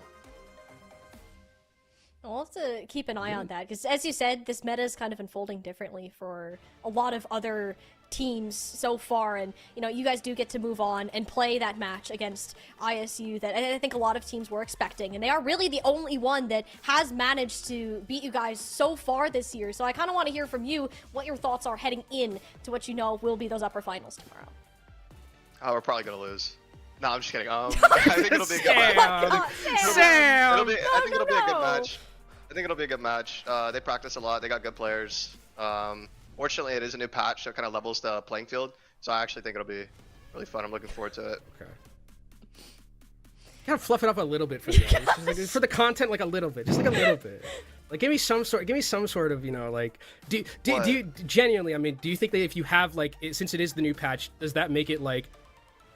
Does it give you any confidence, like any boost of confidence now that it is that new patch where it's like, okay, we have some things we can do. Okay. Okay. So no 3-0, like no 3-0, like let's be real with ourselves. You can take a couple of maps. You could. Or we 3-0 anyone. I think I'll be like pretty upset. I think I'm expecting a map 5 dogfight. Is it first to 4 or 3? Tomorrow it's first. Well, if you get to if you run it back salty through the lower, then it's grand finals, and then you first to 4. 4. Oh, okay, yeah. So tomorrow will probably be map 5 dogfight. Okay. All right. Well, like to see it. So, and hey, I appreciate that you respect you respect ISU players, and hey, that's pretty good coming from all of you guys there too. But you gotta have a little confidence in your team, and especially after winning all of those miracle fights. Granted, they were miracle fights. Maybe not happy to be in that situation, but you can do it. And I think that's what Winthrop did prove today, is that they aren't a team that should be slept on. And I think ISU will definitely be taking that one very seriously heading into tomorrow. And we're gonna go ahead and let you go ahead, take a break. I know that was a very long series, and I'm sure you want to go ahead, rest, and relax from. Do you have any final thoughts, final comments you want to say before you head out? Nah, looking forward to tomorrow. Thank you for the interview. Of course. Well, thank you so much, Sam. It was a great series to watch here today, and we wish you the best of luck in your game tomorrow. Thank you. You guys have a great day. Thank you, Sam. Well, ISU's that good, I guess. ISU's really good, is what I'm hearing from that interview. Like, when you ask that question, like, I don't want to say it was like a leading question, but it's like, you know, where does Winthrop like rank ISU? Clearly highly, but I don't think they should undersell themselves at all. And the synergy that they've been able to perform on, even with the lack of scrims, and Sam will say that he doesn't feel as confident fitting into this roster, but he was able to work with Infected pretty well throughout most of what we saw today, and I think that's only going to prove as this bracket evolves.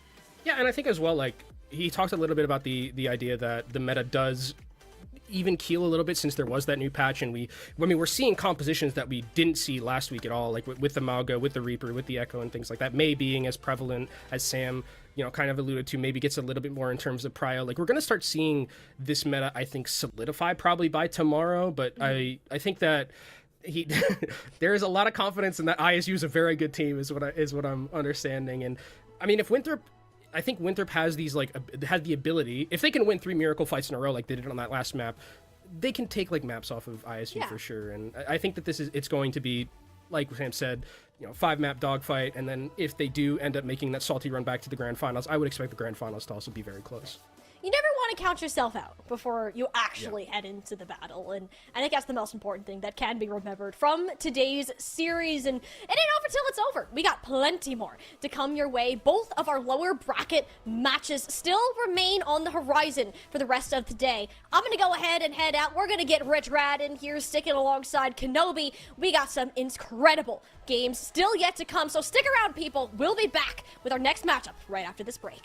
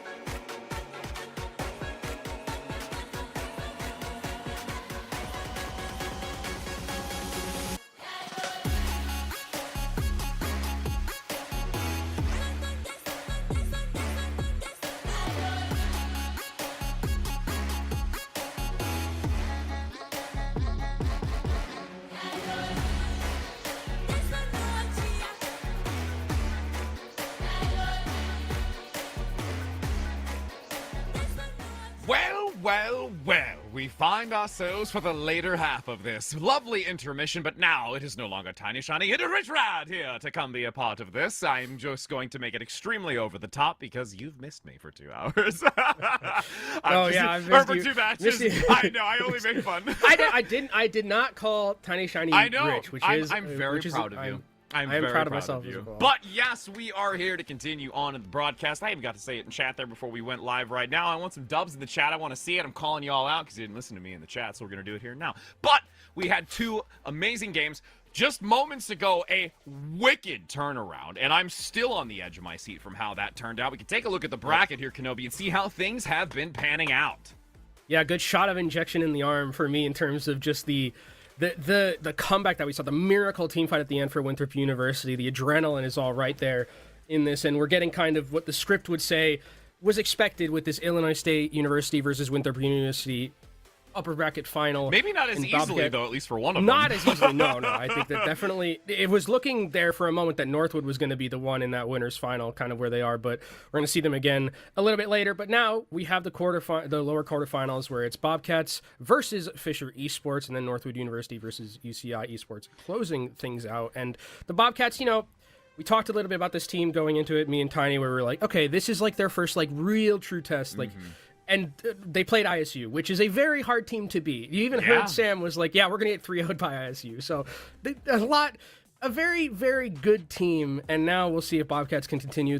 Like we talked about, their goal was to make top 6. They win this, they get a little bit farther than that. So I think that this Bobcats team has a lot to play for in this lower bracket and against the Fisher Esports team, who is also very adept. Yeah, Bobcats feeling really good. I agree with that. But before we dive a little bit further into detail and context, since we already got to see them earlier today, let's take a look here at Fisher and talk a little bit more about that. I know there's some big factors at which when it comes to the roster that we've got here. Obviously, there are more new core roster members since basically it's only Iron and Grapes that's still here from the previous semester. So that's something that they're really looking to work around with this new synergy as a team entirely. So really focusing on the priority of just getting them online and as a unified team. Yeah, and Iron is someone who I've always enjoyed watching in terms of just like the ability to play a lot of different things, even back in like Overwatch 1 when it was 6v6, but I think Iron has a very good mind for the game. And at the tank role that we currently have in terms of like the meta being very open, being able to flex onto a lot of different picks is going to be something that I'm going to be looking out for. And I was watching a video where ISU was talking about like, the best teams and ranking them, and they were all very, they pinpointed that this Renko and Grapes backline, if it gets going, very hard to stop. So I think that this support line will be impactful as well. Oh, 100%. And I'm really looking forward to compete against these two and just seeing how it's going to unfold. Because again, I already personally feel that, talking with Bobcats, who we're going to get to look at now with what they've really been working on and trying to better themselves as a team, having already gone against ISU really kind of put things to the test because they're going against such a competitive opponent. Now they're going to be going against another Fisher, a university that we've watched for such an extended period of time. The biggest thing, I know that there was a little bit of touch on this, the fact that the patch notes did come through, the methodology behind the way that they've been playing around that Junker Queen has really wavered. We've seen so much of the Malga coming in today with the Orisa that was in discussion from them before going into this weekend. And with how heavily we've been seeing Malga, I'm curious if that's going to be something they're just going to have to accept and lean into versus that original thought of, hey, Junker Queen is what we want to stick to, period, end of statement. Yeah, I'm starting to even wonder how much Orisa I've seen, which is, I don't even think I saw any in the previous two series. No. Yeah, it was none, which is a big deal because in the previous weekends that we've seen, Orisa was like priority pick 1 in terms of those tanks. Now this Malga composition has kind of come out of nowhere after the patch notes and really shaken up the meta and how we see it. And again, like, the Bobcats team that we saw got this far off the basis of playing kind of what the perfect meta was for them. Playing the Orisa, playing the Junker Queen, piece on Genji and Pharah. Genji still looks viable, but not as, prevalent as it was. And Pharah doesn't look playable at all, it feels like, based on what I'm seeing in current meta. So I think that it's a bit unlucky for this Bobcats team where it's like the meta shifts and they're also playing up against the best of the best, the cream of the crop when it comes to collegiate teams. So as we go into Ilios, again, one of those maps where if we go all 3 rounds, it's very kind of good to see in terms of what team compositions are preferred, how that comfort is. Is there like that Winston potential when we go to Lighthouse? Well, seems like a very, open to whatever the meta is at the time. Pharah operates well there. Echo operates well there. And Echo is also a hero that's gained a lot of prevalence recently over those last 2 series that we saw. 100%. I mean, and it really calls back to one of the biggest factors that we actually get to see so significantly from Northwood. They talk about how they thrive in the chaos, this adaptation, this ability to play something unique whenever these unique changes come up like patch notes. And when we go into situations like this, that's a real test now for Bobcats if they're able to make these significant reactive changes to be competitive. And again, when you're having to do that as your first match of the day going against a team like ISU, now you're having a moment of stability. You could say, all right, we had a moment of silence to take a look back. Let's reflect. Let's talk about what we have to do to continue running now as they are in this lower bracket to knock out Fisher, while Fisher in this point was waiting in the wings, getting some insight and looking to bring some mix of their own. Yeah, and I wonder what Fisher was talking, because I think that Fisher has a very good coach in Tensa who was like back on Wisp. Absolutely. I think if there's anyone who can kind of adapt on the fly, I think Tensa's going to be very good at that. But manually was a shining spot in that ISU matchup on that Widowmaker in particular, so it is something that Fisher Esports will have to respect on a map like Ruins, which has always been a Widowmaker staple. Nice whip shot to get that displacement onto Iron for the moment, dropping down below. The first time we get to see that Orisa play from Pantera here, looking to get that Javelin to separate Iron in the back, spear spin as well, denying the healing. It's like a deja vu moment from what we got to see in the previous week, and it actually pulls through here for Fisher to get cut down by Bobcats. Yeah, and I think this is how we saw Bobcats really got a lot of success in these matchups, where it was the Malga goes in, Pantera spear spins them into the rest of the team, there's no healing that can come back from it, and then they win fights off the back of just having a 4v5 without a tank on the enemy team. So if Bobcats can continue to run this Orisa, which I think is their bread and butter, right? This composition that we're seeing from them with manually on a hit scan was how this team got here. And we didn't see it a lot versus ISU, but now going back to it, this is really where I think this team will find the most success. And manually now has all of the sightlines to work with. Sloth goes over to Cassidy just to offer a little bit more of that hit scan potential, but it's still going to be manually on the Widowmaker who has an advantage with that range.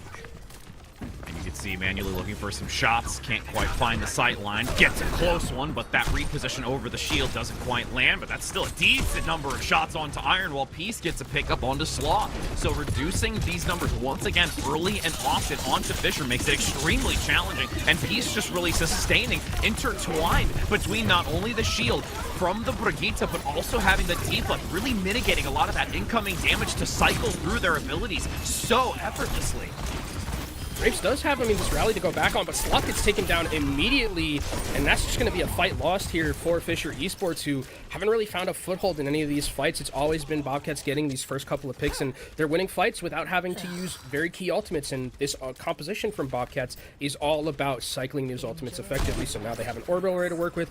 Yes, they're behind in terms of the rally, but the other 4 ultimates that they have should be able to make up for it. Vision now on all enemies with that ultimate online, waiting for the Lucio to press forward, or the Brig to press forward. Now Peace coming in quickly with that slash, attempting to get multiple, but there is enough defensive nature here from Fisher to withstand it, able to come back in. Cosmic taking the advantage as well, chasing down manually, who's got a hope and a dream, might have almost gotten that elimination, but there's a quick dagger slash to get that swap with the team kill. Yeah, Cosmic play on the edge there, but I mean, if you're Bobcats, like, you use 4 ultimates in that fight, yes, but you have such an advantage in terms of the percentage. Manually is actually going to be going over to the Sojourn, which I love, because against these compositions with the Malga, there's not really anything to block incoming damage, so Rail is going to get farmed up very quickly from manually, and that one-shot potential is always going to be a threat against this Fisher Esports composition. A couple of decent shots early. That Disruptor shot completely nullifies that high ground position between both of those columns, but now with the Deadeye active, looking for multiple players, the spear spin, if the shot goes through, it will be denied, but everyone tucks tail beautifully. Iron is down, which is going to make this extremely challenging for Fisher to actually hold ground at this position, and realistically, they're just going to have to default to a retreat. There's no way they stick into this, and it's going to swap back for Bobcats. Yeah, Grape's going down, that's huge, because now it's at 90% and ticking, and if you're Bobcats, you just take all of this aggression, you take down Sloth, that means that the Cassidy isn't going to be in this next team fight, and it's just desperate straggles right now for Fisher Esports to try and get back into this. Beast going to keep some separation from the team. There is an attempt to run to the point, but Proto's going to deny that. And here's the interesting factor. I know you mentioned earlier that we didn't really get to see the Orisa and that playstyle coming out from Bobcats, and there was even some discussion with Proto when it came to the interview that we had just a couple of days ago, that they were really wondering, do they want to maybe show exactly what they have in the ace in the hole kind of for their composition? They're still testing some things out ever since the Junker Queen didn't work, as we talked about during this pregame. And I can honestly see that bringing now the Orisa in where they didn't before with ISU is they were maybe testing and seeing if they could actually be formidable with that type of composition they brought, and now defaulted to something, since they are in this lower bracket, to continue working on and also getting them into that more favorable placement, like basically shooting for that top 3. Yeah, it feels like it's a difference kind of just completely with how we were seeing Bobcats play this. You know, they played a lot more of the mirror against ISU, but now they're playing, again, their bread and butter composition, putting people onto comfort. As we see this map in particular of Lighthouse, this is very much a difference in terms of all the other ones in terms of composition, right? We see the Winston, we see a Diva from Iron, where Iron, very much more known as one of those off-tank players, can't necessarily play the Winston, and I don't think I'd want to match up against Pantera in it, in just a strict 1v1. Big Tesla cannon damage up top from Pantera, having that Winston round the corner. Nice denial here with a great bash, getting the execution onto Cosmic. So again, Fisher just has been repeatedly, unfortunately, losing someone out early and never really having, I think, a solid, confident engagement of 5 where they can take that opportunity, or with this divide and conquer from Iron. Yeah, I think Fisher is trying to swarm onto these members, but Bobcats are playing so well around any of that incoming damage, and Manually is getting a lot of help to be able to keep these sightlines, because Fisher don't really have a way besides Cosmic or Iron diving onto the Ashe to take it down. You can see health bars very low for 2. Pantera unfortunately unable to get topped up since there was this redirect by Iron, taking almost a flanking maneuver alongside Sloth. Great pulse bomb as well to put insult to injury in the backside, so it's only going to be that roughly 30% coming out for Bobcats as it's swapped over to Fisher. And I think that's what Fisher Esports has to do, is kind of, when Bobcats are a little bit out of position, there's not a ton of mobility, you know, with the Ashe, with an Ana, with a Brigitte, so you have that potential with a Genji, Tracer, Diva to instantly blow up a member like that, and with the healing that Bobcats have, it's a lot to really overcome in terms of just the brute amount of damage, but both these Anas have that nano boost available to them in this next team fight, probably going to be going on to the tanks. Dive comes in quickly. Big nade lands onto Proto in the back, and Nenwai going to go instantly down. Sloth comes in swiftly to make sure that they get that pickup onto the support line, but Proto doing everything imaginable to keep this alive. And realistically, Iron made some major headway there with the team to get those early eliminations and really harass the support line. I think Bob is committed into the fight. I wonder if Manually is going to be sticking onto this Ashe still, even though that was thrown in. It felt like it was thrown into a fight that was lost, but Bobcats, I mean, still kind of on this point trying to make anything happen. Pantera uses Primal Rage. They want to take this space away from Fisher Esports, and they managed to get control of the point and swap. Very well done, despite it being a little bit uneven in how they... Oh, well, you know what else is uneven? The floor underneath your feet there, Pantera. But that's going to be... Such an unlucky POV. It really is.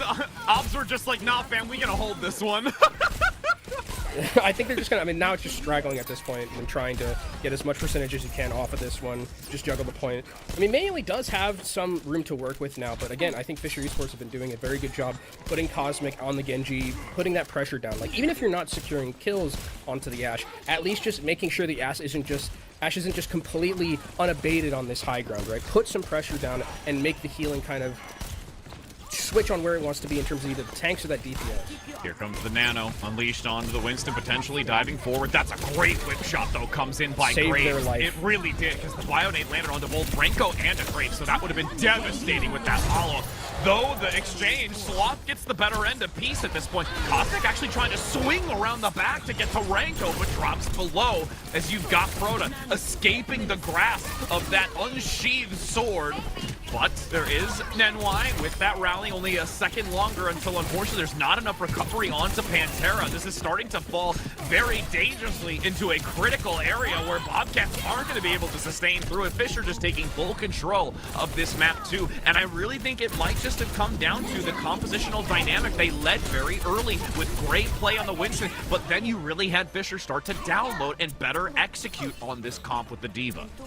Yeah, they were swarming really well, and I think that's one of the things that against the composition that we saw from Bobcats, where it's like a lot of low mobility heroes, if we can get them off of high ground or just get into high ground, take away those sites, it's going to be very hard for them to win any of those longer term engagements, right, when we have just all of our cooldowns to just like jump onto someone. So I think that they played it really well. I think Grapes had a lot of key, especially against Winston. I think whip shot is one of the most important things. Like we saw in the fight before the last, where it was a fantastic anti-nade from Proto, but if that whip shot from Grapes completely changes the dynamic of a fight. So I think that when we talked about the supports being important, and ISU was saying that like the Grapes and Renko backline can do a lot of good things, that was indicative of what we saw there. And we do see the Junker Queen actually coming out, so this was nerfed a little bit, but seems like Fisher Esports still have some grease on these wheels that they want to continue to play. Maybe there's a trick up the sleeve, some kind of value they can find despite the changes that many of us were touting as going to be.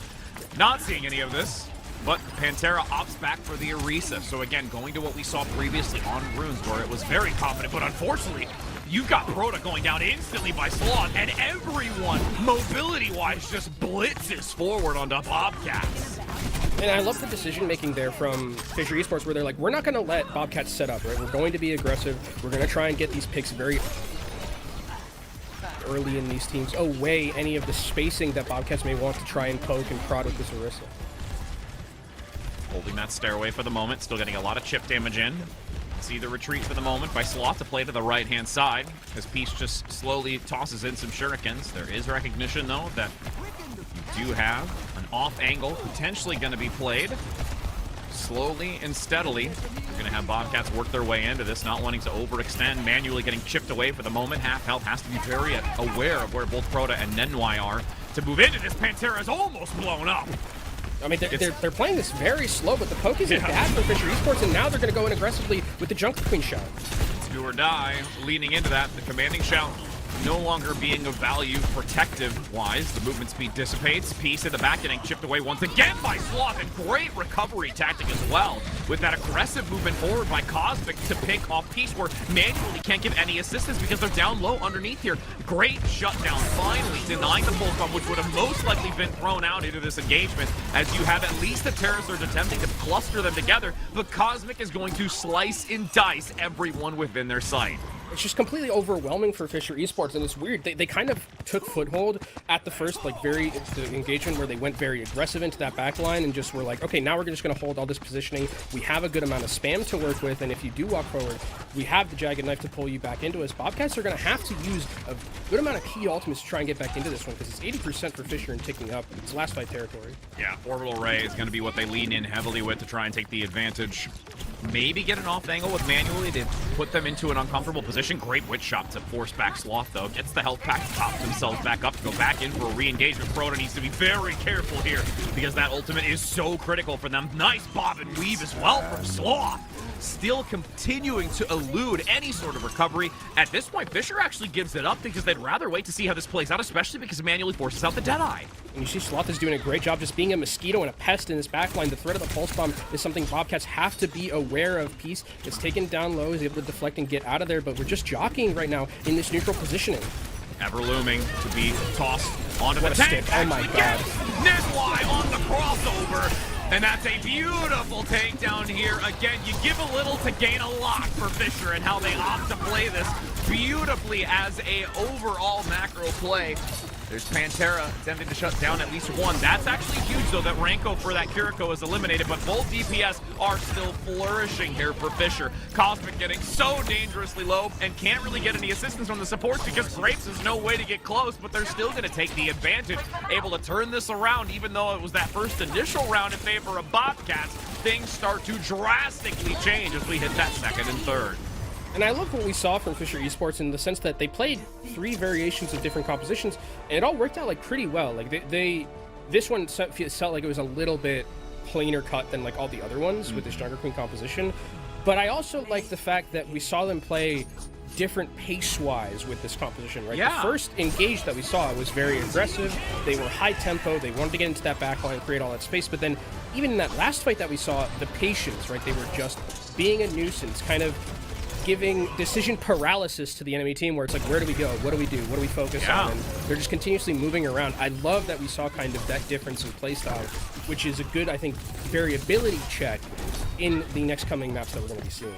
It almost kind of makes me wonder if Bobcats are going to be like, yo, guys, we just saw Junker Queen, and it worked. Do we, like, just kind of thread the needle a little bit and show that we're the better queen? But they do, like, really like playing this Orisa. I mean, this stick also was insane from them. I think the biggest success we've seen from Bobcats was when they've kind of played this Orisa comp, or like when Peace plays like Pharah or something like 100%. That. But I think that it's interesting. It's so interesting that we're seeing Bobcats play like a completely different team than they did against ISU, which I mean, it makes sense where it's like ISU is a team that's like, it's very difficult to win, and they're going to make you look like a worse team. But in terms of just the team compositions, seeing them kind of full gear shift away from like what the meta is currently, air quotes on that one, what it's developing as, going now towards what their comfort was. And we've seen teams that play comfort have success, right? Northwood going to map 5 in that series against Winthrop was indicative pretty much only on the fact that they played a lot more of their comfort, right? They played Icy on Sigma, they played May, they played a lot of these things that they know that they're comfortable with. So I think that I would like to see that continuation from Bobcats, because this was a relatively close Ilios comparatively to like what we saw against ISU. Just as a side note, it's funny because we've been casting for so long that before you said air quotes, I already knew that you were air quoting. Like, I felt it in your cadence, and I was like, I'm pretty sure that that's going to follow up with that. Sorry, totally off track for a little bit. But it's like, my goodness, it's like I'm picking up what you're putting down. I would hope so after 6 years of doing this. I mean, at this point, it's like, we'll just finish each other's sentences. You could probably tell what I had for breakfast at this point. Like, I probably could. I mean, at this point, I already know your coffee order. I think I'm the one that helped educate you on what you want. You do know my coffee order. So, but I mean, I agree with you entirely. Is that, it's something very different from what we saw to ISU, and again, it's one of those kind of things where if you did have Fisher in the wings, really scouting and seeing what they're going to be playing and trying to opt to something different and want to give yourself a better, potentially upper hand moving through this lower bracket to continue working your way in a higher seed placement of the overall tournament in and of itself, when you're going against like the #1 team that everyone is touting for. I think it's a clever little dynamic to, throw a wrinkle into things, as we're going to be heading now into Circuit Royale, which is their selection for this next map. And we did see Manually perform extremely well. I would argue that when we saw them play ISU on this map in that previous series, this was the best they looked, because Manually was having a very good performance against what you could argue is the best DPS in Collegiate leftover, that in the top 6 that we have in Lethal. I think that this feels like kind of how it was last week, where before the patch, where it's like, okay, it's our escort map, it's time, Honey, wake up, it's time for your Circuit Royale. Knock, knock, knock. This is like what we're going to now, where I think we'll be seeing a lot of this map in the next coming series that we're going to be seeing. But I think this is like a map that offers a lot of that ability to carry from that hit scan role, which we did see Manually do, and I think that in this matchup, I mean, you do have the enemy team in terms of Fisher Esports, do have some talent in terms of their DPS, but the DPS to me on this team is like the most, what's the word? It's the factor that we don't know the least about, right? The most unknown factor. Because we know about Iron, we know about Rankle, we know about Grapes, but Cosmic and Sloth don't necessarily have that same name brand recognition. So how is that matchup going to go if it is just a full hit scan duel? Because Manually's been playing fantastic. Yeah, just like the seahorse from SpongeBob. Mystery. I have no idea what you're talking about. Oh my god, you don't know that one? Oh, come on, chat, please, for those that know that, join in. Oh, man, we, every now and again, we really just divide on a couple of topics and subjects, and that's I've realized I can't talk about sports with you. It's like the... I know, and I can't talk about SpongeBob now with you, so I'm just racking them up. You could do like the one where Patrick's like, you stole my only source of food, now I'm gonna starve. Like, I remember that. But that's like not even a staple one. It's a good one, but it's not a staple one. It's like walking up into you and saying, but it's just like, oh, it's not a boulder. I do remember that one. I remember that one too. Hey, make sure to get your Magic the Gathering SpongeBob cards. Right. Speaking of rocks, and we've got a pair of Sigmas coming out here, so I at least was on cue with that one. Oh, Manual's got 2 already. I mean, this is what we were talking about, where it's like, the most obvious map pick for Bobcats right now, with how impactful Widowmaker has been, with how impactful Manually has been, this makes total amount of sense. But Iron going very deep, trying to trade some picks out. Pistas go down, and with all of these trades that we saw at the beginning, Manually looked like had an advantage at the start, but because those picks were traded back, Bobcats has to forego a little bit of that space. Manually really wanting to set the tempo right now and exert dominance before Sloth can ever get any sort of momentum in this big body shot for the moment. Could not quite land the dome. And the battle ensues. Oh, and there's Sloth getting a second attempt, redeeming after that one, with 3 minutes now to work and still heading forward towards this checkpoint and gonna have a lot more opportunity to pick up the support in the back.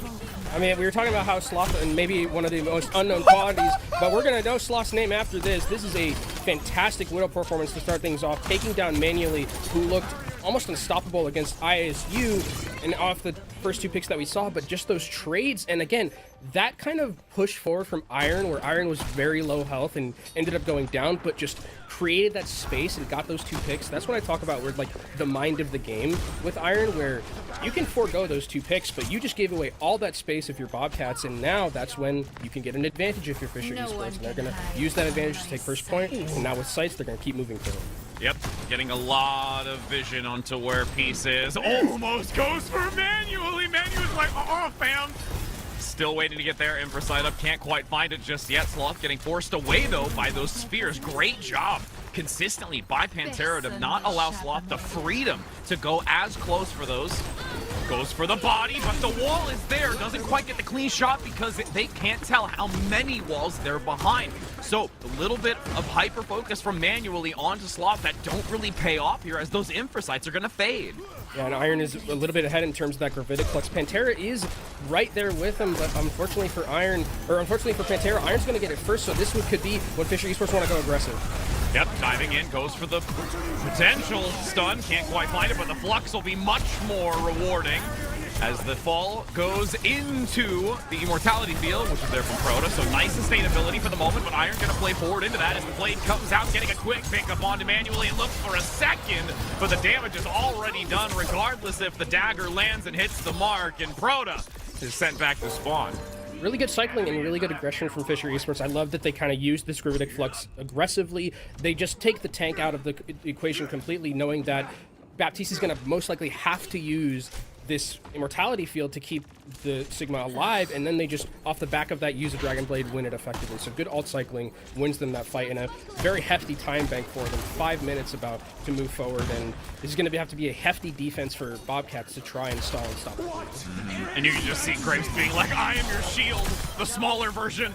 As there's a quick recovery, though, you've got both the Flux and the Blade coming out. Peace is going to make quick work of it so that they can easily stabilize on this defensive side and now start to hold at the choke point here at the door. Yeah, that's one kind of, you're like, if you're Bobcats, or if you're Fisher Esports, you're like, we'll take that on the chin. Dragon Blade and also using that Gravitic Flux, totally, like, I think a worthwhile trade if you're just stopping the bleeding, essentially, from Fisher Esports' momentum. We're just gonna, I mean, they can play this relatively slowly. Manually does have a lot of good sights and just absolutely dips Sloth in the neutral right there. Ding dong! That was, Manually's got sight lines, and I don't know if there's anyone, maybe Lethal is someone else who I wouldn't want to give sightlines to, but Manually on this Widowmaker has been showing up. See, and that's what I was talking about, this choke point, though. This is going to be so dangerous that now you have the infra to guarantee that if anyone tries to poke out again, especially if Sloth wants to fight an off angle, there's the deflect, though, denying the shots, dropping below. That gives the opportunity to make headway moving into this, and now Sloth has free reign to start making these shots, and a second one comes in. Sloth goes in for the recovery and able to pick them off. These trades it back, but it's not going to be enough to win that team fight. Sloth coming up huge right there, and it looks like finally Fisher Esports are going to break this defense. And this is, when you're in this part of the map, this is where it becomes a little bit trickier for Widowmakers, because it feels like the room is enclosing on you a lot of the time with these sight lines, and now Sloth can have these angles, sights available, which Bobcats are going to have to respect, which is going to translate into more space for this Widowmaker to work with. Oh! There was a quick crouch, able to get by for the moment. Still needs to be very careful. Sloth gonna reposition up top to see if there is anyone that wants to walk into the sights, the crosshairs, but it's gonna really be Iron playing super aggressive on the high ground. Reposition, gets under the payload! Oh my! Manually says, I'm still ripe and ready to play, my friend. This piece now goes for a blanking angle surrounding the backside as the flux comes in. Iron actually still gets Pantera, which is huge. Spawn advantage favoring Bobcats, but things might look a little dire if these picks do come through and start staggering them out. But Peace, now with the blade, looks to try and retaliate defensively, able to cut down Fisher, and will have to go back to the drawing board with 2 minutes and 20 seconds to go. Good Widowmaker play is so fun to watch here. As Peace is okay. Peace got bailed out. That would have been a very ugly POV to watch there at 3 health. Just ended up going down to a submachine gunning Widowmaker there. But Fisher Esports, I mean, still have a lot of time to work with. 2 minutes. The tricky part is that with where the card is, it is going to take a lot of time to walk forward, and they kind of have to walk through these trenches of the Widowmaker. Manually has all of these sight lines to work with, and Fisher Esports are going to have to play very carefully around it. Couple of decent shots onto the tank. Iron finds the follow through. And once again, Manually just gonna hold the line in this doorway.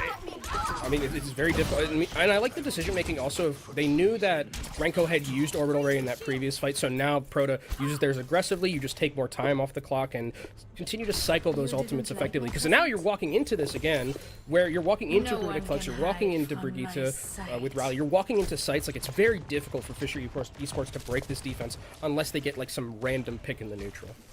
Manually. Patience is a virtue. Hold the breath for the shot. You can see the blade now active on the backside. Cosmic gets whip shot and stunned into the corner, so it denies any chase onto Manually. A couple of shots come in wide to get to half health, but again, no position yet to really counteract against it as everyone else from Bobcats holds at the door. Yeah, that was a 2024 Dragon Blade right there. Yeah. Unfortunately for Cosmic, just get hit by the Brigitte, to get stunned, get whip shot, and then you end up going down. And Bobcats still holding strong. 50 seconds left for Fisher Esports. They do have a rally to work with, so they can maybe push the pace a little bit, try and maybe control that high ground with a rally going forward. They need to get these shields up every time that Manually goes in for a shot, just so that they can continue to gain these meters. As there's 35 seconds now, it's a desperate play to push the last remaining meters. Graves still holding on to the rally just yet until they most likely swing the corner, going in for a potential pass, instantly diving through. Peace comes in though on the backside, goes for the slash into Renko, cutting him down and sending him back in with now a follow-up, but to still go down. Both supports specifically for Bobcats. Which is a big deal because both supports are down. That means Proto's not able to get towards Orbital Ray, not charge that one up, and Renko's going to come back into this one with an Orbital Ray of their own, and Manually takes down Cosmic, though. That's a big pick. That means that there is all the room in the world for Manually to work with here. Goes for another shot as they're attempting to escape. Sloth can't make any sort of exit in this engagement. Now it's only 3 that remain. Cosmic having to come back as quickly as possible. Renko, the only one giving some stability for the team. They need to drop down below. It's under 2 meters to keep it contested. Up close is going to be Nenwai, staying onto that payload to guarantee that no one's going to push it any further, denying the completion in the overtime. Fisher Esports, I mean, barely aren't able to get at the end there, and it was because Manually hit that pick onto the Genji. If that Genji is still alive and is able to put that pressure down onto Manually, that fight looks different, but you have to continuously always be worried about the pressure that Widowmaker is exuding, and we're kind of seeing the strength of this Widowmaker from Manually in particular. Like, you saw Sloth was like, I don't even want this duel anymore. No. And Sloth wasn't doing bad either. No. I think the Sojourn was like a nice little pick, kind of just deciding like, hey, I don't really want this Widowmaker duel. I want to be a little bit more useful kind of in the brawl that we're having on the payload, kind of on the low ground, instead of something like that. And it's not like you don't have like capabilities to put pressure on the Widowmaker if you're Sojourn. So I think it was a good little wrinkle of a decision from Fisher Esports to switch that one up. But yeah, we're not going to be seeing Reinhardt. I love Just the the skin, pumpkin though. smash. Just the pumpkin smash.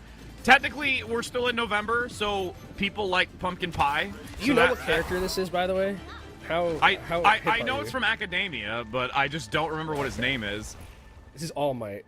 All Might? Okay. All Might. I'm liking it. I'm liking it. I do love the kind of contrast between like the axe selection and the skin. It's kind of like the best of like 2 unique worlds being brought together, so I'm okay with it too. Are we actually gonna? That would be great if we did see it. I think would this is the mirror. I think Peace being on the Mei would be a little interesting wrinkle here if they're gonna be trying to catch Fisher Esports off guard and maybe use a wall to section the team out. But actually, it looks like they are going to be sticking on it, so they just want to go aggressive here. They're going to dive right in with the Symmetra, breaking through the shield and absolutely cutting Fisher completely apart, serving him up on a skillet with some lemon and butter. Yeah, I mean, Cosmic similar to trade, but I love this decision-making from Bobcats. Just completely turn a team fight on its head. Not even give a team fight any chance to start, right? They go aggressive, they hit a nice wall. The scary thing is that they do have to swap everything because the team fight didn't necessarily go as good as they would have wanted in terms of moving the cart forward. They're giving Fisher Esports a chance to change up a little bit, but now if you're Bobcats, you're like, okay, cool, we'll go back and swap to our heroes that we're comfortable with, and Sloth is having to go back and switch to the Widowmaker again, so Sloth's not here for a little while, and that's going to give Manually time to do what Manually does, click heads. And again, if there's at least one pick that comes through on this, it's going to continue to be dire for Fisher. Goes for the shot onto Grapes, getting plucked off the vine. Yeah, that should be the team fight as well, because with Renko here, there's no healing left. Zenyatta is not going to have the healing output to be able to sustain. They can maybe stall until Grapes get back, but that's going to be a hard mountain to climb. Shots continue to rain from a distance. No one feels confident to come into the open sightlines of Manually, who is absolutely dominating right now, and Sloth is nowhere to be seen because Peace is putting him in check. Was able to trade 1-for-1, but you're taking this, if you're Bobcats, you're going to be able to take this first point, start moving forward with a lot of momentum to work through, and you've also now forced kind of Iron to make a lot of these switches where the ultimate charge that you were accruing, that's not there anymore, and Pantera way ahead in terms of Gravitic Flux, and Sloth taking a very dangerous duel right here. Infra available now for Manually first, whereas on the reverse side, it was Sloth originally. Chase down, what a lovely hit from the clip. Gonna now move forward. Slot looks for some more body shots onto the tank line with Pantera down. That's let's go back to regroup. I do like that they're keeping on this Zenyatta. I think Transcendence is going to be a very impactful ult when we get to these fights where Gravitic Flux is going to be online. But it is difficult to maneuver in terms of being vulnerable, right? This is a very vulnerable backline that we're seeing between both of these teams, and Sloth looking for this Widowmaker potentially. Good shield from Pantera, helping out a little bit in that Widowmaker duel. Oh no! The rise and fall, that could have been real dangerous for Manually with how much was exposed. But now Sloth looks to redirect the focus as the blade comes out. Big pick-up and counter coming in from Peace, giving more momentum here for Bobcats. The Transcendence comes out for Renko to sustain for the moment, but again, it's a 5 versus 4. The Ray crisscrossing like Ghostbusters crossing the beams as Renko plays forward, though, getting rid of Proto, and now Fisher able to stabilize once again on the ramp. Renko coming in clutch on the Zenyatta. The biggest thing about that was that they won that fight so effectively that Pantera wasn't able to use Gravitic Flux because Bobcats wanted to disengage from that fight, then go back in because they knew the Transcendence wasn't there. But Renko, during all that Orbital Ray, was able to get back to 50% towards the ultimate. So I don't think that there's a way Renko finds it in time for Gravitic Flux, but anything can happen if they find a pick in the neutral or something. Flux active, looks to see who they can grab. What a shot across the open field. A minuscule amount of health. Manually looks to peek with the elbow and is going to regret the decision as Sloth takes down a second. Sloth is making a name for themselves on this map of Circuit Royale. Renko does end up going down, but I don't know how much it's going to matter in the long run, just in terms of their spawns are closer for Bobcats, as Sloth gets another one, lives with 2 health, standing on business, 10 toes in. And now it is a fantastic defense from Bobcats starting things off. They have all the sightline control, and there's 2.5 minutes for Fisher Esports, who had a time bank of like 5 minutes, so this has been whittled down significantly. The Widow duel, filthy as always, with now both Infras active. Who gets the better exchange? As a Flux comes in, the rise and fall, they'll be vulnerable. Will the grip will come through? Free body, but doesn't get the execution. Proto, though, with the torpedo, actually follows up onto it. So now it's solely going to be left onto Grapes, and everyone from Fisher has to retreat. They can't stay this ground. I mean, they're going to try and hold as much as they can here with the space. Grapes is close towards that orbital ray, which would be the chance to re-engage. Enway looking to peek the corner, will have the shield bash available coming out from the rally, active immediately, blocking the incoming shots, but Cosmic actually gets Manually, despite Sloth not having a sightline, dropping below, grappled to get closer, and the orbital ray comes out. As you mentioned, finally getting it quick enough that they can start entering into this with a much more formidable counter play. Peace, though, shutting down Ranko, denying the Transcendence, no longer available. You might just see Iron commit the Flux, finally feels that it is doable, but in the corner, Pantera still healthy for the time being, but Torpedoes and everything imaginable to try and swap it over. Bobcats actually weathering the storm, despite these ultimates being contributed, and they're only just a meter and a half away, finally forcing it back as Renko does go back in. Transcendence now giving them a second lease on life with the Dragon Blade. It gets two and actually turns it, but the deflect counteracts onto Cosmic. The spawn's coming back in. Fisher able to hold it, and once again deny with a 1.6 or 5.6 in 50 seconds. So close. I mean, on a knife's edge, that fight completely between these two teams, and Renko actually dying so early ended up working out because then they could combo that Dragon Blade with the Transcendence, keep themselves alive, and Bobcats on their last leg here, they are going to get this one last team fight, and if they don't win, they are going to be looking down the barrel of an 0-2 scoreline, but they have an orbital array to work with, and they have a Dragon Blade of their own. Now, you can see Ray coming out from Proto, taking the early advantage. No support ultimates for Fisher because they had to be overly used towards the later half of the previous fight, so this should be just an easy takedown for Bobcats, able to clean it up and get the last remaining distance to play in with only a minute and 40, though, which is not a lot to work with. And it's going to be very tricky as well, because if they ever lose a team fight, they're going to lose so much time, and they're also going to have to basically, like, walk so far to get to the cart. They don't have any semblance of a respawn advantage at all, so they have to play this pretty much perfectly from here on out and complete the map, essentially, to bring us to 1-1. Ooh, Infrasight available. You can see that Grapes not yet feeling confident. Oh, you're going to poke. You're going to peek. You're going to peek it. Don't do it. Don't do it, Sloth. It's too dangerous. It's too dangerous. Yeah. And the shield's right there. There you go. Now they're fine. They're calm, cool, and collected. But now the return infra goes wide. Can't quite find the shot. A lot of time being wasted, though. This is 50 seconds that's just off the clock now, and kind of these two teams have done nothing, and that favors Fisher Esports wholeheartedly. Ooh, nice body onto Proto. Needs to be careful until the top-up comes through. Shots whizzing by. Who's ready for a haircut, friends?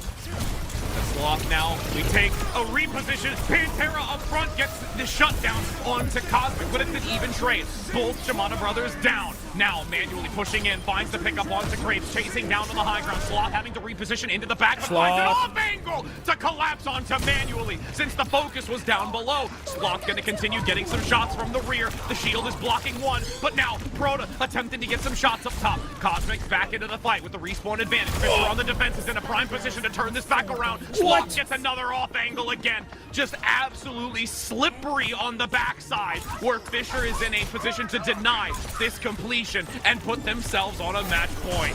Peace has to just stall as much as he can, here, just to try and proc that overtime. Ends up going down.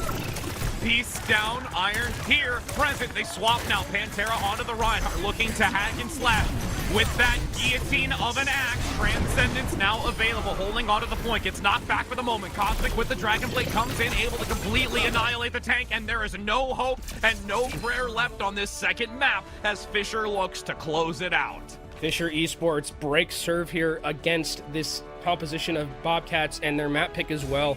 Sloth, really big credit to them, in particular on this Widowmaker. I think that, even switching off to like the Sojourn and stuff, I think that going up against Manually and going toe-to-toe with Manually in a lot of these scenarios, fantastically played. I think Renko also on the Zenyatta made a lot happen. So if I'm, Bobcats, I'm kind of at the end of my rope in terms of where to go, where our advantages are, because we've been beaten on some of those other compositions. We went to a map where Manually and Peace get to play very aggressively, get to play heroes that they're comfortable with, and it still wasn't enough for us to win. It was like in overtime, a game of inches, but that's gotta hurt if you're Bobcats losing that map. Absolutely. I mean, with how well, again, even that like little clump of highlights that we got for there, Manually was absolutely just incinerating anyone that came through with those shots, and just unable to get any value outside of it until finally Sloth actually started to play, of course, like match up against it, but it's more so the type of methodology behind it. Sloth's wide angles here and off shots from the high ground to the low ground to the flanking angle to the back line. There are so many different change-ups that realistically Manually couldn't keep track of it anymore.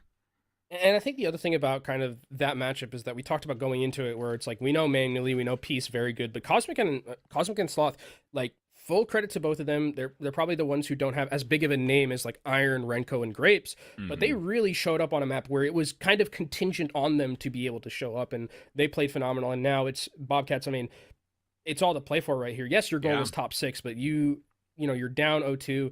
If you have any ace up your sleeve, it's got to be now in terms of map pick, in terms of team composition, and to be fair to Fisher, or to be fair to Bobcats, it feels like they've gone through a lot of their compositions already. Like even against ISU, even here against Fisher, like they've cycled through a lot of what makes them successful, and it hasn't been able to hit pay dirt. And we'll see what this third map has in store for the decision making. You can see that we've had a lot of quick decisions in our previous games, but this one being a little bit more hesitant, probably some heavy discussion going into this to where they want to bring it to, and it is going to be Anubis for Clash. So, I mean, my initial thoughts would be like, okay, Malgamir if it was like any other team, but I think maybe they want to still play Orisa, but like Malga just feels like it's so good. It's so weird how we've seen kind of the last 2 series, Malga like dominates everything. We haven't seen it yet on this in this series. No, we haven't seen it been played. We haven't seen like this Echo Reaper type thing that we've been seeing a lot of. This would be a map where I think it's very viable. I think Junker Queen, even post nerfs, is still viable on a map like this. So, it's pretty open for Bobcats and what they want to play. But I think that if you're going to be going out, they're probably going to be going out playing a lot of their comfort, like the Genji and stuff like that. Got to go out with a bang, playing to the best of your ability and what you feel the most confident.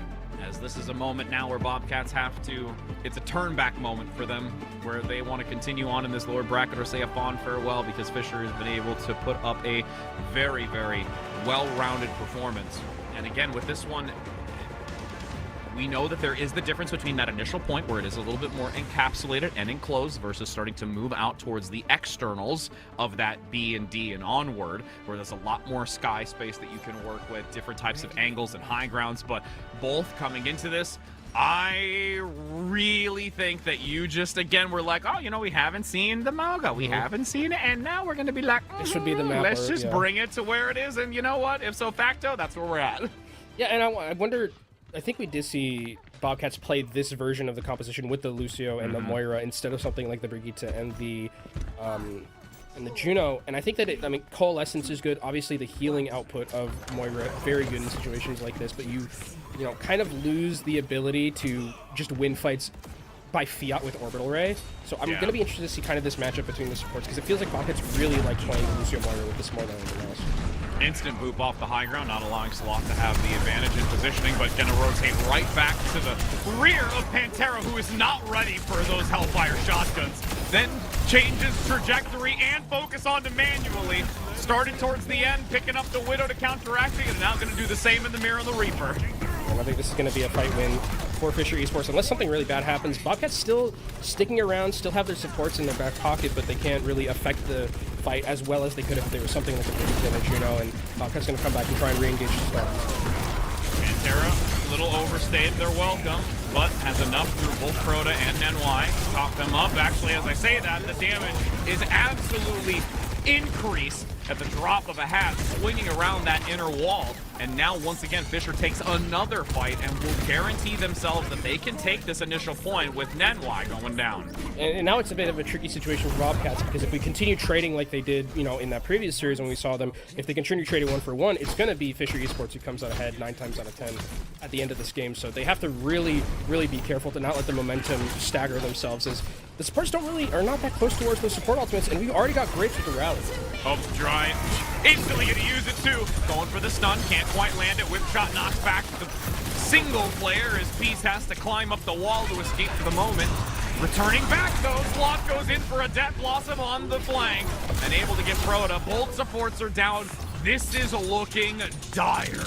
Yeah, this is not looking ideal for Bobcats, as they will have 5 ultimates in this next fight to work with, but they're already down 0-2 in terms of those clash points. And I think for Fisher Esports, you'd be totally fine just like taking fights aggressively here. You could even give up point A. Actually, Bobcats want to re-engage. Oh, they barely touch it. The Ray comes in from across the well in the center. Big sound barrier from Nenwai, Coalescence as well. Everything is being committed into this, and you've got a massive blade thrust big shotgun fires to absolutely cut down everyone from Bobcats. That also is, I mean, they're going to switch off, off of the Lucio Moira and go over to a more standard support line right now, but it feels like they are so far behind the 8 ball right now on this Bobcats team. They're already down 0-2. I think if you were Fisher, you could potentially just give this point up and go fight back on B and have them come into you in this scenario. Manually going over to the Cassidy, very adept at a hero like this, offers some stun potential with that flashbang, but it's so difficult for Bobcats to find a foothold here. But with that, Great no pick. supports now. Yeah, bolt down. This should be an easy pickup. Looking to round the outer corner. You also do have the ultimate coming in from Pantera. Does go down, but again with the spawn and able to capture this one, the team kill should buy them enough time that they get back to a full. And Bobcats are going to be, now that they can bring the momentum back themselves, Dragon Blade is going to be available for peace relatively soon. Does have to be worried about Grapes potentially with that rally, that stun potential. We've seen it make Dragon Blades just completely useless in team fights like this, so they do have to be very wary if they are tracking that ultimate coming in from the Buta. Now we're in the Cowboy Bebop realm as we've got Pantera coming out on that skin. Just wanted to highlight that. I know, right? As you see Iron up top, though, regroup with the rest of the team. Peace going to go in quickly just for insight and get some deflect damage for the moment, but nothing too intense just yet until that point does become active. But Iron's actually going to go in for the dive. The blade comes in across the back line for Peace, manually needing some assistance desperately, but the Death Blossom takes him out before anyone can be there to give that recovery. But Bobcats actually take this fight among the chaos. Really love the decision-making from Bobcats there, where they see Grapes is a little bit by themselves, and they do a perfect engagement with the entirety of the team of Bobcats going in with the Mago, with the speed ring, and they're able to win, and now it's going to be tied up 2-2 as we go into point C here, and now they've managed to equalize a little bit in terms of that support ultimate charge. Might have spoken too soon to see that this was done and dusted with the way it was played, but the compositional swap has made a significant difference. Also just really great fight timing here, as Manually has the Deadeye. 2 more ultimates coming up soon for Bobcats support specifically to counteract it, as Grapes and Renko will soon have theirs. Waiting patiently, we're going to be looking at this orbital ray charge from both of them, Renko and Proto, both of them in this next fight. High Noon should actually do a lot in terms of just being able to zone and create space for this Bobcats team. Movement ring active now to get into this. The High Noon, if you just get the trigger, it could catch them off guard, but the wall is there. Great defensive shield from Grapes. Cosmic's actually in the wings, is picked up by Peace, so that's massive. They don't have the blade. The ray's been dropped, but now this is a moment where Fisher, they want to go back into onto their own. Rally to counteract it. Nice bash to push them back, but still going in for the contest. High into the sky. You've got Proto rotating around for a flanking angle to try and keep the tank for Pantera going. But this might just be too much as Cosmic enters back into the mix. Blade could be unsheathed, but the damage is already done. No need to actually unsheath it, and we'll keep it so that they can swap it back and then push into the next one. And that's going to be a huge advantage for Fisher Esports in terms of the ultimate as well. They have the cage, they also have the Death Blossom, and the Dragon Blade to kind of just put people in a blender and make it difficult for Bobcats to take these team fights. If they catch any of the, squishies by themselves, it could just be a wipe, and this could be a 4-2 lead for Fisher Esports. There was a swift dash at the first coming out from Cosmic. Almost found it. We've got an arena within a small room, and this is going to absolutely be destructive. Death Blossom for a quad, with Cosmic just saying, hey, I want to play too, Slot.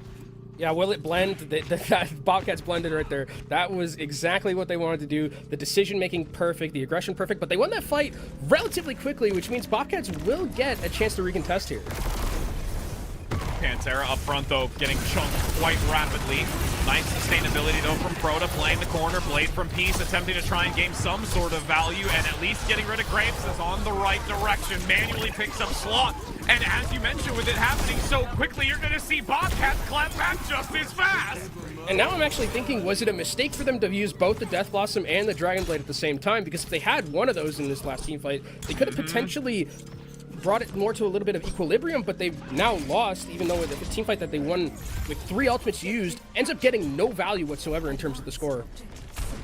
3-3. Back to our notorious C point. Welcome to this run of innings. Yeah, right? This is where we are, fam. This is where we are. High Noon manually, what a quick nade coming out on the side, attempting to slow down Cosmic, but Renko gets pinned. Oh, it's gonna just crumble under this turnabout. Yeah, it's not looking good right here, and I think Bobcats have to leave. They don't want to lose any more stragglers in this team fight. They're going to lose this point for sure. Luckily enough for them, Proto's able to keep Orbital Ray, so we're going to most likely have this fight happen. We're going to go back to point B, and then we're going to have an Orbital Ray, and then we're going to have one final fight on point C to decide how I just see you, like, gently, like, rubbing the crystal ball as your eyes are squinted, looking up into the sky. I don't need a crystal ball for that. That's true. I don't need a crystal ball for this. Orbital Ray it feels like it's too good of an ultimate to lose with. Absolutely. Now we're going to be pushing into this. Fisher just needing one more objective to take victory here, but Bobcats in a position, as you mentioned, to be able to make this an even 4-for-4. Will they be able to equalize and push us back into C? Movement now active, able to get Peace out for the time being. Torpedoes go across the battlefield! Land onto Proto with a Death Blossom to manually. That is so critical to land that from Ranko in the back to guarantee that there is not enough healing from Netflix. Oh, no. And now Bobcats, because of a single misplay on the high ground, and that torpedo does just land. Bobcats have to come back into this with a desperate play, rushing in. The cage now going to come through with Proto activating alongside the Blaze. The deflect is there. Peace needs to be the one. The equalizer gets a quad in the kill feed, and now is going to look to go for that final point objective onto C. Peace comes in clutch and is able to keep the rest of this going for Bobcats, but you had to use everything if you're Bobcats in that last fight, and now you're going to be walking in to this cage to an Orbital Ray from Renko unless there's a miracle pick in the neutral. Peace is actually going to make a great decision here to maybe surprise Fisher Esports by going over to the Sombra. That's huge. Oh, but they have gotten some damage onto it, and they're aware of it, so they at least are not going to be completely caught off guard, but they do have to keep a watchful eye in where Peace will be placed. If they can get a hack onto Iron and deny that with enough damage, that would be critical, but even just getting a support out of this, specifically Ranko. Sloth is hacked, does elude, and regroups into the back. Position starting to be captured by Fisher. They have the advantage thus far. 50% already claimed, and now you have the Orbital Ray. Looking to push it across the center. That wall is still utilized very easily as the contest comes through, pressing into it. The arena is active. Pantera is absolutely annihilated on entry, and there is a worthy attempt by Bobcats, but unfortunately, Fisher gonna make this a 3-0, continue moving on, and we have to give the major kudos to Bobcats for getting to this position. Yeah, I mean, Bobcats, full credit to them. They were able to get very far in this tournament, were able to really make some iconic plays as well. Top 6 was their goal. They made that. They should feel very proud about that in regard, but man, when you hit this like kind of wall of like the top 5, top 6 of these like teams that are so insanely coordinated, and also the patch, you know, making it so that the composition that brought you here is a little bit nerfed, and Mauga seems to be very, very prevalent. It is a tough one for Bobcats to probably swallow here, but again, making top 6 was their goal. They were able to do that, and tip our hat to them as they're going to be bowing out of this tournament. I mean, and again, and when you think about the other universities and schools that aren't here, ASU, Rutgers, like, you have to feel pretty good. Yeah, I was going to say Maryville. Goodness, it's so weird to still say that in this present time and day.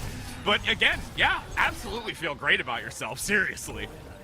I think there were some players that really showed. I think Peace was phenomenal. I think Manually had some really good moments throughout a lot of this tournament. And yeah, I think that there's, you know, they can hang their hats high if you're Bobcats here. But man, it looks really good for Fisher Esports. And if they can continue to play this meta as effectively as they have been, they seem like they can play a lot of different things with Iron as kind of the tip of the spear, being able to play a lot of different things, play smart on a lot of different things. I think Fisher Esports could make some noise in this lower bracket. Oh, absolutely. And I mean, it's one of those things where we've seen them before in the lower bracket get some pretty like decent salty run back where they're like, you know, we're not done yet. Granted, as we mentioned towards the introductory of this match just before the games began, there's been a lot of hurdles that they've worked through, mentioning where they only really have 2 from the previous semester. So I would definitely say that they are still playing very well together despite some of those hurdles at which that they mentioned in our interview just the other day when we got to talk to them. And it's kind of indicative of the program where it's like somehow, some way, Fisher Esports still find a way to make these top 5s, top 4s, things like that. Like this is a program, like ever since we feel like we've been seeing them kind of rise up in collegiate Overwatch, they're always like towards the back end of these tournaments, like on these final days. So hats off to Fisher Esports as well for being able to consistently, even through some tumultuous changes in terms of the roster, continue to get into these later days of the tournament. Consistency is key, and we'll be able to get some words from one of the players after this short break as we get a lovely interview with Grape, so don't go anywhere.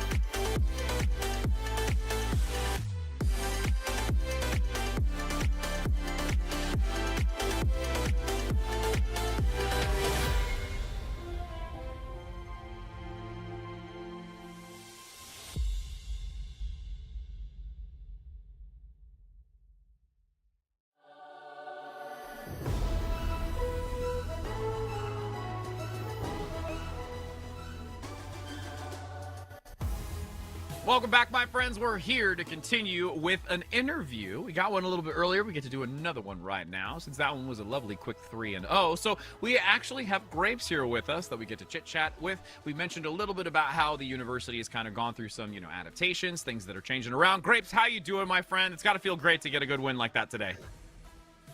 I mean, yeah, it was good. Yeah, nothing crazy. We kind of win is a knew win, we I were gonna guess. win, so yeah. Oh, okay. I mean, that's good confidence. I guess kind of like, so walk me through a little bit what this week has been like, because it feels like after what we saw last week, it seemed like there was a little bit of a defined meta. Now it seems all over the place. Mauga's risen in priority. Has it changed a lot for you as a support? Because I feel like it's still just Juno Brig. Mostly that's kind of like what we're still rocking with. Yeah, it's just Juno Brig. The Lucio on well is like one off. I don't get to touch my character. I'm always Brig. It's always Juno. Same as always. Brig jail. Yeah. But, well, okay, so I know that I got to talk with Point and, get some insight in regards to, you guys coming from last semester, having to really work with a new squad and get that synergy. What's that really been like, just starting to come together and having that type of synergy, which we've thought went really well today, being able to see it on broadcast and what you've been continuing to develop over the season? I mean, it's been good. Renko and I, we play together on Fluffy, and we did one before he was on TSM as well. So I've been playing with Renko for a good few months now. Played with Iron for a year. Cosmic's Thanos on Genji, and Sloth's been fitting really well on our roster. Pretty much can play anything. So synergy is not a problem at all. We all have a lot of fun, and it all just clicks really well. Awesome. In terms of like theory crafting for this meta, is that like a kind of group effort where it's like, we had this patch that changed things a little bit and we're like trying to figure it out? Like, is that between all of you kind of still deciding? I know for you, obviously, Brig Jail, but like just in general as like the team comp and how it's going to be operating, does like, is that you guys as a 5-man use it? How much does the staff help? Like, how does that kind of work between all of the rooms of the back room? I mean, we all give our little inputs and stuff, but Tensa does most of the theory crafting for us. He'll our coach, he'll tell us what to do, what to play, everything. He leads the team a lot. Outside of gameplay and stuff.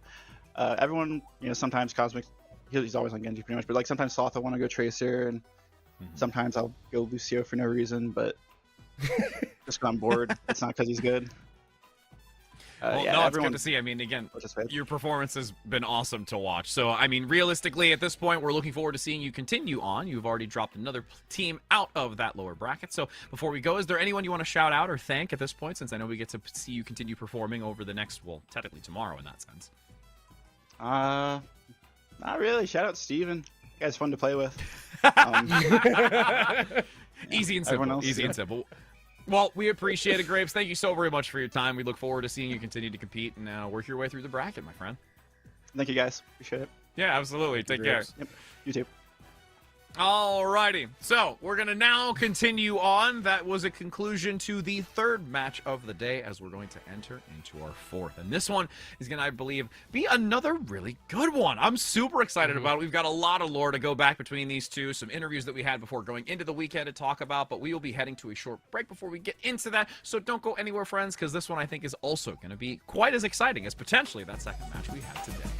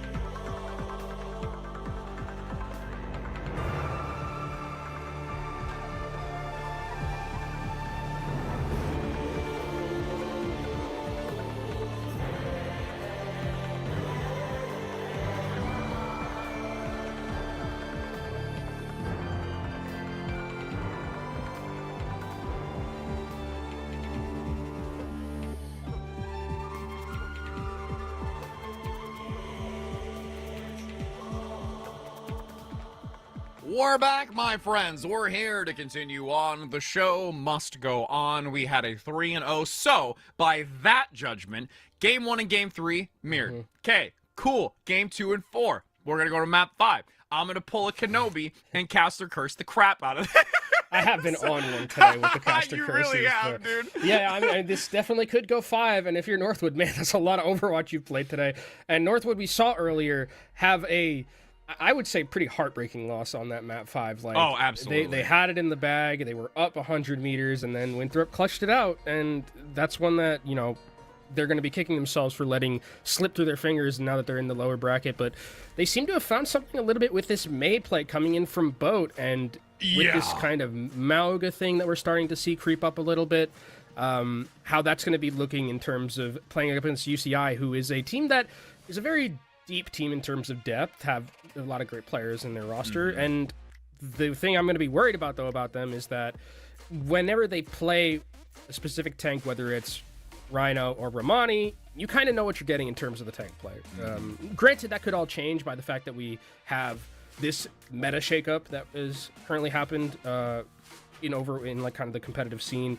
So, and Romani also got a patch that was, it felt like it directed directly at him. So, Yeah, right. In terms Just of nerfing the instantly Junker Queen. focused. So, yeah, I wonder how much we'll see of that Junker Queen play, if we see Romani at all. But look, you can already look at the roster. Rhino, Sai, Yeah. XCal, KHD, Otters, players that we're very familiar with. I believe Tiny said that KHD stands for Korean Healing Demon, which is awesome if true. Awesome. I like it. Well, I mean, we have so much that we can talk about this too, so I'd love to hold just here for a smidge longer, but I know we can also go into it as the match unfolds. But, you know, being able to talk to Raven Kiki, who is their manager for UCI, they're coming off of such a great high and level of excitement, already being able to take down Maryville. That was a huge feat for them. Historically, in recent past, they've not ever really been able to take down a juggernaut like Maryville. And with this introduction of their head coach, McGravy, this is the first full season McGravy's been able to be a part of this team, whereas they came in mid-season last semester. So it was really just trying to pick up the pieces and see what they could do. But he's now been here fully for this semester, and she truly does believe that the contribution that's come in from McGravy as the coach has really enabled them to be as performing in such a high level as they have as of late. Yeah, and I mean, McGravy as just a, you know, back when even a player, but like as a coach, has really kind of shined back in Overwatch League as well, in the Florida Mayhem, the LA Valiant, things like that. Like, I think McGravy has a great mind for the game. You've even seen a little bit of it when McGravy was on the analyst desk for OWCS. So Yeah. I think that there is kind of that ability for McGravy to think on the fly, and which is going to be good because this meta feels like it's necessary to do it in terms of how we're shaking out with the Mauga kind of bringing in this patch. So we'll see what happens. But we can also look at our other team here, Northwood, who we talked about had they almost beat Winthrop. They were so very, very close to winning that series. And that May performance, we don't see Boat here, but Boat was like one of the, I think, linchpins of this team in terms of being able to win. Absolutely. Unfortunately, they come across the tree effect. We haven't been able to say that in quite some time, but it was one of those kind of moments. And at this point, all we want to say is that Northwood continues to keep that level of competitive edge as we continue to see from them. TubeSock also really highlighting in the Northwood fashion that this is just going to be the lower bracket Northwood traditional run where all we want to bring is chaos and mystery to those that we face against. And that's kind of been the Northwood way, and it worked. I mean, against Winthrop, like does. that May was really, really hard for Winthrop to overcome. I mean, they had to have 3 miracle team fights in a row, which they managed to do. But if one of those fights is different, we're seeing Winthrop here instead of Northwood. So I think that this team, just overall, whenever, you know, throughout everything, when we've seen this team towards the back end of the tournaments, they always find a way. It feels like they always find a way to make it to that last day, make it to the Final Four, and we'll see if they can continue to do that against a very good UCI team who has been on a tear through this lower bracket side. And that's why TubeSock really doesn't feel, you know, too concerned about it. Again, going into this director role for Northwood, really starting to, you know, be able to take on what Cody, the previous director, was able to, you know, instill into Northwood, and now being able to do it themselves and really see this team continue to perform at such a caliber and a additional level. It's really exciting to see that, you know, evolution for the university. Sad to see Cody go, but again, here having TubeSox take up that mantle, and really looking forward to see Northwood get this potentially salty run back. But UCI, not a team that you are just going to look at and just say this is an easy push over team, because they have really been able to perform so significantly different, as we mentioned, and also just the level of ability to compete and scrim against some of these other higher level collegiate teams has really given them a new lease on just this fundamental competitive edge. It does feel like, though, a lot of what we saw in these previous weeks like goes out the window a little bit with the patch that we saw, because like it feels like Northwood now have this very strong Mauga composition that they almost beat Winthrop with, and UCI it was like, okay, I'm also just noticing, by the way, Mashiro is in as the tank player. So is this just like so UCI, this is their third tank being utilized throughout this tournament so far, and I wonder if this is just a decision where they're just like, Mashiro is going to be on this role, and it might just be a comfort thing for the Mauga. Like, Romani's definitely not going to be playing Mauga. I think Rhino not really in the wheelhouse, so maybe they have something where Mashiro is going to be the one piloting this Mauga, and it's not something we've seen at all, and it could catch Northwood off guard.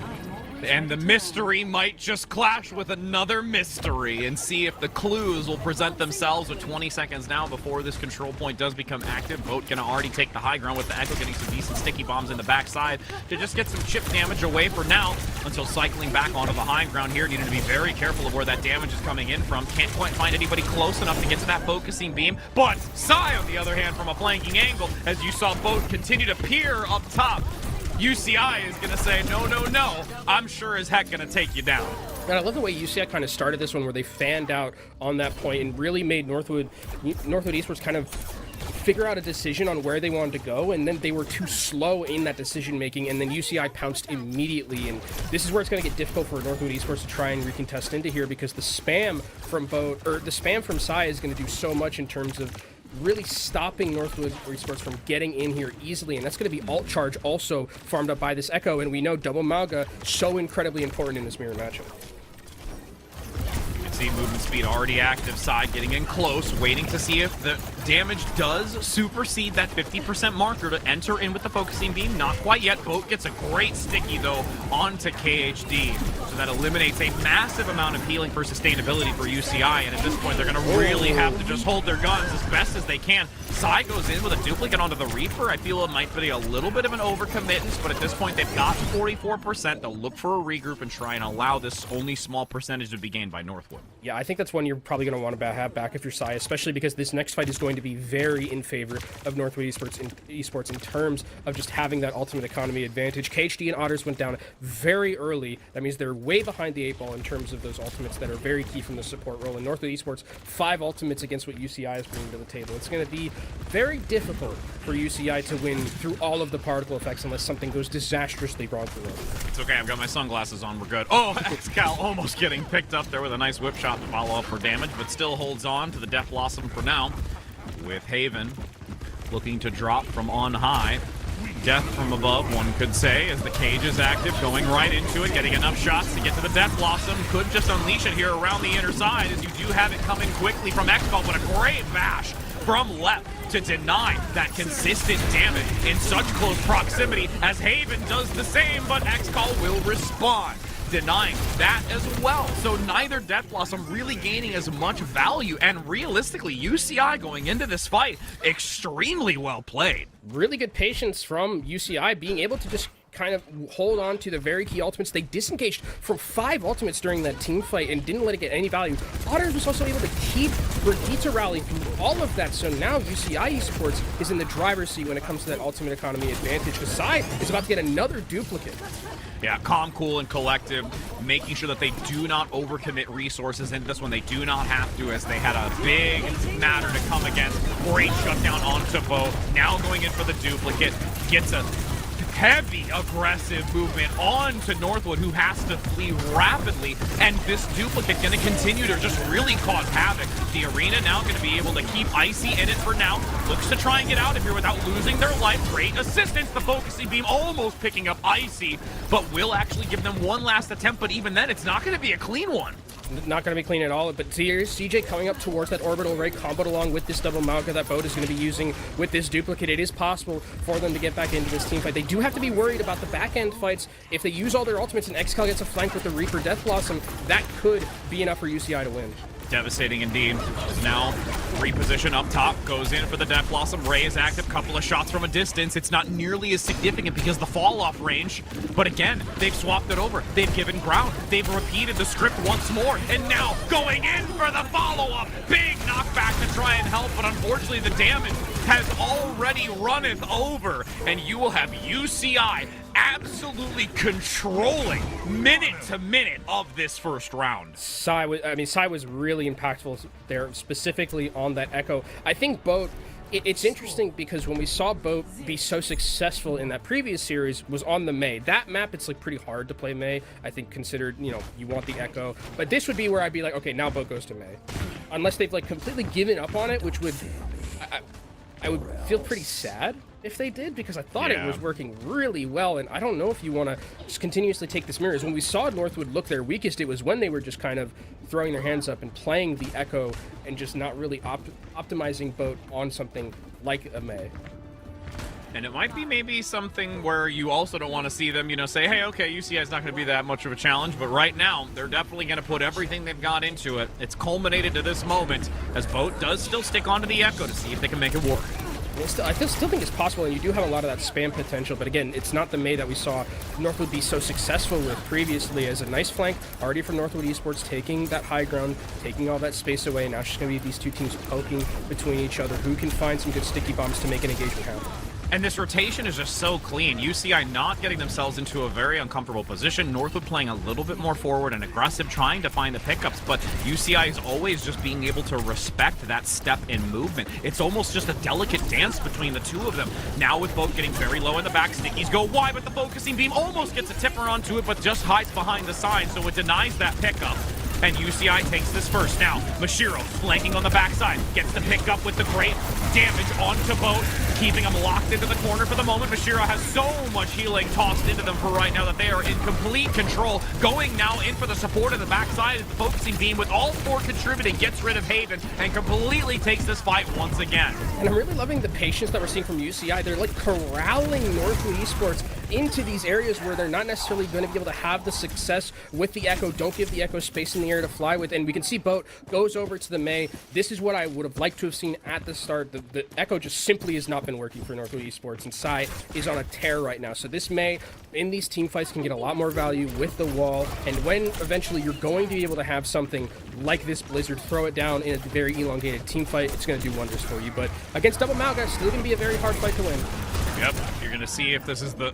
big shutdown, though. That is massive to get that so early into this. UCI also getting walled off now, and now we have a complete turn of events once again, and see if that Mei can continue to do so as before. Haven actually gets the fade out in time, as you do see the orbital rays cross over. Northwood loses Icy. The Rally going to give extra assistance on the front line, and Haven still holding on to that Death Blossom. Not going to contribute it because Xcall has been sent packing, and Sai is so low. Oh, actually, they're going to commit that into here to guarantee the turnaround, especially because Mashiro is still here. The supports were keeping them topped up and alive, and they're actually getting even more percentage to get really close to that 99.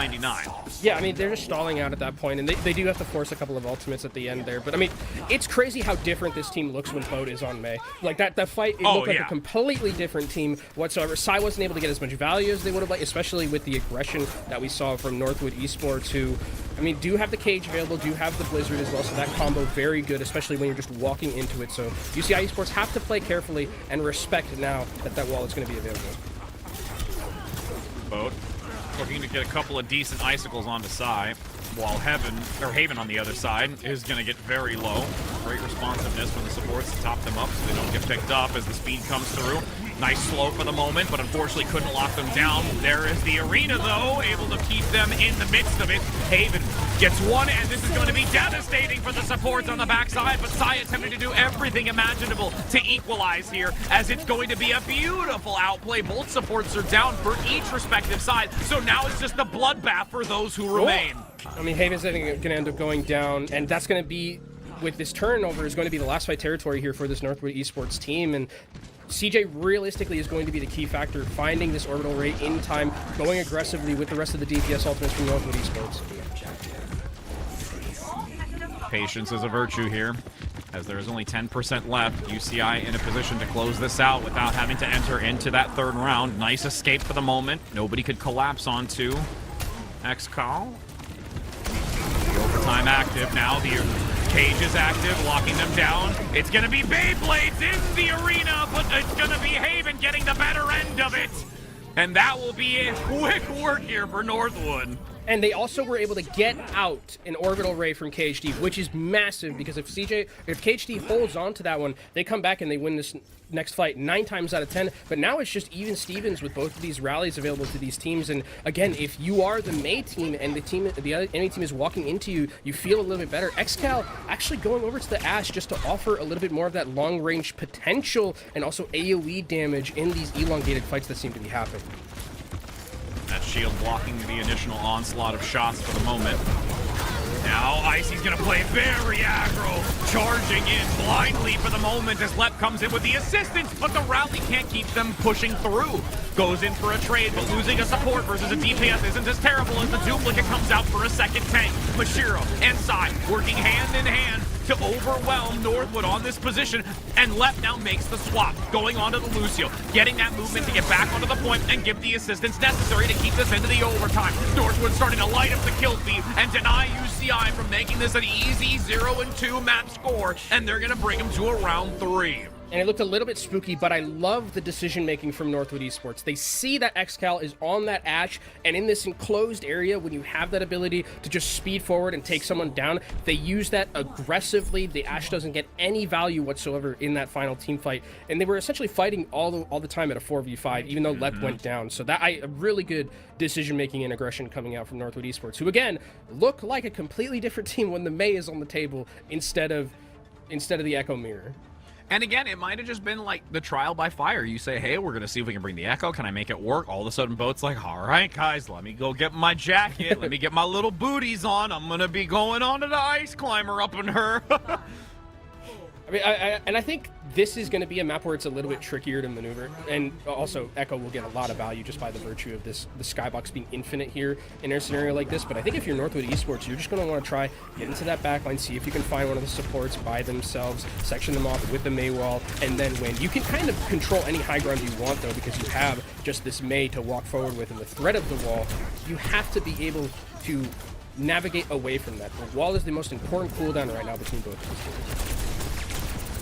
And you can see already Icy on that center pillar, waiting to drop down to compete against this as the contention does come through.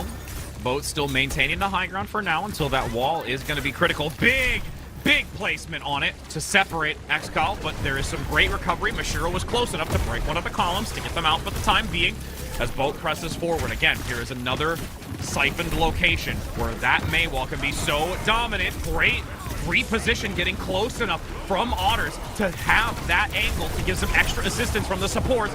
Has to force the cryo freeze, but all the while Haven is doing wonders as everyone has to mitigate and work around what Boat is doing to the playing field. And even though it doesn't look like the coolest in the kill feed or anything like that, just the small things where it's like that first wall forces XCal to use Reaper Raid, and then Northwood understand that they have this moment to go forward, take that space, corral them into an area where the Maywall can get an insane amount of value, and then they re-engage in that fight extremely well.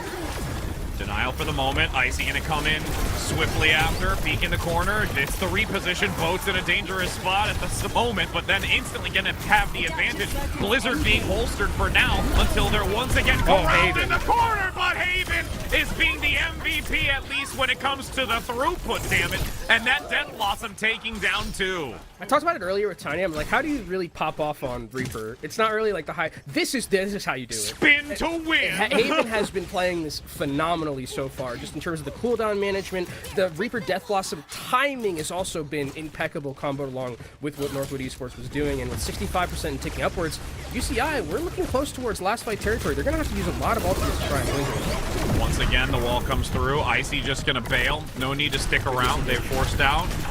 Orbital Ray gonna get no... Ooh, that's helpful, though. XCal getting rid of Haven is key. Icy also following in suit, because big damage up front. And now UCI has another chance. Tide does go down at the back end of this. I think if you're UCI, you want to try and get as many stragglers as possible. Yeah. But don't want to get too over-aggressive. Left is going to go down, and if you can take as much percentage from this as you can and then retreat, keep a lot of your key ultimates. They only had to use the orbital array in that last fight. It is a bit of a sticky situation that CJ is going to have one of their own in this next one, combat along with Cage and combat along with Blizzard. You can put them in the freezer, and it's a lot of incoming damages. Sai, man, it's looking like a hit scan with Boat playing this May. Yeah, getting a little chilly up in here. Those icicles keep getting larger and larger. As now the aggression comes out, moving forward, the movement going to be so significant. The Death Blossom into the back, but X-Ball not getting any pay dirt from that. And then Haven and Icy completely collapse onto it. Gets the cage down, but Mashiro comes in to counteract against it. And you've got UCI holding on to some ultimates here and have to commit that side duplicate onto the Reaper, attempting to bring in some extra damage because X-Ball was picked out so early. And it actually bodes well for them and forces back this reposition as another takedown onto CJ occurs. And Leptite a second before that rally, and potentially if that rally's in that fight, it could look completely different with the stun, with the ability to heal up the rest of the team, but still going to be able to keep it for this next fight. Now, the tricky thing is that KHD is 70% towards that orbital ray, and with how elongated these fights have been looking so far, it's definitely an easy possibility that KHD finds orbital ray, and they just wipe this team fight and take a 1-0 lead if you're UCI. Taking the elevator for now to the high ground to look for that last fight opportunity here to counteract against UCI. Off angle for the moment. Sai, once again, you hear that icicle. It stings quite a bit. Now, Lep up top still giving the pocket for the moment until they want to drop down into this. Repositioning behind the wall. X-Call getting low themselves. Has to get themselves topped up here to go back into this. Orbital Ray from KHD, ready to unleash into the overtime. 2 onto the point position first. Torpedoes going in. Aggression onto the back. Now managing to get to Lep and instantly shutting them down. This is where you've got UCI in the driver's seat again. Patience is a virtue and has been absolutely able to turn this around. I know we talked about, oh my gosh, they're riding the high of excitement after taking down Maryville, but they took them down for a reason, and they're still looking pretty good. And they're also doing this, by the way, with Mashiro as the main tank. Let's not forget that this is not what we've seen, like, they've been playing Rhino, they've been playing Romani, mostly anything, but Mashiro here on the Mauga just making it work for this UCI team. And when you have a patch like that, that kind of shakes things up, and you have someone like McGravy who's like, hey, maybe this is a possibility that we can do, someone who's very smart about thinking about the game, somehow, some way, UCI make it work. Mashiro's just like, put me in, coach. Put me in. McGravy's like, all right, Mashiro, you have your day. And right now, the day is good. and I mean, Mashiro has played like tank before. It's not like a yeah. different thing. But like, the fact that UCI has made it this far using 3 different tanks, in and of itself is like crazy. And it's a really boon to their performance and like the coaching staff and like how much trust they have in each other. Oh, 100%. And it really just continues to show their depth of variety, and that at this point you can't ever count this team out for what they can really bring to the table, because what they're bringing to the table on all of these different variations are at a high caliber. And I think the thing that kind of separates like the top teams or like from someone like UCI is that like Kuffa doesn't need to like swap with anyone to play like pretty much every tank. Infected, I don't think needs to either. The one weakness of UCI has always been that while it's like also a strength of theirs, they have this big depth, is that when you have the tank player in, you kind of already know. Like if Romani's in, we're playing Junker Queen. If Rhino's in, we're playing something like Orisa, we're playing Winston, something like that. And now, if Mashiro's in, we're playing Mauga. So you kind of have a little bit of a read, but if UCI's playing as good as they are on those compositions, they're as well versed as, it doesn't matter if you know beforehand. Yeah. Absolutely. Okay, this is our new Gibraltar, by the way. Yeah, new Gibraltar. We're fine. Bro, we've been through so many evolutions, and at this point, we're glad to see something of consistency, and it shifts ever so slightly as we do go to Circuit Royale, so I'm excited to see this another time today and see how this is going to change it up. And, you know, you were talking a little bit about having, you know, the different varieties from each of the players and, you know, kind of almost sending a little bit of, like, let's say, like a cue to your opponent, because they're like, all right, this is the name that's coming in, this is what we have for expectations. But I want to call back to the factor, like we talked about when we had the interview with Riv and Kiki, where there has been a lot more of this scrimming with these top level teams, and because of that, the mindset for UCI has always just been this growth driven mindset, that they always want to continue to take what they've been playing and learning and being able to compete against teams like those and actually adequately put that type of, educational aspect to every scrim block they do, it really does show over the longevity of how this season has been playing. And with each of these tanks getting that scrim time, getting that opportunity to play against some of those top level names, it makes them have a different frame of mind in the way that they compete, especially when it gets to these playoffs. And I wonder now if we're going to be continuing to see Mashiro, because this is where, like, it's Sigma time. We're on the other side. Icy for sure plays Sigma here. Yeah. I think, especially with what we saw and how well it was performing against Winthrop in that previous series that we saw in the winter semis. I think this is, like, I mean, we saw how quickly they picked it, right? They knew, like, okay, we lost map 1.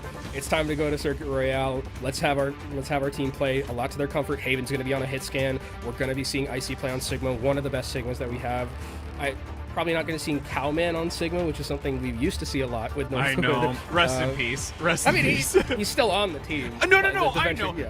But it's like steps in when absolutely have to, and I'm here, guys. This would be just the let moment, me know. but, This would be the moment. I mean, he's probably still somewhere on the map in his cardboard box. We just don't know where it is. Yeah, he lives on Circuit Royale was the joke he would always make. But UCI, it looks like Mashiro's still in. Mashiro's going to continue to play this Maga composition, and I do worry a little bit about the fact that this composition is susceptible to a lot of poke. And I'm seeing on Northwood's side a lot of poke and a lot of anti-nade potential. So how is UCI going to win some of these team fights? And it looks like they're going to be playing a lot more at the longer range and trying to use... There's no way, right? What? No shot. Oh. The Zarya? Oh. No. Mashiro gonna come out hot. Man. I saw in chat a lot of people talk about Zarya when I was not on the cast, and everyone was like, Zarya, talking about the skin. Well, now you get to see not only the alien skin, but you get to see the alien play. And there's 4 minutes to work with it. And I mean, I like this decision-making kind of because you can use this secondary bubble on the enemy team to create space for the opposing side and move forward and really not let Northwood Esports stand on ceremony and take these picks. But you need to respect the incoming damage a little bit here from Haven. Yeah, it got very dire very quickly. The shields were mitigating so much of it, but unfortunately, if Haven is still having decent sightlines onto you and able to pummel you with these arrows, no amount of barriers can come up fast enough to deplete that. It does work really well against the Sigma, though. I think this is something that I like, and Dragon Surge is relatively close here. Haven taking a lot of pressure, Sai gets the elimination. Huge plays. And X-Call now, because everyone's so up front, is completely occupied with the Zarya. It's giving more agency here to X-Call. Unfortunately, not hitting the shots. If these shots do start to land, though, this is going to start being very dire. And oh no, CJ uses the Ray into a pickup where it's already basically downhill with under a meter to go. I mean, they're still winning this. Xcal's able to get a pick, and there's a Dragon Blade in the back line able to slice and dice Sai, and Xcal trying to do their best. Icy is not going to be long for this world, and that's a team fight that Northwood is going to be kicking themselves that they lost. Sai gets a pick onto Haven, and this Zarya is working wonders to start things off here. I love the way that they're utilizing it. You see Otters is playing very aggressively, almost like a pseudo off-tank, where they're just giving the bubble to the Brigitte. Brigitte's going in aggressively, pushing back Northwood, and those angles that Haven wants, they're not here at all. Well, and the best part, too, is we talk so much about Northwood being the team that plays to the unique strategies. They bring things to the table. They always just have this type of methodology and where it's just, it's Northwood. They do weird and want to put their enemies in an uncomfortable position. Well, right now, UCI is heavily doing it. Now, XCOM needs to go for that health pack, look for a top-up for the moment. Quick redirect from KHD, Dragon Strike down the center. Easy reposition, though, to deny that as Mashiro drops below. Is there enough to top Mashiro up? There is not. Icy gets the pickup, and now this is where things are going to be a lot more challenging for UCI when they come back from the spawn. Because well, is there a way that they're going to turn this? There's no way. No shot. Okay. Icy now going to look to be regrouped with. Unless Otters continues to be that beast on the front line, and XCal finds some picks here. Yeah, I mean, XCal is able to get a lot of pressure down onto this Northwood Esports team. Haven's actually going to go to the Wavemaker to try and mash up, and now that they have the Ramatra matchup, Mashiro's just like, okay, sweet, we're fighting in these enclosed areas. Guess what? I'm going to Malga right now. Haven ignited for the moment from the incendiary as you've got XCall dropping down below looking for a grapple, finding anyone. Gets the pick on the boat. Who we got a second one on to Haven. You're absolutely filthy, XCall. Ew. That's not safe. That's not safe for work. That's an insane 3K from xCal. Finds every single headshot perfect in that last team fight. And who needs a tank matchup that's in your favor when you've got a Widowmaker just clicking heads like that? Disgusting from xCal. Now has the infra and going to activate it to know exactly where this team from Northwood is moving. And I gotta tell you, Northwood has to feel a little bit rattled right now. One has already stripped away from them in the previous match, and things are starting to look pretty dire here, at least for the time being. Looking to try and divide and conquer Haven in that upper left-hand window, as you do have the remaining forces rotate around the backside. Nice sleep onto Mashiro for the time, until he's going to get topped back up, moving back into this, dropping down towards the payload. You can see those shots whizzing by underneath, and going to go right in onto the chase. Gets the pings in the back, down below, cryo freezes out, and the cage is available. Going back in, waiting to drop it. A nade lands onto Mashiro. No healing available, but there's a lot of obstacles that can be used architecturally to help deny this, but the annihilation will finally equal the score. Yeah, that's when you're like, if you're Northwood, or if you're UCI in that regard, you're like, okay, take that. Orbital Ray was used. Annihilation was used. Nano and Blizzard are kept, which is a big deal, especially if UCI wants to play like a very aggressive in this next team fight in this enclosed area with an Orbital Ray. Nano and also the Blizzard are going to be good at negating some of that value, and Haven now has all the sightlines to work with. Waiting patiently, seeing if a pick can come through, but you're going to be looking for UCI to try and make use of this Orbital Ray to aggress into this team. Nice headshot, pressure down. Mashiro going to take down very low. Is there a follow-up onto it? Mashiro, oh, he's going to get from the side angle. That wasn't even ready for it. Could go for the dome, but there are 2 layers worth of walls to work through on that one, unfortunately. So xCal not going to be in the sights just yet. Well, this is going to be a little bit difficult for UCI to kind of break through without using very key ultimates in this fight.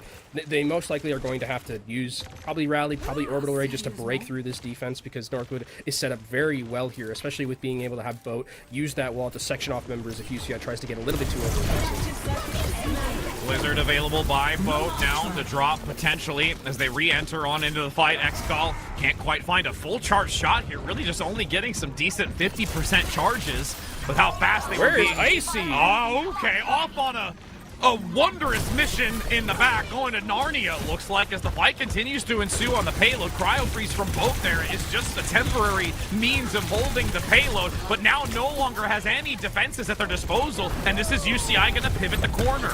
Well, they're going to try and get kills here at the very back end of it. Mashiro gets anti. That could be a big different figure. Nice sleep from left.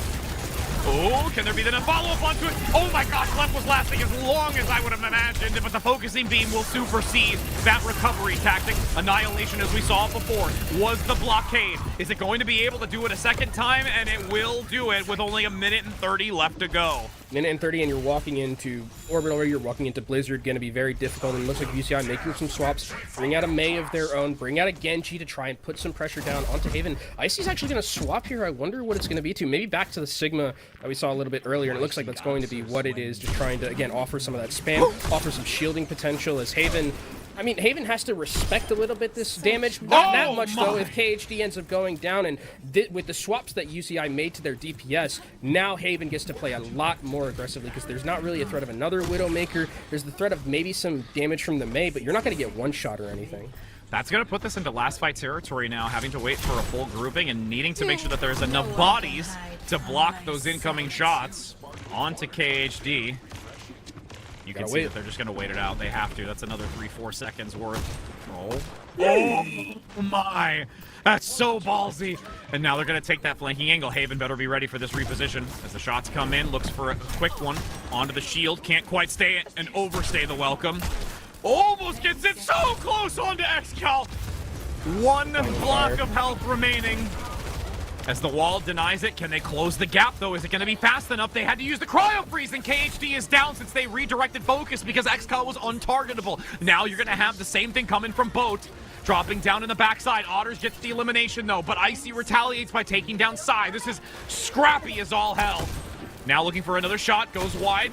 Seeing if they can continue to push this payload. They have to drop down. There's only 2 seconds to go. Is anybody going to contest it? Nobody's there since they're so divided and focused elsewhere. Yeah, I think that was just kind of them falling on the sword of trying to take down that Widowmaker so hard. And it's like, again, when you have that composition with the DPS that they chose in particular, very short arms, right? You need to get onto that team. You need to be able to get onto that Widowmaker. And Haven is someone who, if you give enough time and enough space to work with, there's going to be pick after pick after pick. But I mean, for UCI, like, to their credit, a fantastic offense for them.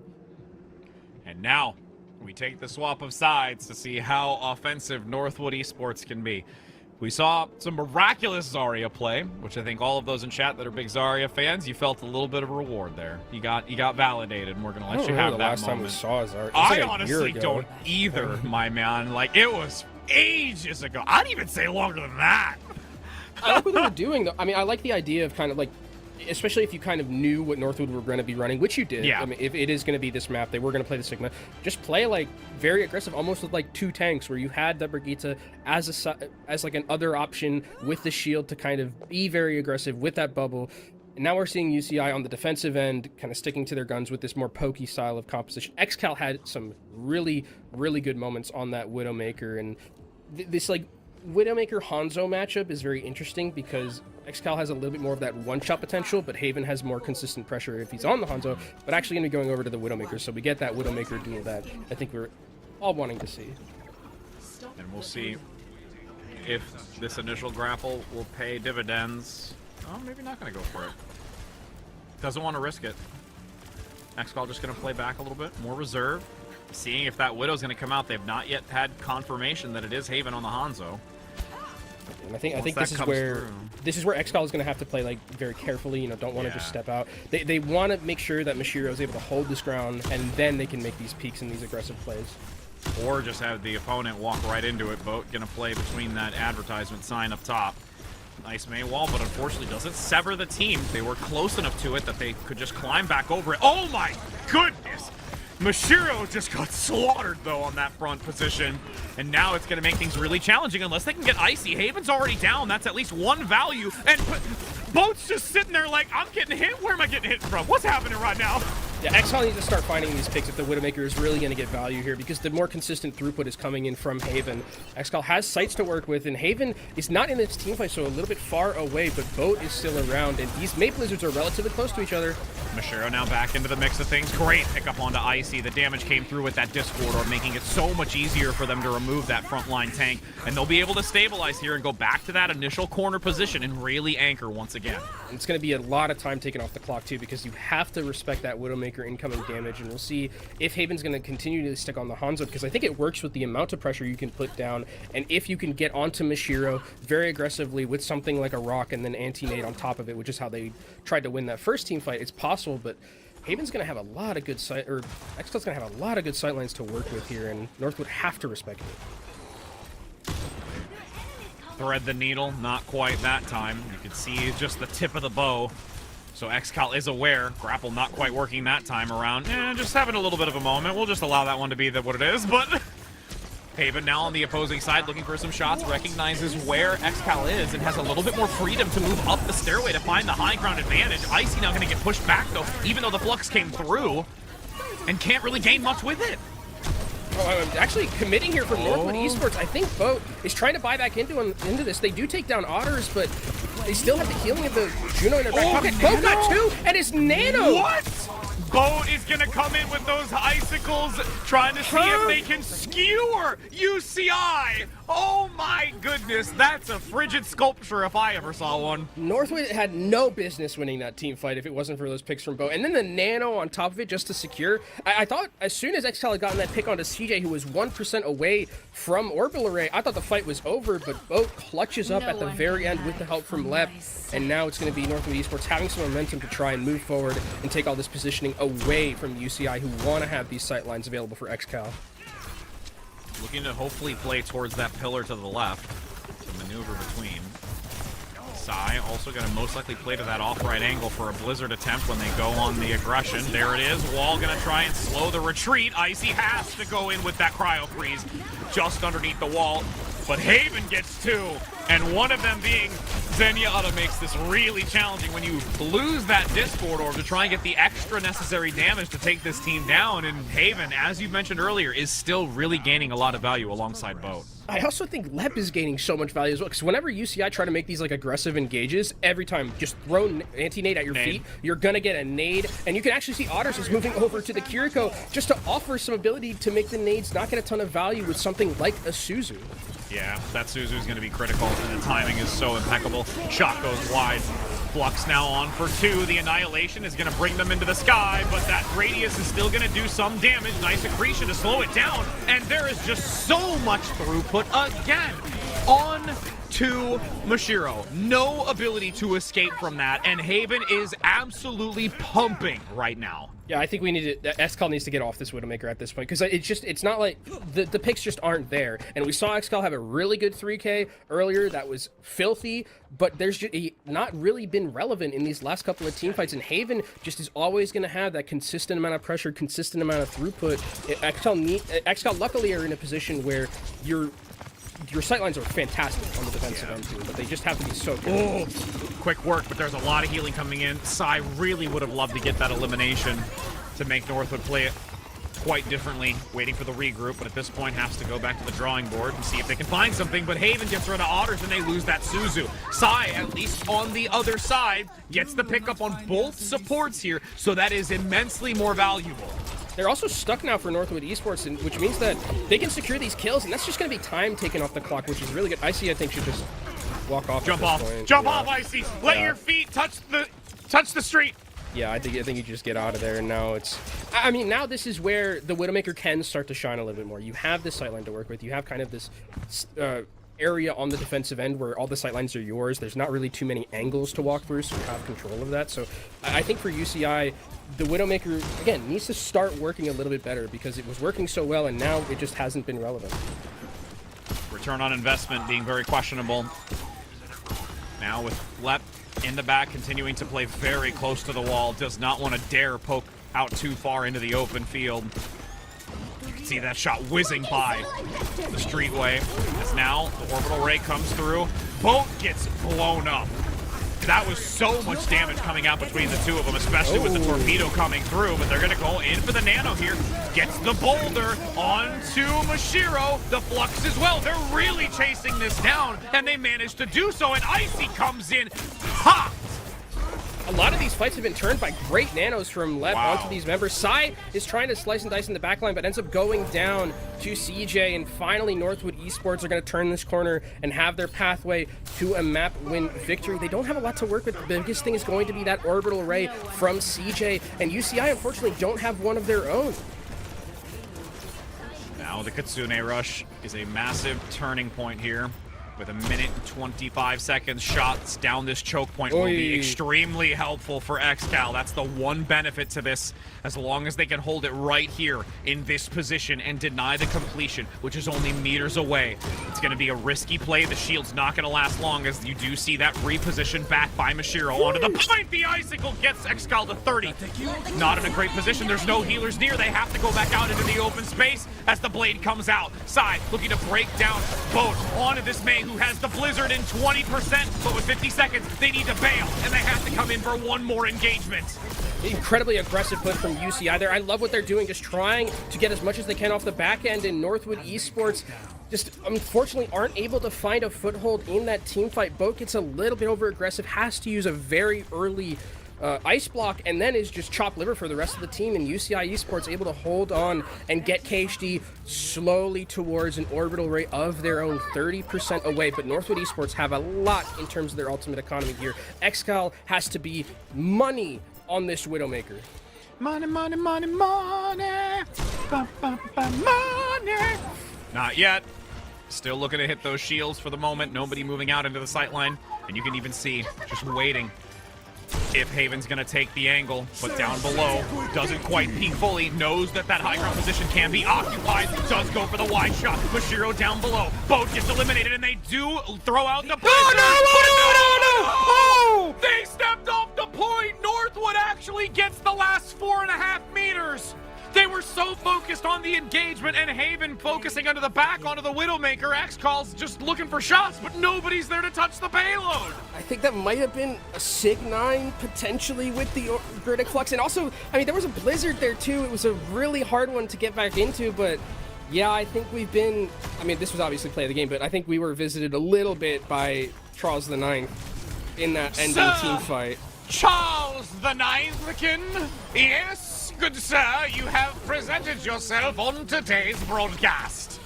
You are on one today. I'm so on one. I just love me some Overwatch, fam. As we now see it go to a 1-to-1 map score here, and I may not have cursed this match. And I really wonder what, like, I did talk a lot about XCall on the Widowmaker, and it did have, like, some really good moments. I wonder if the sunk cost fallacy was, like, too much there at the end, where we didn't see XCall really get, I mean, value in terms of, like, you know, they were hitting some shots and forcing out some cooldowns, but it wasn't like it was before, as we'll see the ending. Yeah, this is... Oh, it was! It was a Sig 9, I was... Yeah. Oh, my, I thought there was Shout out Icy, though. Shout out Icy. Yeah, really well Icy played. towards the end there really had some clutch plays. That nano boost play, too, as well, when it came coupled alongside that, getting the triple kill, serious big plays. I honestly thought that Psy was still on there.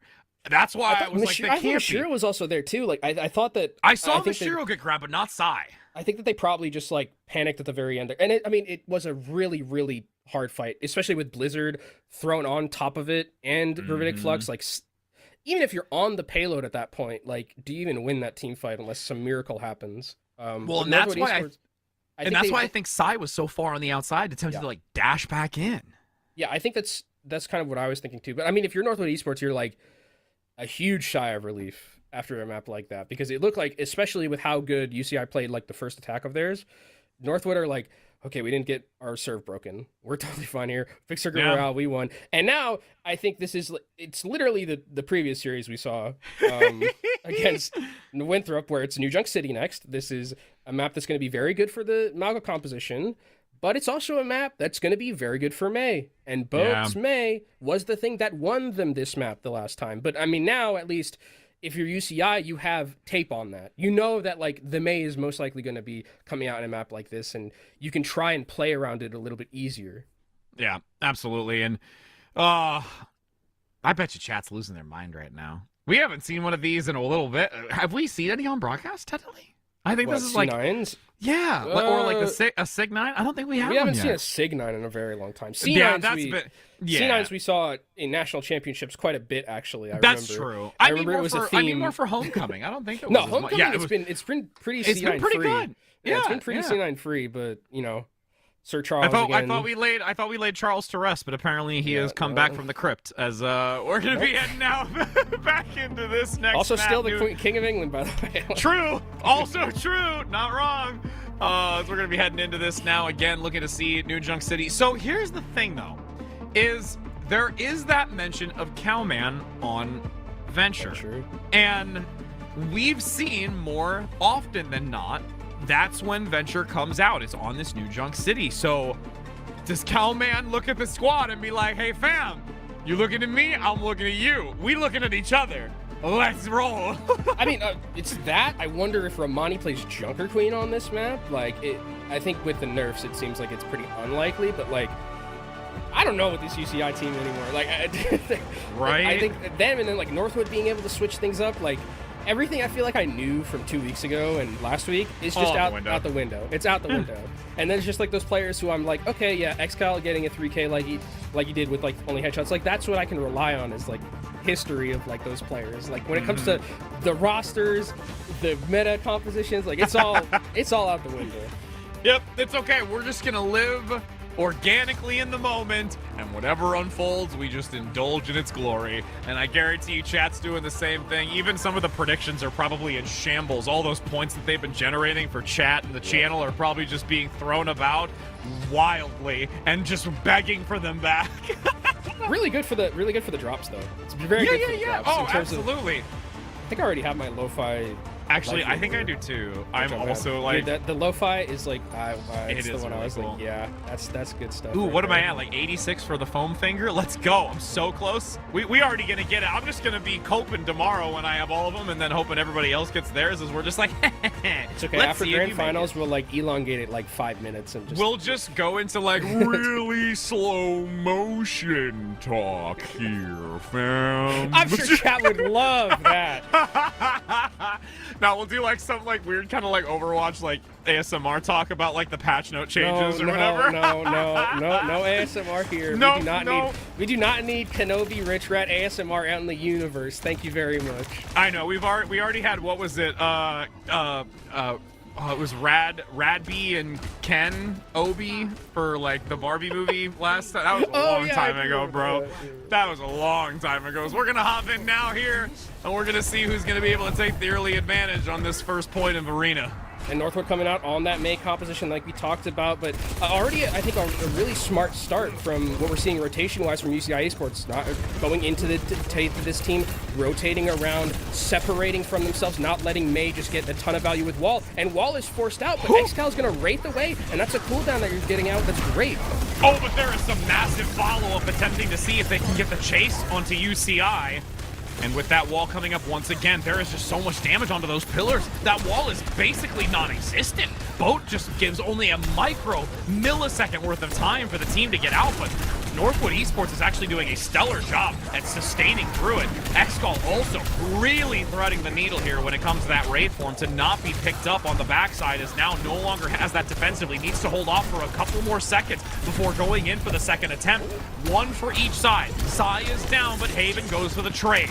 Still a 4 versus 4, as you do have CJ continuing to top this team up. UCI manages to gain control first, as the orbital ray, you can see it just about to be active. And not yet used on the center. UCI playing this so well and playing patiently here. They're playing patiently. The orbital ray comes out, but KHD is so close. Oh, They're no. gonna be in return, but also take it down. Gets it out, but I don't know if that's going to be enough. They've got the benefit for UCI. They're continuing to hold ground for as long as possible. Sai actually goes on to the Malga as well, so both tanks are here, attempting to get another cage online. This is still percentage gain, though, for UCI. They've not been fully removed from the position, so this is actually still added value to UCI, even though they're in a desperate position, with a second one coming out now from Mashiro. But this fight is so scrappy, and actually the cage works out well. Excel comes back in with a Death Blossom, and this fight is so back and forth, but it's always going to favor UCI when they have control of the point, and that fight was ridiculous, just all things considered. Yeah. Not like analyzing that would be a fool's errand, but the start of it we can analyze is UCI knew exactly what Northwood was wanting to do. They didn't go into the teeth. They played that so effectively. The walls were used either to not get any value or were used defensively even, which is not what Northwood Esports want to do. And UCI rotated that very effectively. They take control of the first point. Now they actually get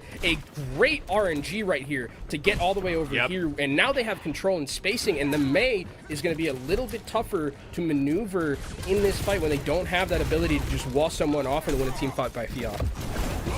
Curious to see how Haven's going to play this Death Blossom. Aggression from Mashiro, always trying to get the upper hand. That wall causes some concerns for me, but the healing keeps Mashiro alive. KHD and Otters, with only a sliver of health onto Mashiro, managed to hold true here. I mean, Haven's going to go into the back line, has the Death Blossom, tries to assassinate. Essentially, the Kiriko here takes him down, and with Mashiro down, that's going to be a fight completely won for Northwood Esports, who eventually do find their bearings and are able to start ticking up this percentage. This is where the May is going to get a lot of value, where it's going to be difficult for Mashiro and the rest of UCI to try and get into this fight. The boon is that they're going to have double Malgun. Double Malgun feels very, very strong in team fights like this. But if you're Northwood Esports, you can just be like, hey, if you walk forward at all, we're going to put you in a Blizzard, we're going to put you in a Death Blossom, what are you going to do? Yeah, it's going to be a Beyblade Snow Globe. That's what we'll have here if they want to attempt to do so. Up top, Haven looking to drop down once again. Actually goes in for the reposition onto the flanking angle. Doesn't even need to really use the Death Blossom, and just going to completely shell shock Mashiro and send them packing. And they need to continuously do this if you're Northwood Esports, continue winning fights without having to use key ultimates, just using the May wall to basically, again, win those team fights by Fiat. Now look at Northwood Esports. They're going to take this point most likely. They're also going to have 5 ultimates to work with. Very, very strong ones as well. And it's going to be very difficult for UCI to get back in here. Potentially, you can try and just trade up in terms of those ultimates, find a way to get all 5 of them out, and then live to fight another day when we go to that next point. Yeah, we'll see how many they can force out of it if they want to commit one of them going into it. And if it returns value. It's Haven keeps it a watchful eye for Psy, but there's no one close to top Psy up. Just has to wait until the duplicate to regenerate the health value. It has been captured, but now what will be committed? Both CJ and Icy have thrown their ultimates into the mix of this, and they've really only had to forfeit 2 for UCI, so at this point, it's back to neutral when it comes to a 3 for 3. Yeah, both of these teams play so patiently with those ultimates, not throwing them into that fight. That the difference is going to be that Mashiro still has the cage and still can throw it into a blender with Reaper Death Blossom on the back end, but both keeping that Blizzard is going to be an incredibly good thing for Northwood Esports to have as we go into this enclosed fight here on our 3rd point. Let's see what Haven's going to be looking for assassination potential-wise with that Death Blossom. Ooh, gets a little scary there. Dicey on the backside. KHD hit by the icicles, but only to the torso, thankfully. A couple of shots after both get blindsided from that left-hand position. Now with the cage, Beyblade active, but the Blizzard locks Xcal down. Mashiro unable to get as much healing out through the damage is going to put them in the grave. Northwood supersedes with the ultimate economy that they had and didn't even have to put Havens into the mix. And Otters used Rally super late in a 3v5, and that's one that I think you're going to be kicking yourself that you don't have in this next team fight. And speaking of rallies, Lep had a fantastic one, stunning Reaper out of that Death Blossom, and now Xcal is just saying, no more Reaper, I need to have a May of my own to try and help out in these team fights with how brawly they're starting to be. The burst potential not really getting a lot of value, but Psy coming up again onto that duplicate. Do we see the double Malgas? Haven, Death Blossom on the flank. No. Do they know? They're so heavily looking, they don't see it. Gonna go right into it! They reposition, they actually do survive a lot of the damage, but unfortunately, it's still gonna be Northwood with Icy claiming 2 and dominating with the assistance of those from behind. Yeah, Haven there was like, I don't care about my KDA, we're just gonna win the team fights no matter what. And that's a true team player right there. Yep. Where I just use the Death Blossom, force out some very key cooldowns, and the rest of my team is gonna follow up even after I die. Very well played from Northwood, and I wonder if UCI are even gonna attempt to try and get back into this one. I mean, they do have the ultimates to potentially try and do so with the orbital raise. They got it. There comes the aggression. Big cage onto multiple players. You are locked in and going nowhere. Sacrifice well worth and positional aggression by Icy to dominate another fight. Very smart as well when they're just like, they know that they have such an advantage in terms of that percentage. Instantly cage the entranceway. You're not getting onto it. Even if we lost the team fight, if we're Northwood, we still get the points. So it works out totally well for us. And now Northwood Esports, 1 flashpoint away from taking us to a 2-1 lead here. But UCI, again, very key ultimates coming in. They got the Blizzard, double Malga. But one of the things that they've been doing so well on Northwood's end is they have not been letting Psy get to these points where the fights are so elongated, where double Malga is going to get value. Northwood's going very aggressive, doing a lot of good target selection and making these fights uneven before duplicate is even something on their mind. Yeah, they've definitely been turning it up, whereas you did see UCI always leaning in first. Oh, that's big, though. Mashiro taking down both, no longer having the Blizzard nor the walls. Mashiro flanking down on the back position, getting so much damage onto Haven. They have to just give this up entirely, and they know it. And that's one way you can buy yourself back into a map like this, where this is a good stagger as well, where you can find picks like that in the neutral from Xcal and from Mashiro. You're able to keep a lot of your key ultimates. You're able to also farm up towards that rally from Otters. And Northwood Esports now, again, with the May, it's a little bit clunkier to kind of engage with unless you hit a really like miracle wall. But now the shoe's on the other foot a little bit, where UCI have a May of their own, so Northwood Esports have to play around essentially what they've been doing so well in these past couple of series. Curious what they're going to lean in first with as the ultimates start to stack up. Practically mirrored, but CJ is ever so slightly ahead when it comes to the orbital ray. Nice wall onto the side. Yeah, it's very, very early. We'll see if that ends up costing them as Haven just waits until that finally dissipates.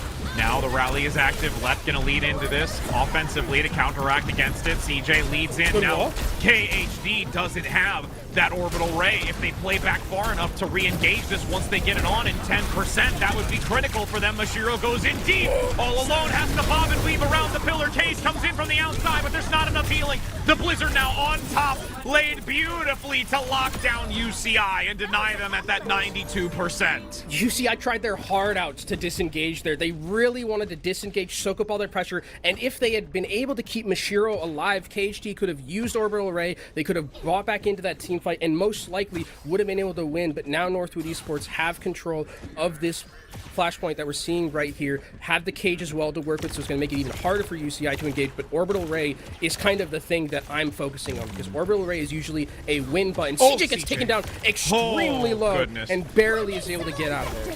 Movement comes in, Orbital Ray active, that's the win condition here, and everyone from Northwood scatters. They just completely... that's huge though.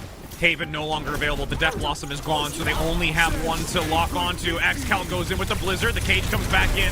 Is there enough to keep Icy alive? There's so much being pumped into him, but the stun comes in clutch onto that. Managing to deny Icy from getting any sort of recovery tactic as Northwood now is getting shut down, and UCI is going to take this to make it a 2-for-2 and then look to the final flashpoint. Yeah, there's no way that they have the legs to stand on right now. Boat is trying his absolute darndest to make something happen here. And there's actually no supports, but XL takes down Haven. Wonderful shot. And now we're going to be going to a 5th and final flashpoint here between both these teams. This has been an absolute knockdown slobber knocker between both these teams on this. A barn burner, any of those phrases you want to use to define a really close matchup between both of them. And it feels like in these next couple of team fights, I mean, the biggest thing is going to be that North would have the advantage when it comes to those support ultimates. That's the biggest thing.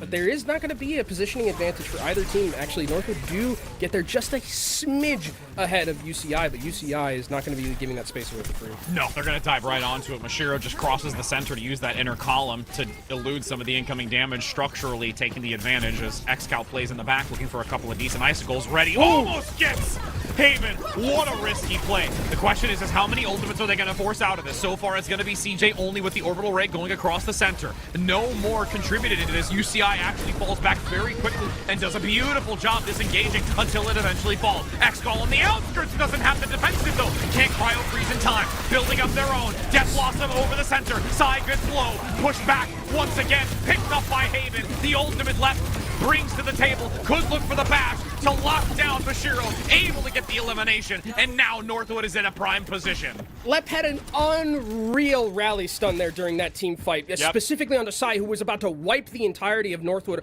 off the face of the map in that fight. But that stun was pitch perfect from Lef, and now Northwood Esports are going to be able to hold here, and look at them, they're waiting patiently knowing that they have this advantage. If they win this team fight, they're going to be taking a 2-1 lead here, Rich. Speed movement, nice wall, slows some of the momentum, but they are going to sidestep around it. Haven with the Death Blossom can't quite find value due to the cryo freeze being up front. KHD now with the orbital ray comes in. Blizzard is able to slow down both Otters and Mashiro, and they both supports are down. Sai goes back to the point to take it over, and it actually is going to be UCI with the numbers advantage here. If they can stagger this out and get a couple of these picks, that's going to buy them time, but also give them that little extra ultimate economy for Icy to get ever so close to that cage and also potentially try and peek against it. Yeah, but I mean, the biggest thing here is going to be that orbital ray from CJ. KHD had to use it in that last team fight. It was do or die, and now it's really going to be up to UCI how they're going to be able to kite away from this, because they have nothing to work with in terms of ultimates. They have to play so scared, because there's not only the orbital ray, but there's also a rally. There's also going to be Cage, and UCI, again, nothing to work with. They have to find a way to win this in the neutral. Have to play this perfect. Orbital ray active in a moment here.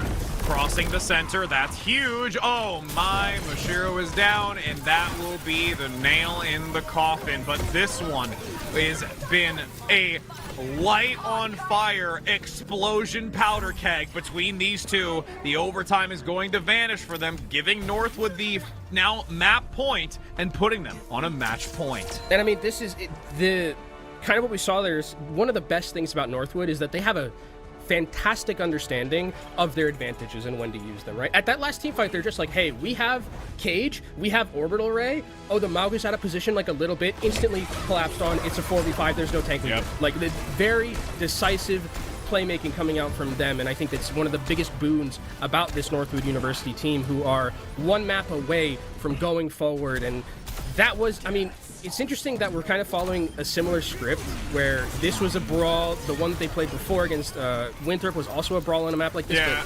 But Northwood finds a way to always clutch it out, it feels like. Absolutely. And again, it's that Northwood run back in the lower bracket. They will not go down without a fight. And again, if UCI continues to play like this, though, and is as close as they are, it really can go either way, Kenobi. Yeah, I mean, I would... If we are following the script that we were beforehand, this should be a Northwood Esports are going to lose this next map, UCI is going to win it, and then we're going to go to map 5. Potentially even just Colosseo to kind of be like, hey, let's really not make it a secret that this has been scripted out. Yeah, they're going to be like, you know what, we may want to play this because we feel we can win it, but we are not going to fall right back into the bear trap and have our leg be completely cut off. And then like the gummy bear screaming in the distance. For those of you that also get that Robot Chicken reference. That's a Robot Chicken reference I was about to say. Yeah, you know that and then one. the gummy bear eats the leg off. Yeah, I do remember that one. Gummy bear, gummy. Yeah. I do remember that. But Thank you. I think as we kind of look at the map, I mean, it looks literally like what we saw against Winthrop from this Northern University side. And I'm trying to remember what Winthrop picked. Winthrop picked Kings Row as their 4th map against Northwood. So I think that's just something definitely they can choose. If you are UCI, you have tape on it. And I mean, to be fair to UCI, those first couple of like engagements that we saw where they were playing against them, they played around it really well. Oh, absolutely. And as we're going into this next map, which again, we'll give some time before we go into it, it's where we're basically just allowing this moment of decision-making of what map is going to be most favorable for UCI. They've been able to put a massive performance on to keep them here, and we have talked very heavily about them as well as Northwood, but we'll head to a short break before getting into this next map where all of them can take a sigh of relief for a moment before getting back into the action.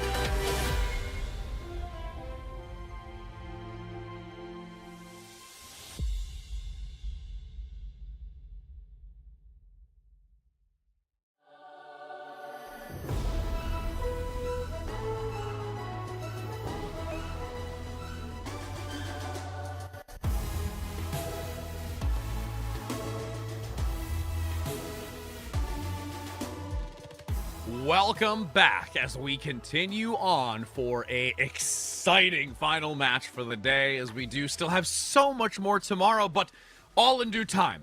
All in due time, my friends, because I know you're all looking for drops. We're looking for excitement. We all just want to have a good time. Overwatch is key in all of those results. So, Kenobi, we're going now into another map to be determined. Northwood up and on a match point where UCI has to have another map win here to keep them going, to have a lifeline into that 5th map. Yeah, how much of the script are we going to follow? Because if that says King's Row, then I'm like, oh, we're going to map 5. Right? Like, that's kind of what I'm thinking about this one. But I mean, they've had a lot of time to think about this one if you're UCI, and it is do or die for them. You know, there's no coming back. And it's Esports, where we're going to be going to next. So I wonder what this means for UCI's composition. Is it still going to be Mashiro? Junker Queen has always been prevalent on a map like this. But, like, again, with the anti-Romani patch that we had just a few days ago, I don't know if Junker Queen is something they still want to be opting in for. I think this is a good like map in terms of like if you want to really target like the May as being the problem, this map's a lot more open. It's not as narrow as a lot of those other maps, and I think this is a good decision from UCI to try and bring us to that map 5. So not the same script, but trying to make it happen if you're UCI here. It's almost like what you say, like slant rhymes, where it's not really a rhyme, but it's like kind of. We're just gonna say it's like second slant. draft, It's a slant map, kind of, I guess, because we're doing technically, you know, the push map now, and then we're gonna do. I don't know, fam. I'm really trying. Your brain is soupier than mine. It feels. Yo, like. I've been man, here since I've been here for 6 hours. Bro, I got up at 3:30 this morning to go to Starbucks. I had my caffeine, so I have been right there with you, just in a different scene, man. But, I mean, I got to come home early enough to where I get to watch and be a part of it and see how it's unfolded, so at least I can be somewhat part of that script, because we're going to be heading into this one like we mentioned. Again, it is a moment where Northwood is in a clutch position to where they can continue moving on in that lower bracket, sending UCI home. But we have seen UCI already once before been able to take down a big name like Maryville. Will they be able to do it a second here to take down the Northwood Timberwolves? And no changes, so it is going to be most likely that Malga composition that we've been seeing. I would expect the Echo to get a lot of value on a map like this where you have an infinite skybox to play with. And again, the May not getting as much value is the thing that I'm going to be really looking at. And it is Esperanto, so that means that with these kind of high grounds and these long lanes of sightlines that we have, hit scan does return. That is obnoxious. Oh man, I actually never knew you could hit that one for as many times as I've been on that map. I like how Lep was specifically on Lifeweaver to make that as obnoxious as possible. Only for that. Yep. Lep knows it too. Lep knows it.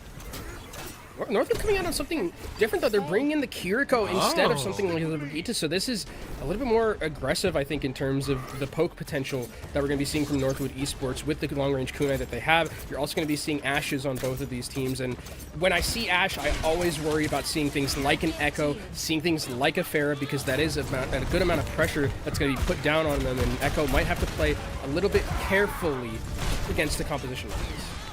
Haven getting a couple of decent body shots onto X-Scout, looking for a dynamite as well for that extra chip damage, continuing to dwindle the health value, but more than enough for the supports to be able to recover for UCI as they play past the neutral, not yet being able to move the barricade. This off angle, though, from Haven is going to be crippling. That was an insane flank coming in from Haven, and Mashiro's not going to be lost to this world either. That's a tank down, and I think we're seeing Northwood Esports really using effectively the longer range that they have with the Ash, with something like the Kiriko, just putting that pressure down. And Sai doesn't. Oh, that's not good manners. That's not good manners, Haven. That's not good manners, Haven. Come on. And all I heard for when that little monkey came up with the little emote was. I really am liquid brain right now. Sorry. This is a dead Echo, I think, here in a couple of seconds. Unless they can find a way to get out of there. Manages to keep Sai alive, so really good peel and healing coming out from UCI Esports' support line. As the health bars on Northwood are extremely low. Yeah, dangerously low. As, oh no, Mashiro overextends. There's no healing available, so they lose out on the tank line. Granted, Haven goes down, but Icy's gonna come back tenfold. Sai is able to get a kill. Duplicates onto the Reaper just to try and give some extra damage and give some survivability, but just gonna retreat back onto the cart, and this just feels like stall tactics for the time being. You can see the reposition as well from UCI. Sai just gonna keep distance for now. Gonna go in here with that duplicate, seeing what they can get with it until it does fade. Mashiro, okay. Oh, gets 2. All right, well, I'm okay with it. I like it.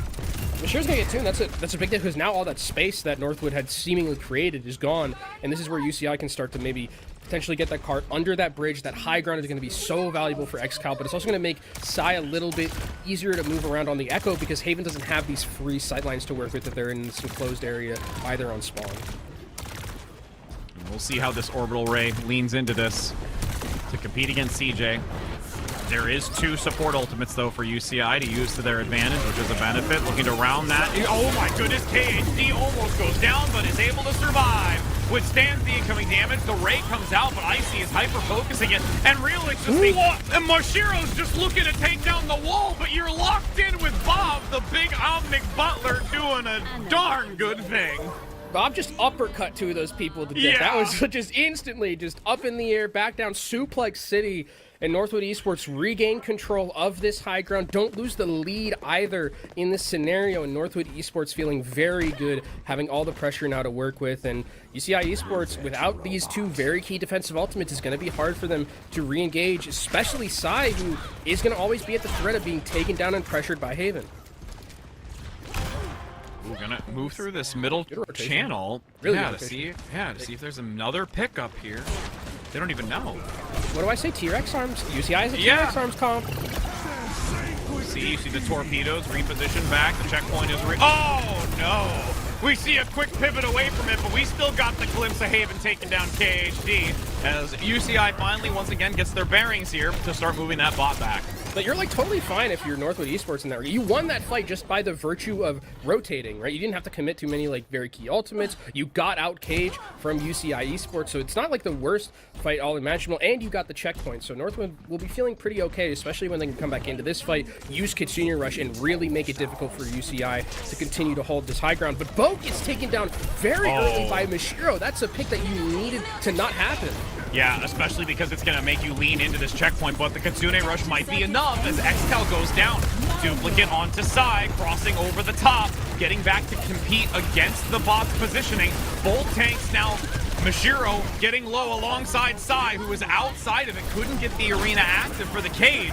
Focusing Bino onto Icy, that's huge. You eliminate it, but there's still Haven in the back. Maybe I spoke too soon. Haven's just going to come up big here, despite Mashiro still being alive. Haven is able to get a couple of very key picks. Mashiro goes down. There was no supports left in that fight, and Northwood Esports win that fight after it felt like after that pick on the boat, when they couldn't have the Reaper in that team fight with the Kitsune Rush, it would have been over, but Northwood Esports find a way, like they always do at a deficit, and they win a 4v5 off the back of some clutch plays coming out from their supports, and now they have a very good ultimate economy working forward as well. There's almost orbital ray from CJ to match the one from KHD, and they have the high ground as well. So now Psy is still in a position where, how am I going to get value, because this Haven Ashe has all the sightlines to work with, and I can almost put no pressure on them.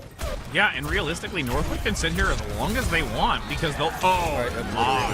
Mashiro realistically just wiped out there. And this is now going to be easy advancement here for Northwood. There's just so much damage potential that they can't deal with. Again, the pressure that's being exuded by Haven just by the virtue of having these long sightlines, having that AoE damage with the dynamite, it's so hard for UCI to deal with and stop the bleeding, and this lead continues to grow and grow for Northwood Esports alongside their ultimate economy.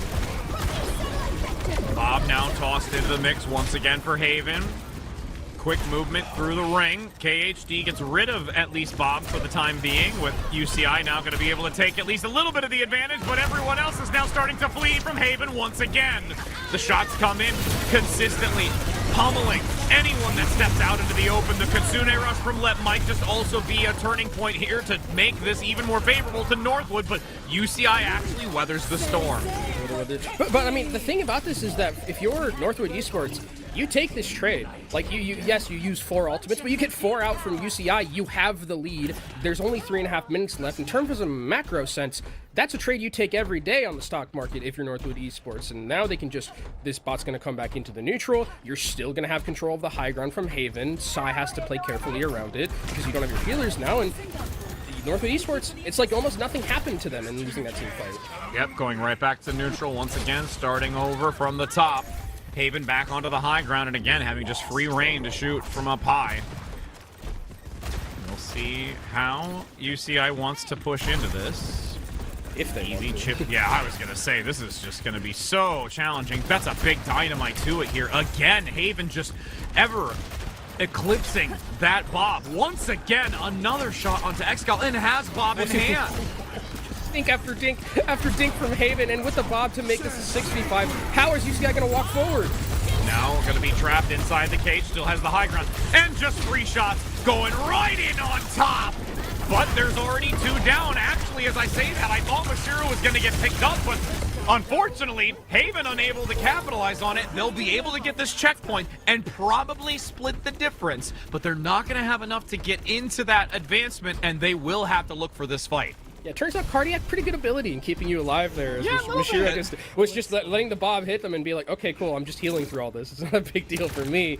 And UCI is able to break this defense, which is great, because if they had held this high ground any longer for Northwood Esports, like, the map could have been completely over at that regard. But now there's a chance for UCI Esports to come back into this one. And they have orbital ray advantage. Yeah, that's huge. If they can get the early advantage onto CJ before they can have it in return, especially if the cage doesn't come out, that will be the biggest opportunity available. Now, leading into it, what a swift escape, though, by Boat to get out, but the chase continues to ensue. There's going to be the Death Blossom picking him up. Excal can't use the Ray form in time since they were still in the animation. Now, UCI going to look to fall back and regroup. They're just about to have an opportunity to force it. If they can get Haven, that's huge. They need to get Haven here, but the supports are continuing to funnel damage into them and make sure that they're topped up on the high ground, though. Sai looking to get those shots onto that position from CJ, who does have the orbital ray. CJ going to run out of gas here real soon as it finally dissipates. Echo evading the incoming damage, dropping back in. Icy now on the front line, continuing to harass. The Kitsune Rush is here, a minute to go, and things have now turned absolutely topsy-turvy as UCI is going to get one last shot and have to be perfect. And Northwood Esports, the respawn advantage, so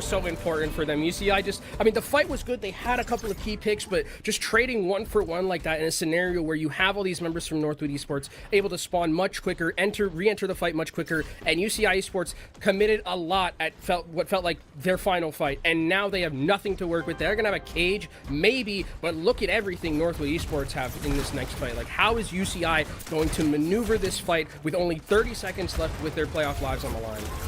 Northwood showing their fangs as they are ready to attack their prey as a unit, as a one pack. UCI having to look at this beast of a group and whether or not they're going to be able to take him down.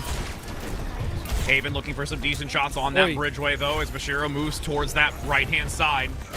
Bob now at the ready, waiting to be tossed into the chaos. Excal getting hit in the body. There's the movement speed. They have to get it to it. They get it in the overtime. But now they've managed to push through. Boat is eliminated. No longer having the Death Blossom. And the Kitsune Rush gets no value here. They have held on to one. Haven gets Sai. But again, as long as they continue to move this payload forward, they'll get the other closer position for the spawn in timing so Sai can get back into this. They were able to make that fight work, and they're able to keep KHD alive throughout all that, so KHD will farm up towards this orbital ray, and that ultimate economy advantage that Northwood Esports had completely is wiped away. CJ needs to get orbital ray in this next team fight. They need to last it long enough so that they can get this and match the one coming in from KHD. UCI looking to take this pack down. It's a desperate moment. Everything on the line here. The lower bracket run, will it continue? The Death Blossom comes in the back. It goes 1 for 1, but Otters is down. KHD is eliminated. Both supports have been shut out of this fight. UCI, unfortunately, not able to have the strength necessary to... Wait, but Excal might have enough going into this. They get the damage. They pushed it. They got it. Oh, my God. Both supports were down, but the Death Blossom from Excal comes in massively with 3. No one there to top them up, and they go into a map 5. I mean, how do we continuously do this where I say, oh, how are you going to, like, pop off on Reaper? How are you going to pop off on Reaper? This is how. Just hit. I mean, win the fight with just an insane Death Blossom at the end there. That fight looked cooked. I was ready to just, you know, eulogize UCI and be like, okay, well, they're out of the tournament, unfortunately. Northwood's going to go forward. Excal says, no, we're still gonna fight here, and they win that team fight somehow, some way, when they had no business winning it. Kenobi, maybe I should be the one to call predictions because we go into a map 5 and we gonna see it. I just redeemed all those caster calls because we're a duo. We're yin and yang, my friend. I cannot believe they won that team fight. I genuinely am completely shocked that team fight happened this way. I thought, like, I mean, I thought it was over. I thought that the way UCI played this fight in particular was very good. They were so patient. They waited. Mashiro had an insane cage to lock him down. But this last team fight, I mean, unreal. That Suzu, look at how close it was. If that came a hot second earlier onto Icy, it might have been able to get through that incoming damage, but unfortunately, every microsecond counts, and that is what's going to bring us to a map 5. I talked about how the fangs were being shown by Northwood, but at this point, they're realizing that the beast that they're looking to take on is bigger than they might be able to handle. Okay, so let's go ahead and just pop into Coliseum right now so we can... Let's no, go! we can't. We can't. Okay, so We now... swept it. We switched it, so now I don't know. Yeah. Now I don't know what we're gonna. I guess it's like we did push Flashpoint, Escort, King's Row? Control. Yeah, I mean Hybrid's the next one. That's a Oh possibility. yeah, that's right. We did Escort. Yeah, here we go. Thank you, Hybrids are the last- production. so Thank it's- you for figuring this out for us. I feel like it's just a King's Row angle here. If I'm like, I think it's a. Well, actually, I don't know if I'm UCI. I don't know if I want to pick King's Row after what happened against Winthrop, but I don't. The other two maps are also very strange in terms of like how they're played, because Midtown is very much like the way I could see Midtown being picked is that you have Icy. If you're Northwood, you have Icy, you play Sigma on a map like this. You have Haven, very good at like these long range hit scans. I don't think you want to go anywhere near Hollywood because that's like a very much a Winston map, and I don't think you want to be opting into that. I think if I was a betting man, I would put money that this was going to be most likely a Midtown or a King's Row. I almost just want to sit in silence to see. Yeah, Midtown. All right, there we go. Okay. We there. We cooking. Yeah, because you can't. I don't think you can go to King's Row with how poorly it went against Winthrop, and then you go to like Midtown where it's like, okay, this is the map where we are going to thrive with the team composition that we like want to run. With it, I think you play Icy on the Sigma. You have Haven being on these long-range hit scans. I think it's very good on a map like this where high ground matters. But to the everlasting credit of UCI, the way that they played those last couple of fights on Ishmael, so the way that they were able to maneuver around the Ash pick really showed me that this is possibly going... Like, UCI could definitely take this map, even though I think playstyle-wise, it is significantly favored to, like, Northwood University if they can make this, like, Sigma composition work. I mean, this is where you have to be concerned about the looming thoughts of what happened only hours ago, and if it's going to happen again, as we're heading onto Midtown, heading here for our 5th map now, trying to make this real fun. I'm going to ignore you. And so I think Midtown... Again, the way that I see this playing out is that Northwood picks this for the fact that there's the Sigma available. But also, if you're Northwood, you have had 2 maps that were wins, push maps in particular, that were just outright wins, right? It felt like there's no reason for you to ever lose this map. And you have lost both of them in some of the most heartbreaking fashions I've ever seen. So, like, the mental fortitude of this team, which Northwood is very good at, let's be realistic, where they've always had, like, this kind of ability to rally. But, man, doing it twice back-to-back is going to be so difficult to just, like, recoup and just be like, we gotta go again. Yeah, you just look at each other and say, all right, we got it. Nope. No, we are at Terminal Grand Central, and we are looking to take a train to the next match and not take a train home to the university, which technically, I mean, they're already kind of there anyways, but you get what I mean. You're picking up what I'm putting down, so it's a metaphor, people. It's a metaphor. I always like on this map that they have like the trains going to like different Blizzard maps. I think that's on Overwatch maps. That's really funny. It's those little what are they called? Shoot, the thing that they Easter eggs. Thank you. Yeah. Gosh, my brain liquefied out my ears. It's just stuck in my headphone now. I don't know how it's worse than me because I don't know, man. It's because there's just so much good Overwatch. We can't handle it. It's so overwhelming. We just can't handle it. But oh man, what a way to end this evening, and also to give each of you in the chat every last waking moment possible to get to have those amazing drops for you. I think we're just over 6 hours, so if you've been here since the start of the broadcast, you're feeling pretty good. But I can tell you better be here tomorrow regardless, because if this is what we get leading into our grand final day for concluding this homecoming collegiate tournament, I can't even imagine what is gonna happen. Yeah, I shudder at the thought of how much more intense this can get tomorrow when we're at, like, I mean, the stakes are already high because we're on the lower side. Loser of this ends up going home, and these are both very good teams as well. And I think that it would be a big shock to me should Northwood not end up making it to a final day, because it feels like we always, I mean, I think Tiny Shiny said it earlier, where Northwood's been at the grand final of every homecoming before. Yeah. And losing in lower semis would be a incredible, I don't want to say setback, because Northwood University is always going to be doing their thing. They're a very good program, but like it would be a shock to me to not see them make it to the final day tomorrow. And then as well with like all the other surprises we've had, where Maryville's not here either, and like Rutgers isn't here, Arizona State, like this bracket has been nutty. See, that's what I was going to say. You touched on the Maryville part of it. It wouldn't only just be Maryville and Northwood, but the thing would be is that the lethal blow would have been given by the same university. Like, that's the other aspect of it, and that speaks volumes for UCI and what we've seen, you and I, for over 5 years in the collegiate sector, to see UCI perform in such a way and be able to be here competing against these top teams is a wondrous opportunity for us and the viewers at home, as we do get a little bit of a dessert with a lovely eclair, I would say, or a long john, one or the other. If you call it a long john, come on, D&D, come on. It's an eclair. It's an eclair. It's an eclair. I know it. That's why I led with it, bro. But I was saying for some who might be like, what's an eclair? It's an eclair, and that's what it's going to stay. And Northwood University, not going on to the composition I thought they were going to be going on. They're going to be on the Malga to start things off. I think on offense, it's probably going to be a little bit easier to pilot, but again, short T-Rex arms with this Northwood Esports composition, that how are they going to be able to get to XCal? Oh, no! If Lep's head's taken off at the start, it's going to be very difficult to do so. Ripped from the body, and the best part of it too is the Venom Mine to the right was there to understand just how fast Icy was moving on this Malga, so they weren't hyper aggressive. So it was a free stability for XCal to stay in that position and look for that follow-up shot.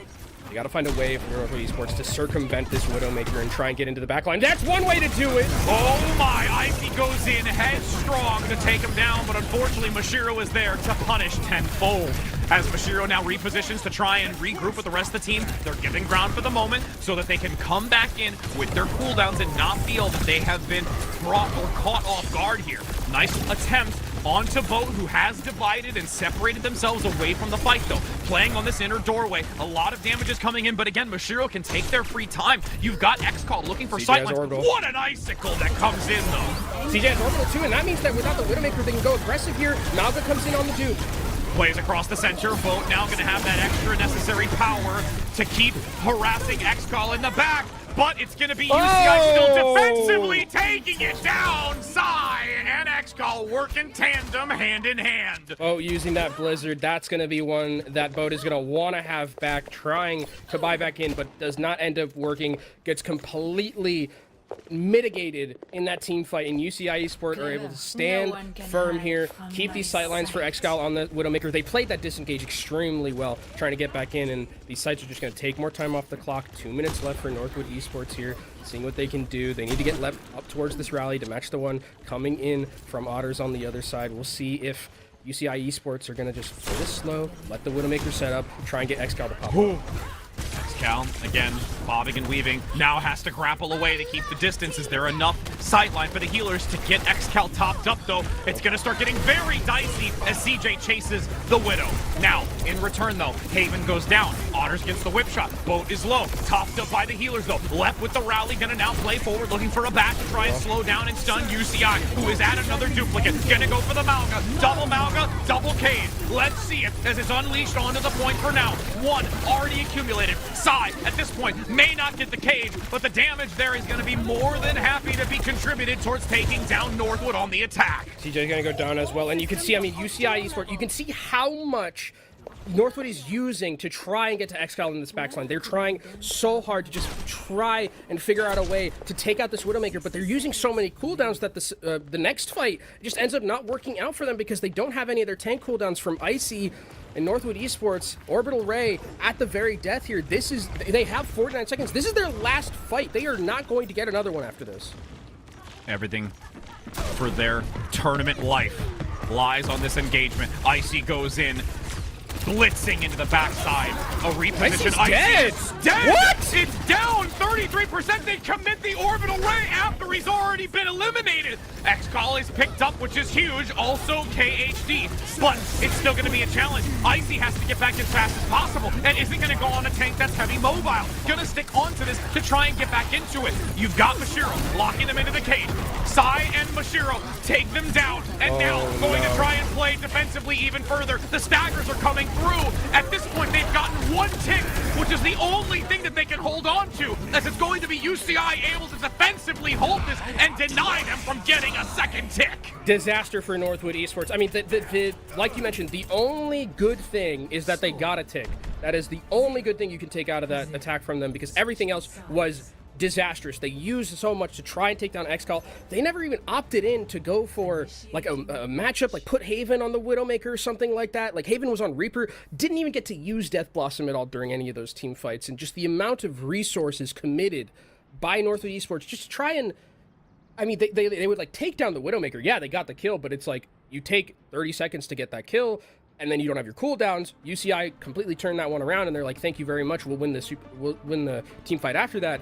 And now it's like, okay, Northwood Esports, what's in your back pocket? Because like you need Haven on this Widowmaker. This has to be like a generational game for Haven to try and win this and like carry. Because without that, I think this is just going to be UCI taking another map high victory against one of the best teams that we had in Collegiate. And we will be able to see UCI add another name to their hit list for this playoff bracket, as it would be a monumental feat, and we are excited to see them continue to play. But Northwood on this defense has to take every moment and be ready to unleash the feral energy, the natural primal instinct of these wolves to keep this going on the defense. And I like that Lep is actually going to be on the defensive end, so I think it's a little bit of a wrinkle that could help them, especially with how good Anti-Nate is going to be on the defensive side. You're going to have a lot of angles to throw those down, but UCI Esports, how are they going to be the ones to deal with Haven this time on that Widowmaker? Saw Northwood commit a lot to trying to get to it. Is UCI going to fall for the same trap? Shot goes just onto Mashiro, could not quite find KDH there. Just hiding behind the big man. Slow and steady.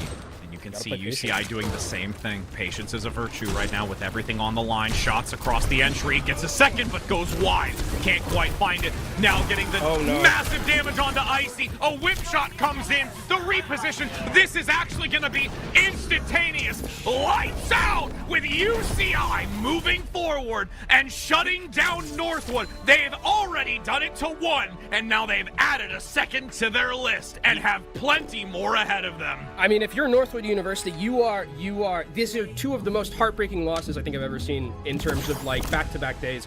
Losing that one earlier to Winthrop on that last map of Coliseo, and then losing that push map, that Esperanza. They're going to have nightmares about those two, because those were two very easily winnable ones, but the clutch potential of this UCI team, absolutely phenomenal. When they bring out Mashiro as well, like this amount of composition is working extremely well for them. Xcal performing unreal, Sai performing unreal on these DPS picks. I mean, a fantastic performance against one of the best rosters we've seen. And this UCI lower bracket run, we'll look at the bracket at the end, has been filth. I mean, unreal performances from them, taking down a lot of very, very good teams in their wake. And when we talked to the manager of UCI, it was like, we have a lot of confidence. This is going to give them more of that. Yeah. It was one of those things where even in the discussion that we were having with Raven Kiki is that you don't want this excitement to be a hindrance. Like, you don't want it to allow yourself to, let's say, go to your head, or to be so exuberant in that it can cause a downfall, because that sometimes can happen where you have such a high that it can make you potentially be a little, not as level-headed, or being in the right trajectory, or thinking the same way. But I can tell you right now that, yes, this is just like a multiplicative aspect to where continuous growth, continuous acceleration, and excitement that they can now continue to channel. Because at this point now, you have to think, we took down Maryville. That's an amazing accomplishment. We actually can do this. You have now taken down Northwood. They can absolutely look at each other and say, we can do this. Yeah. We can, without a doubt, do it. 100%. And I think the other thing about it is, like, it's been two series, the Maryville one and this one, where it's like they there were some of those fights where they had no business winning that, right? I think like that. I'm gonna always remember that one last Death Blossom from Excal where it looked like it was Northwood who had that completely in the bag, and then it felt like after losing that, all the life got sucked out of Northwood.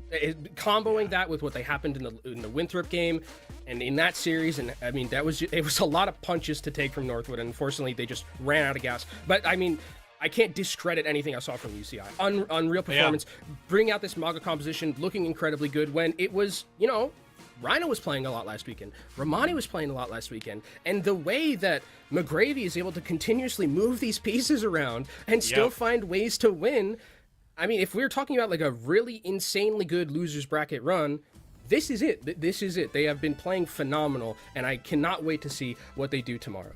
It is one to definitely keep watch, and we've got McGravy playing the master game of chess with these players, but we're going to head to a short break before getting an interview because we are absolutely thrilled to be able to have a chance to get a few words with them, so don't go anywhere, friends, because we'll be back in just a moment.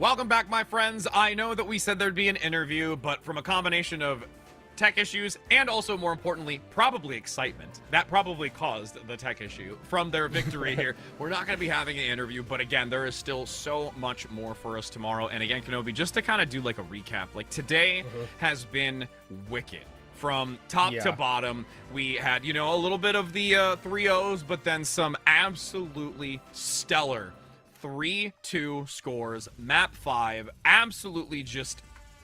I really don't have words. Yeah, absolutely. Yeah. I was trying to use a different one, but we'll use barn beyond the first series where it was like, okay, ISU kind of going to do their thing in like 3-0, and that's what it felt like. Every other series, even the 3-0 that we saw, the second one where we saw Bobcats, it was pretty close, and then those 3-2s that we saw from Northwood. I mean, unreal series, both of them.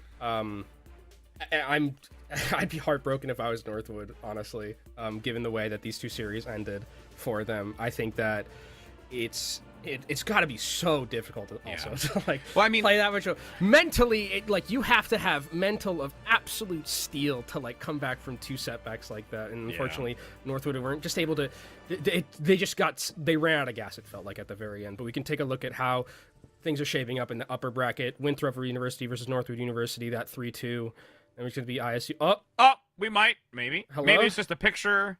It's just you know what? That's who. Hey, you know, it was both shock and joy all in the same frame. So that's what we call a jock. So like joy and shock, or shoy. I don't know. I'm trying to figure something out. But I mean, I think kind of what we have in terms of this Final Four that we've gotten to, it's indicative of how interesting this bracket has been when you look at everything that's happened. When you look at this, I would say, generational run that UCI has been on the lower side, beating Maryville, beating Blinn, who was no slouch at all, who were playing extremely well in the meta we had previous, and then you bring in Mashiro, your third tank that you've used this tournament, and you manage to beat Northwood University in a 3-2 barn burner. Like, when I think about the teams that have like the momentum to go forward, obviously, yes, ISU is like the big daddy, right? Where it's like, okay, we're expecting them to get to the grand finals. Even Sam was like, yeah, I think we're gonna get 3-0 by ISU tomorrow.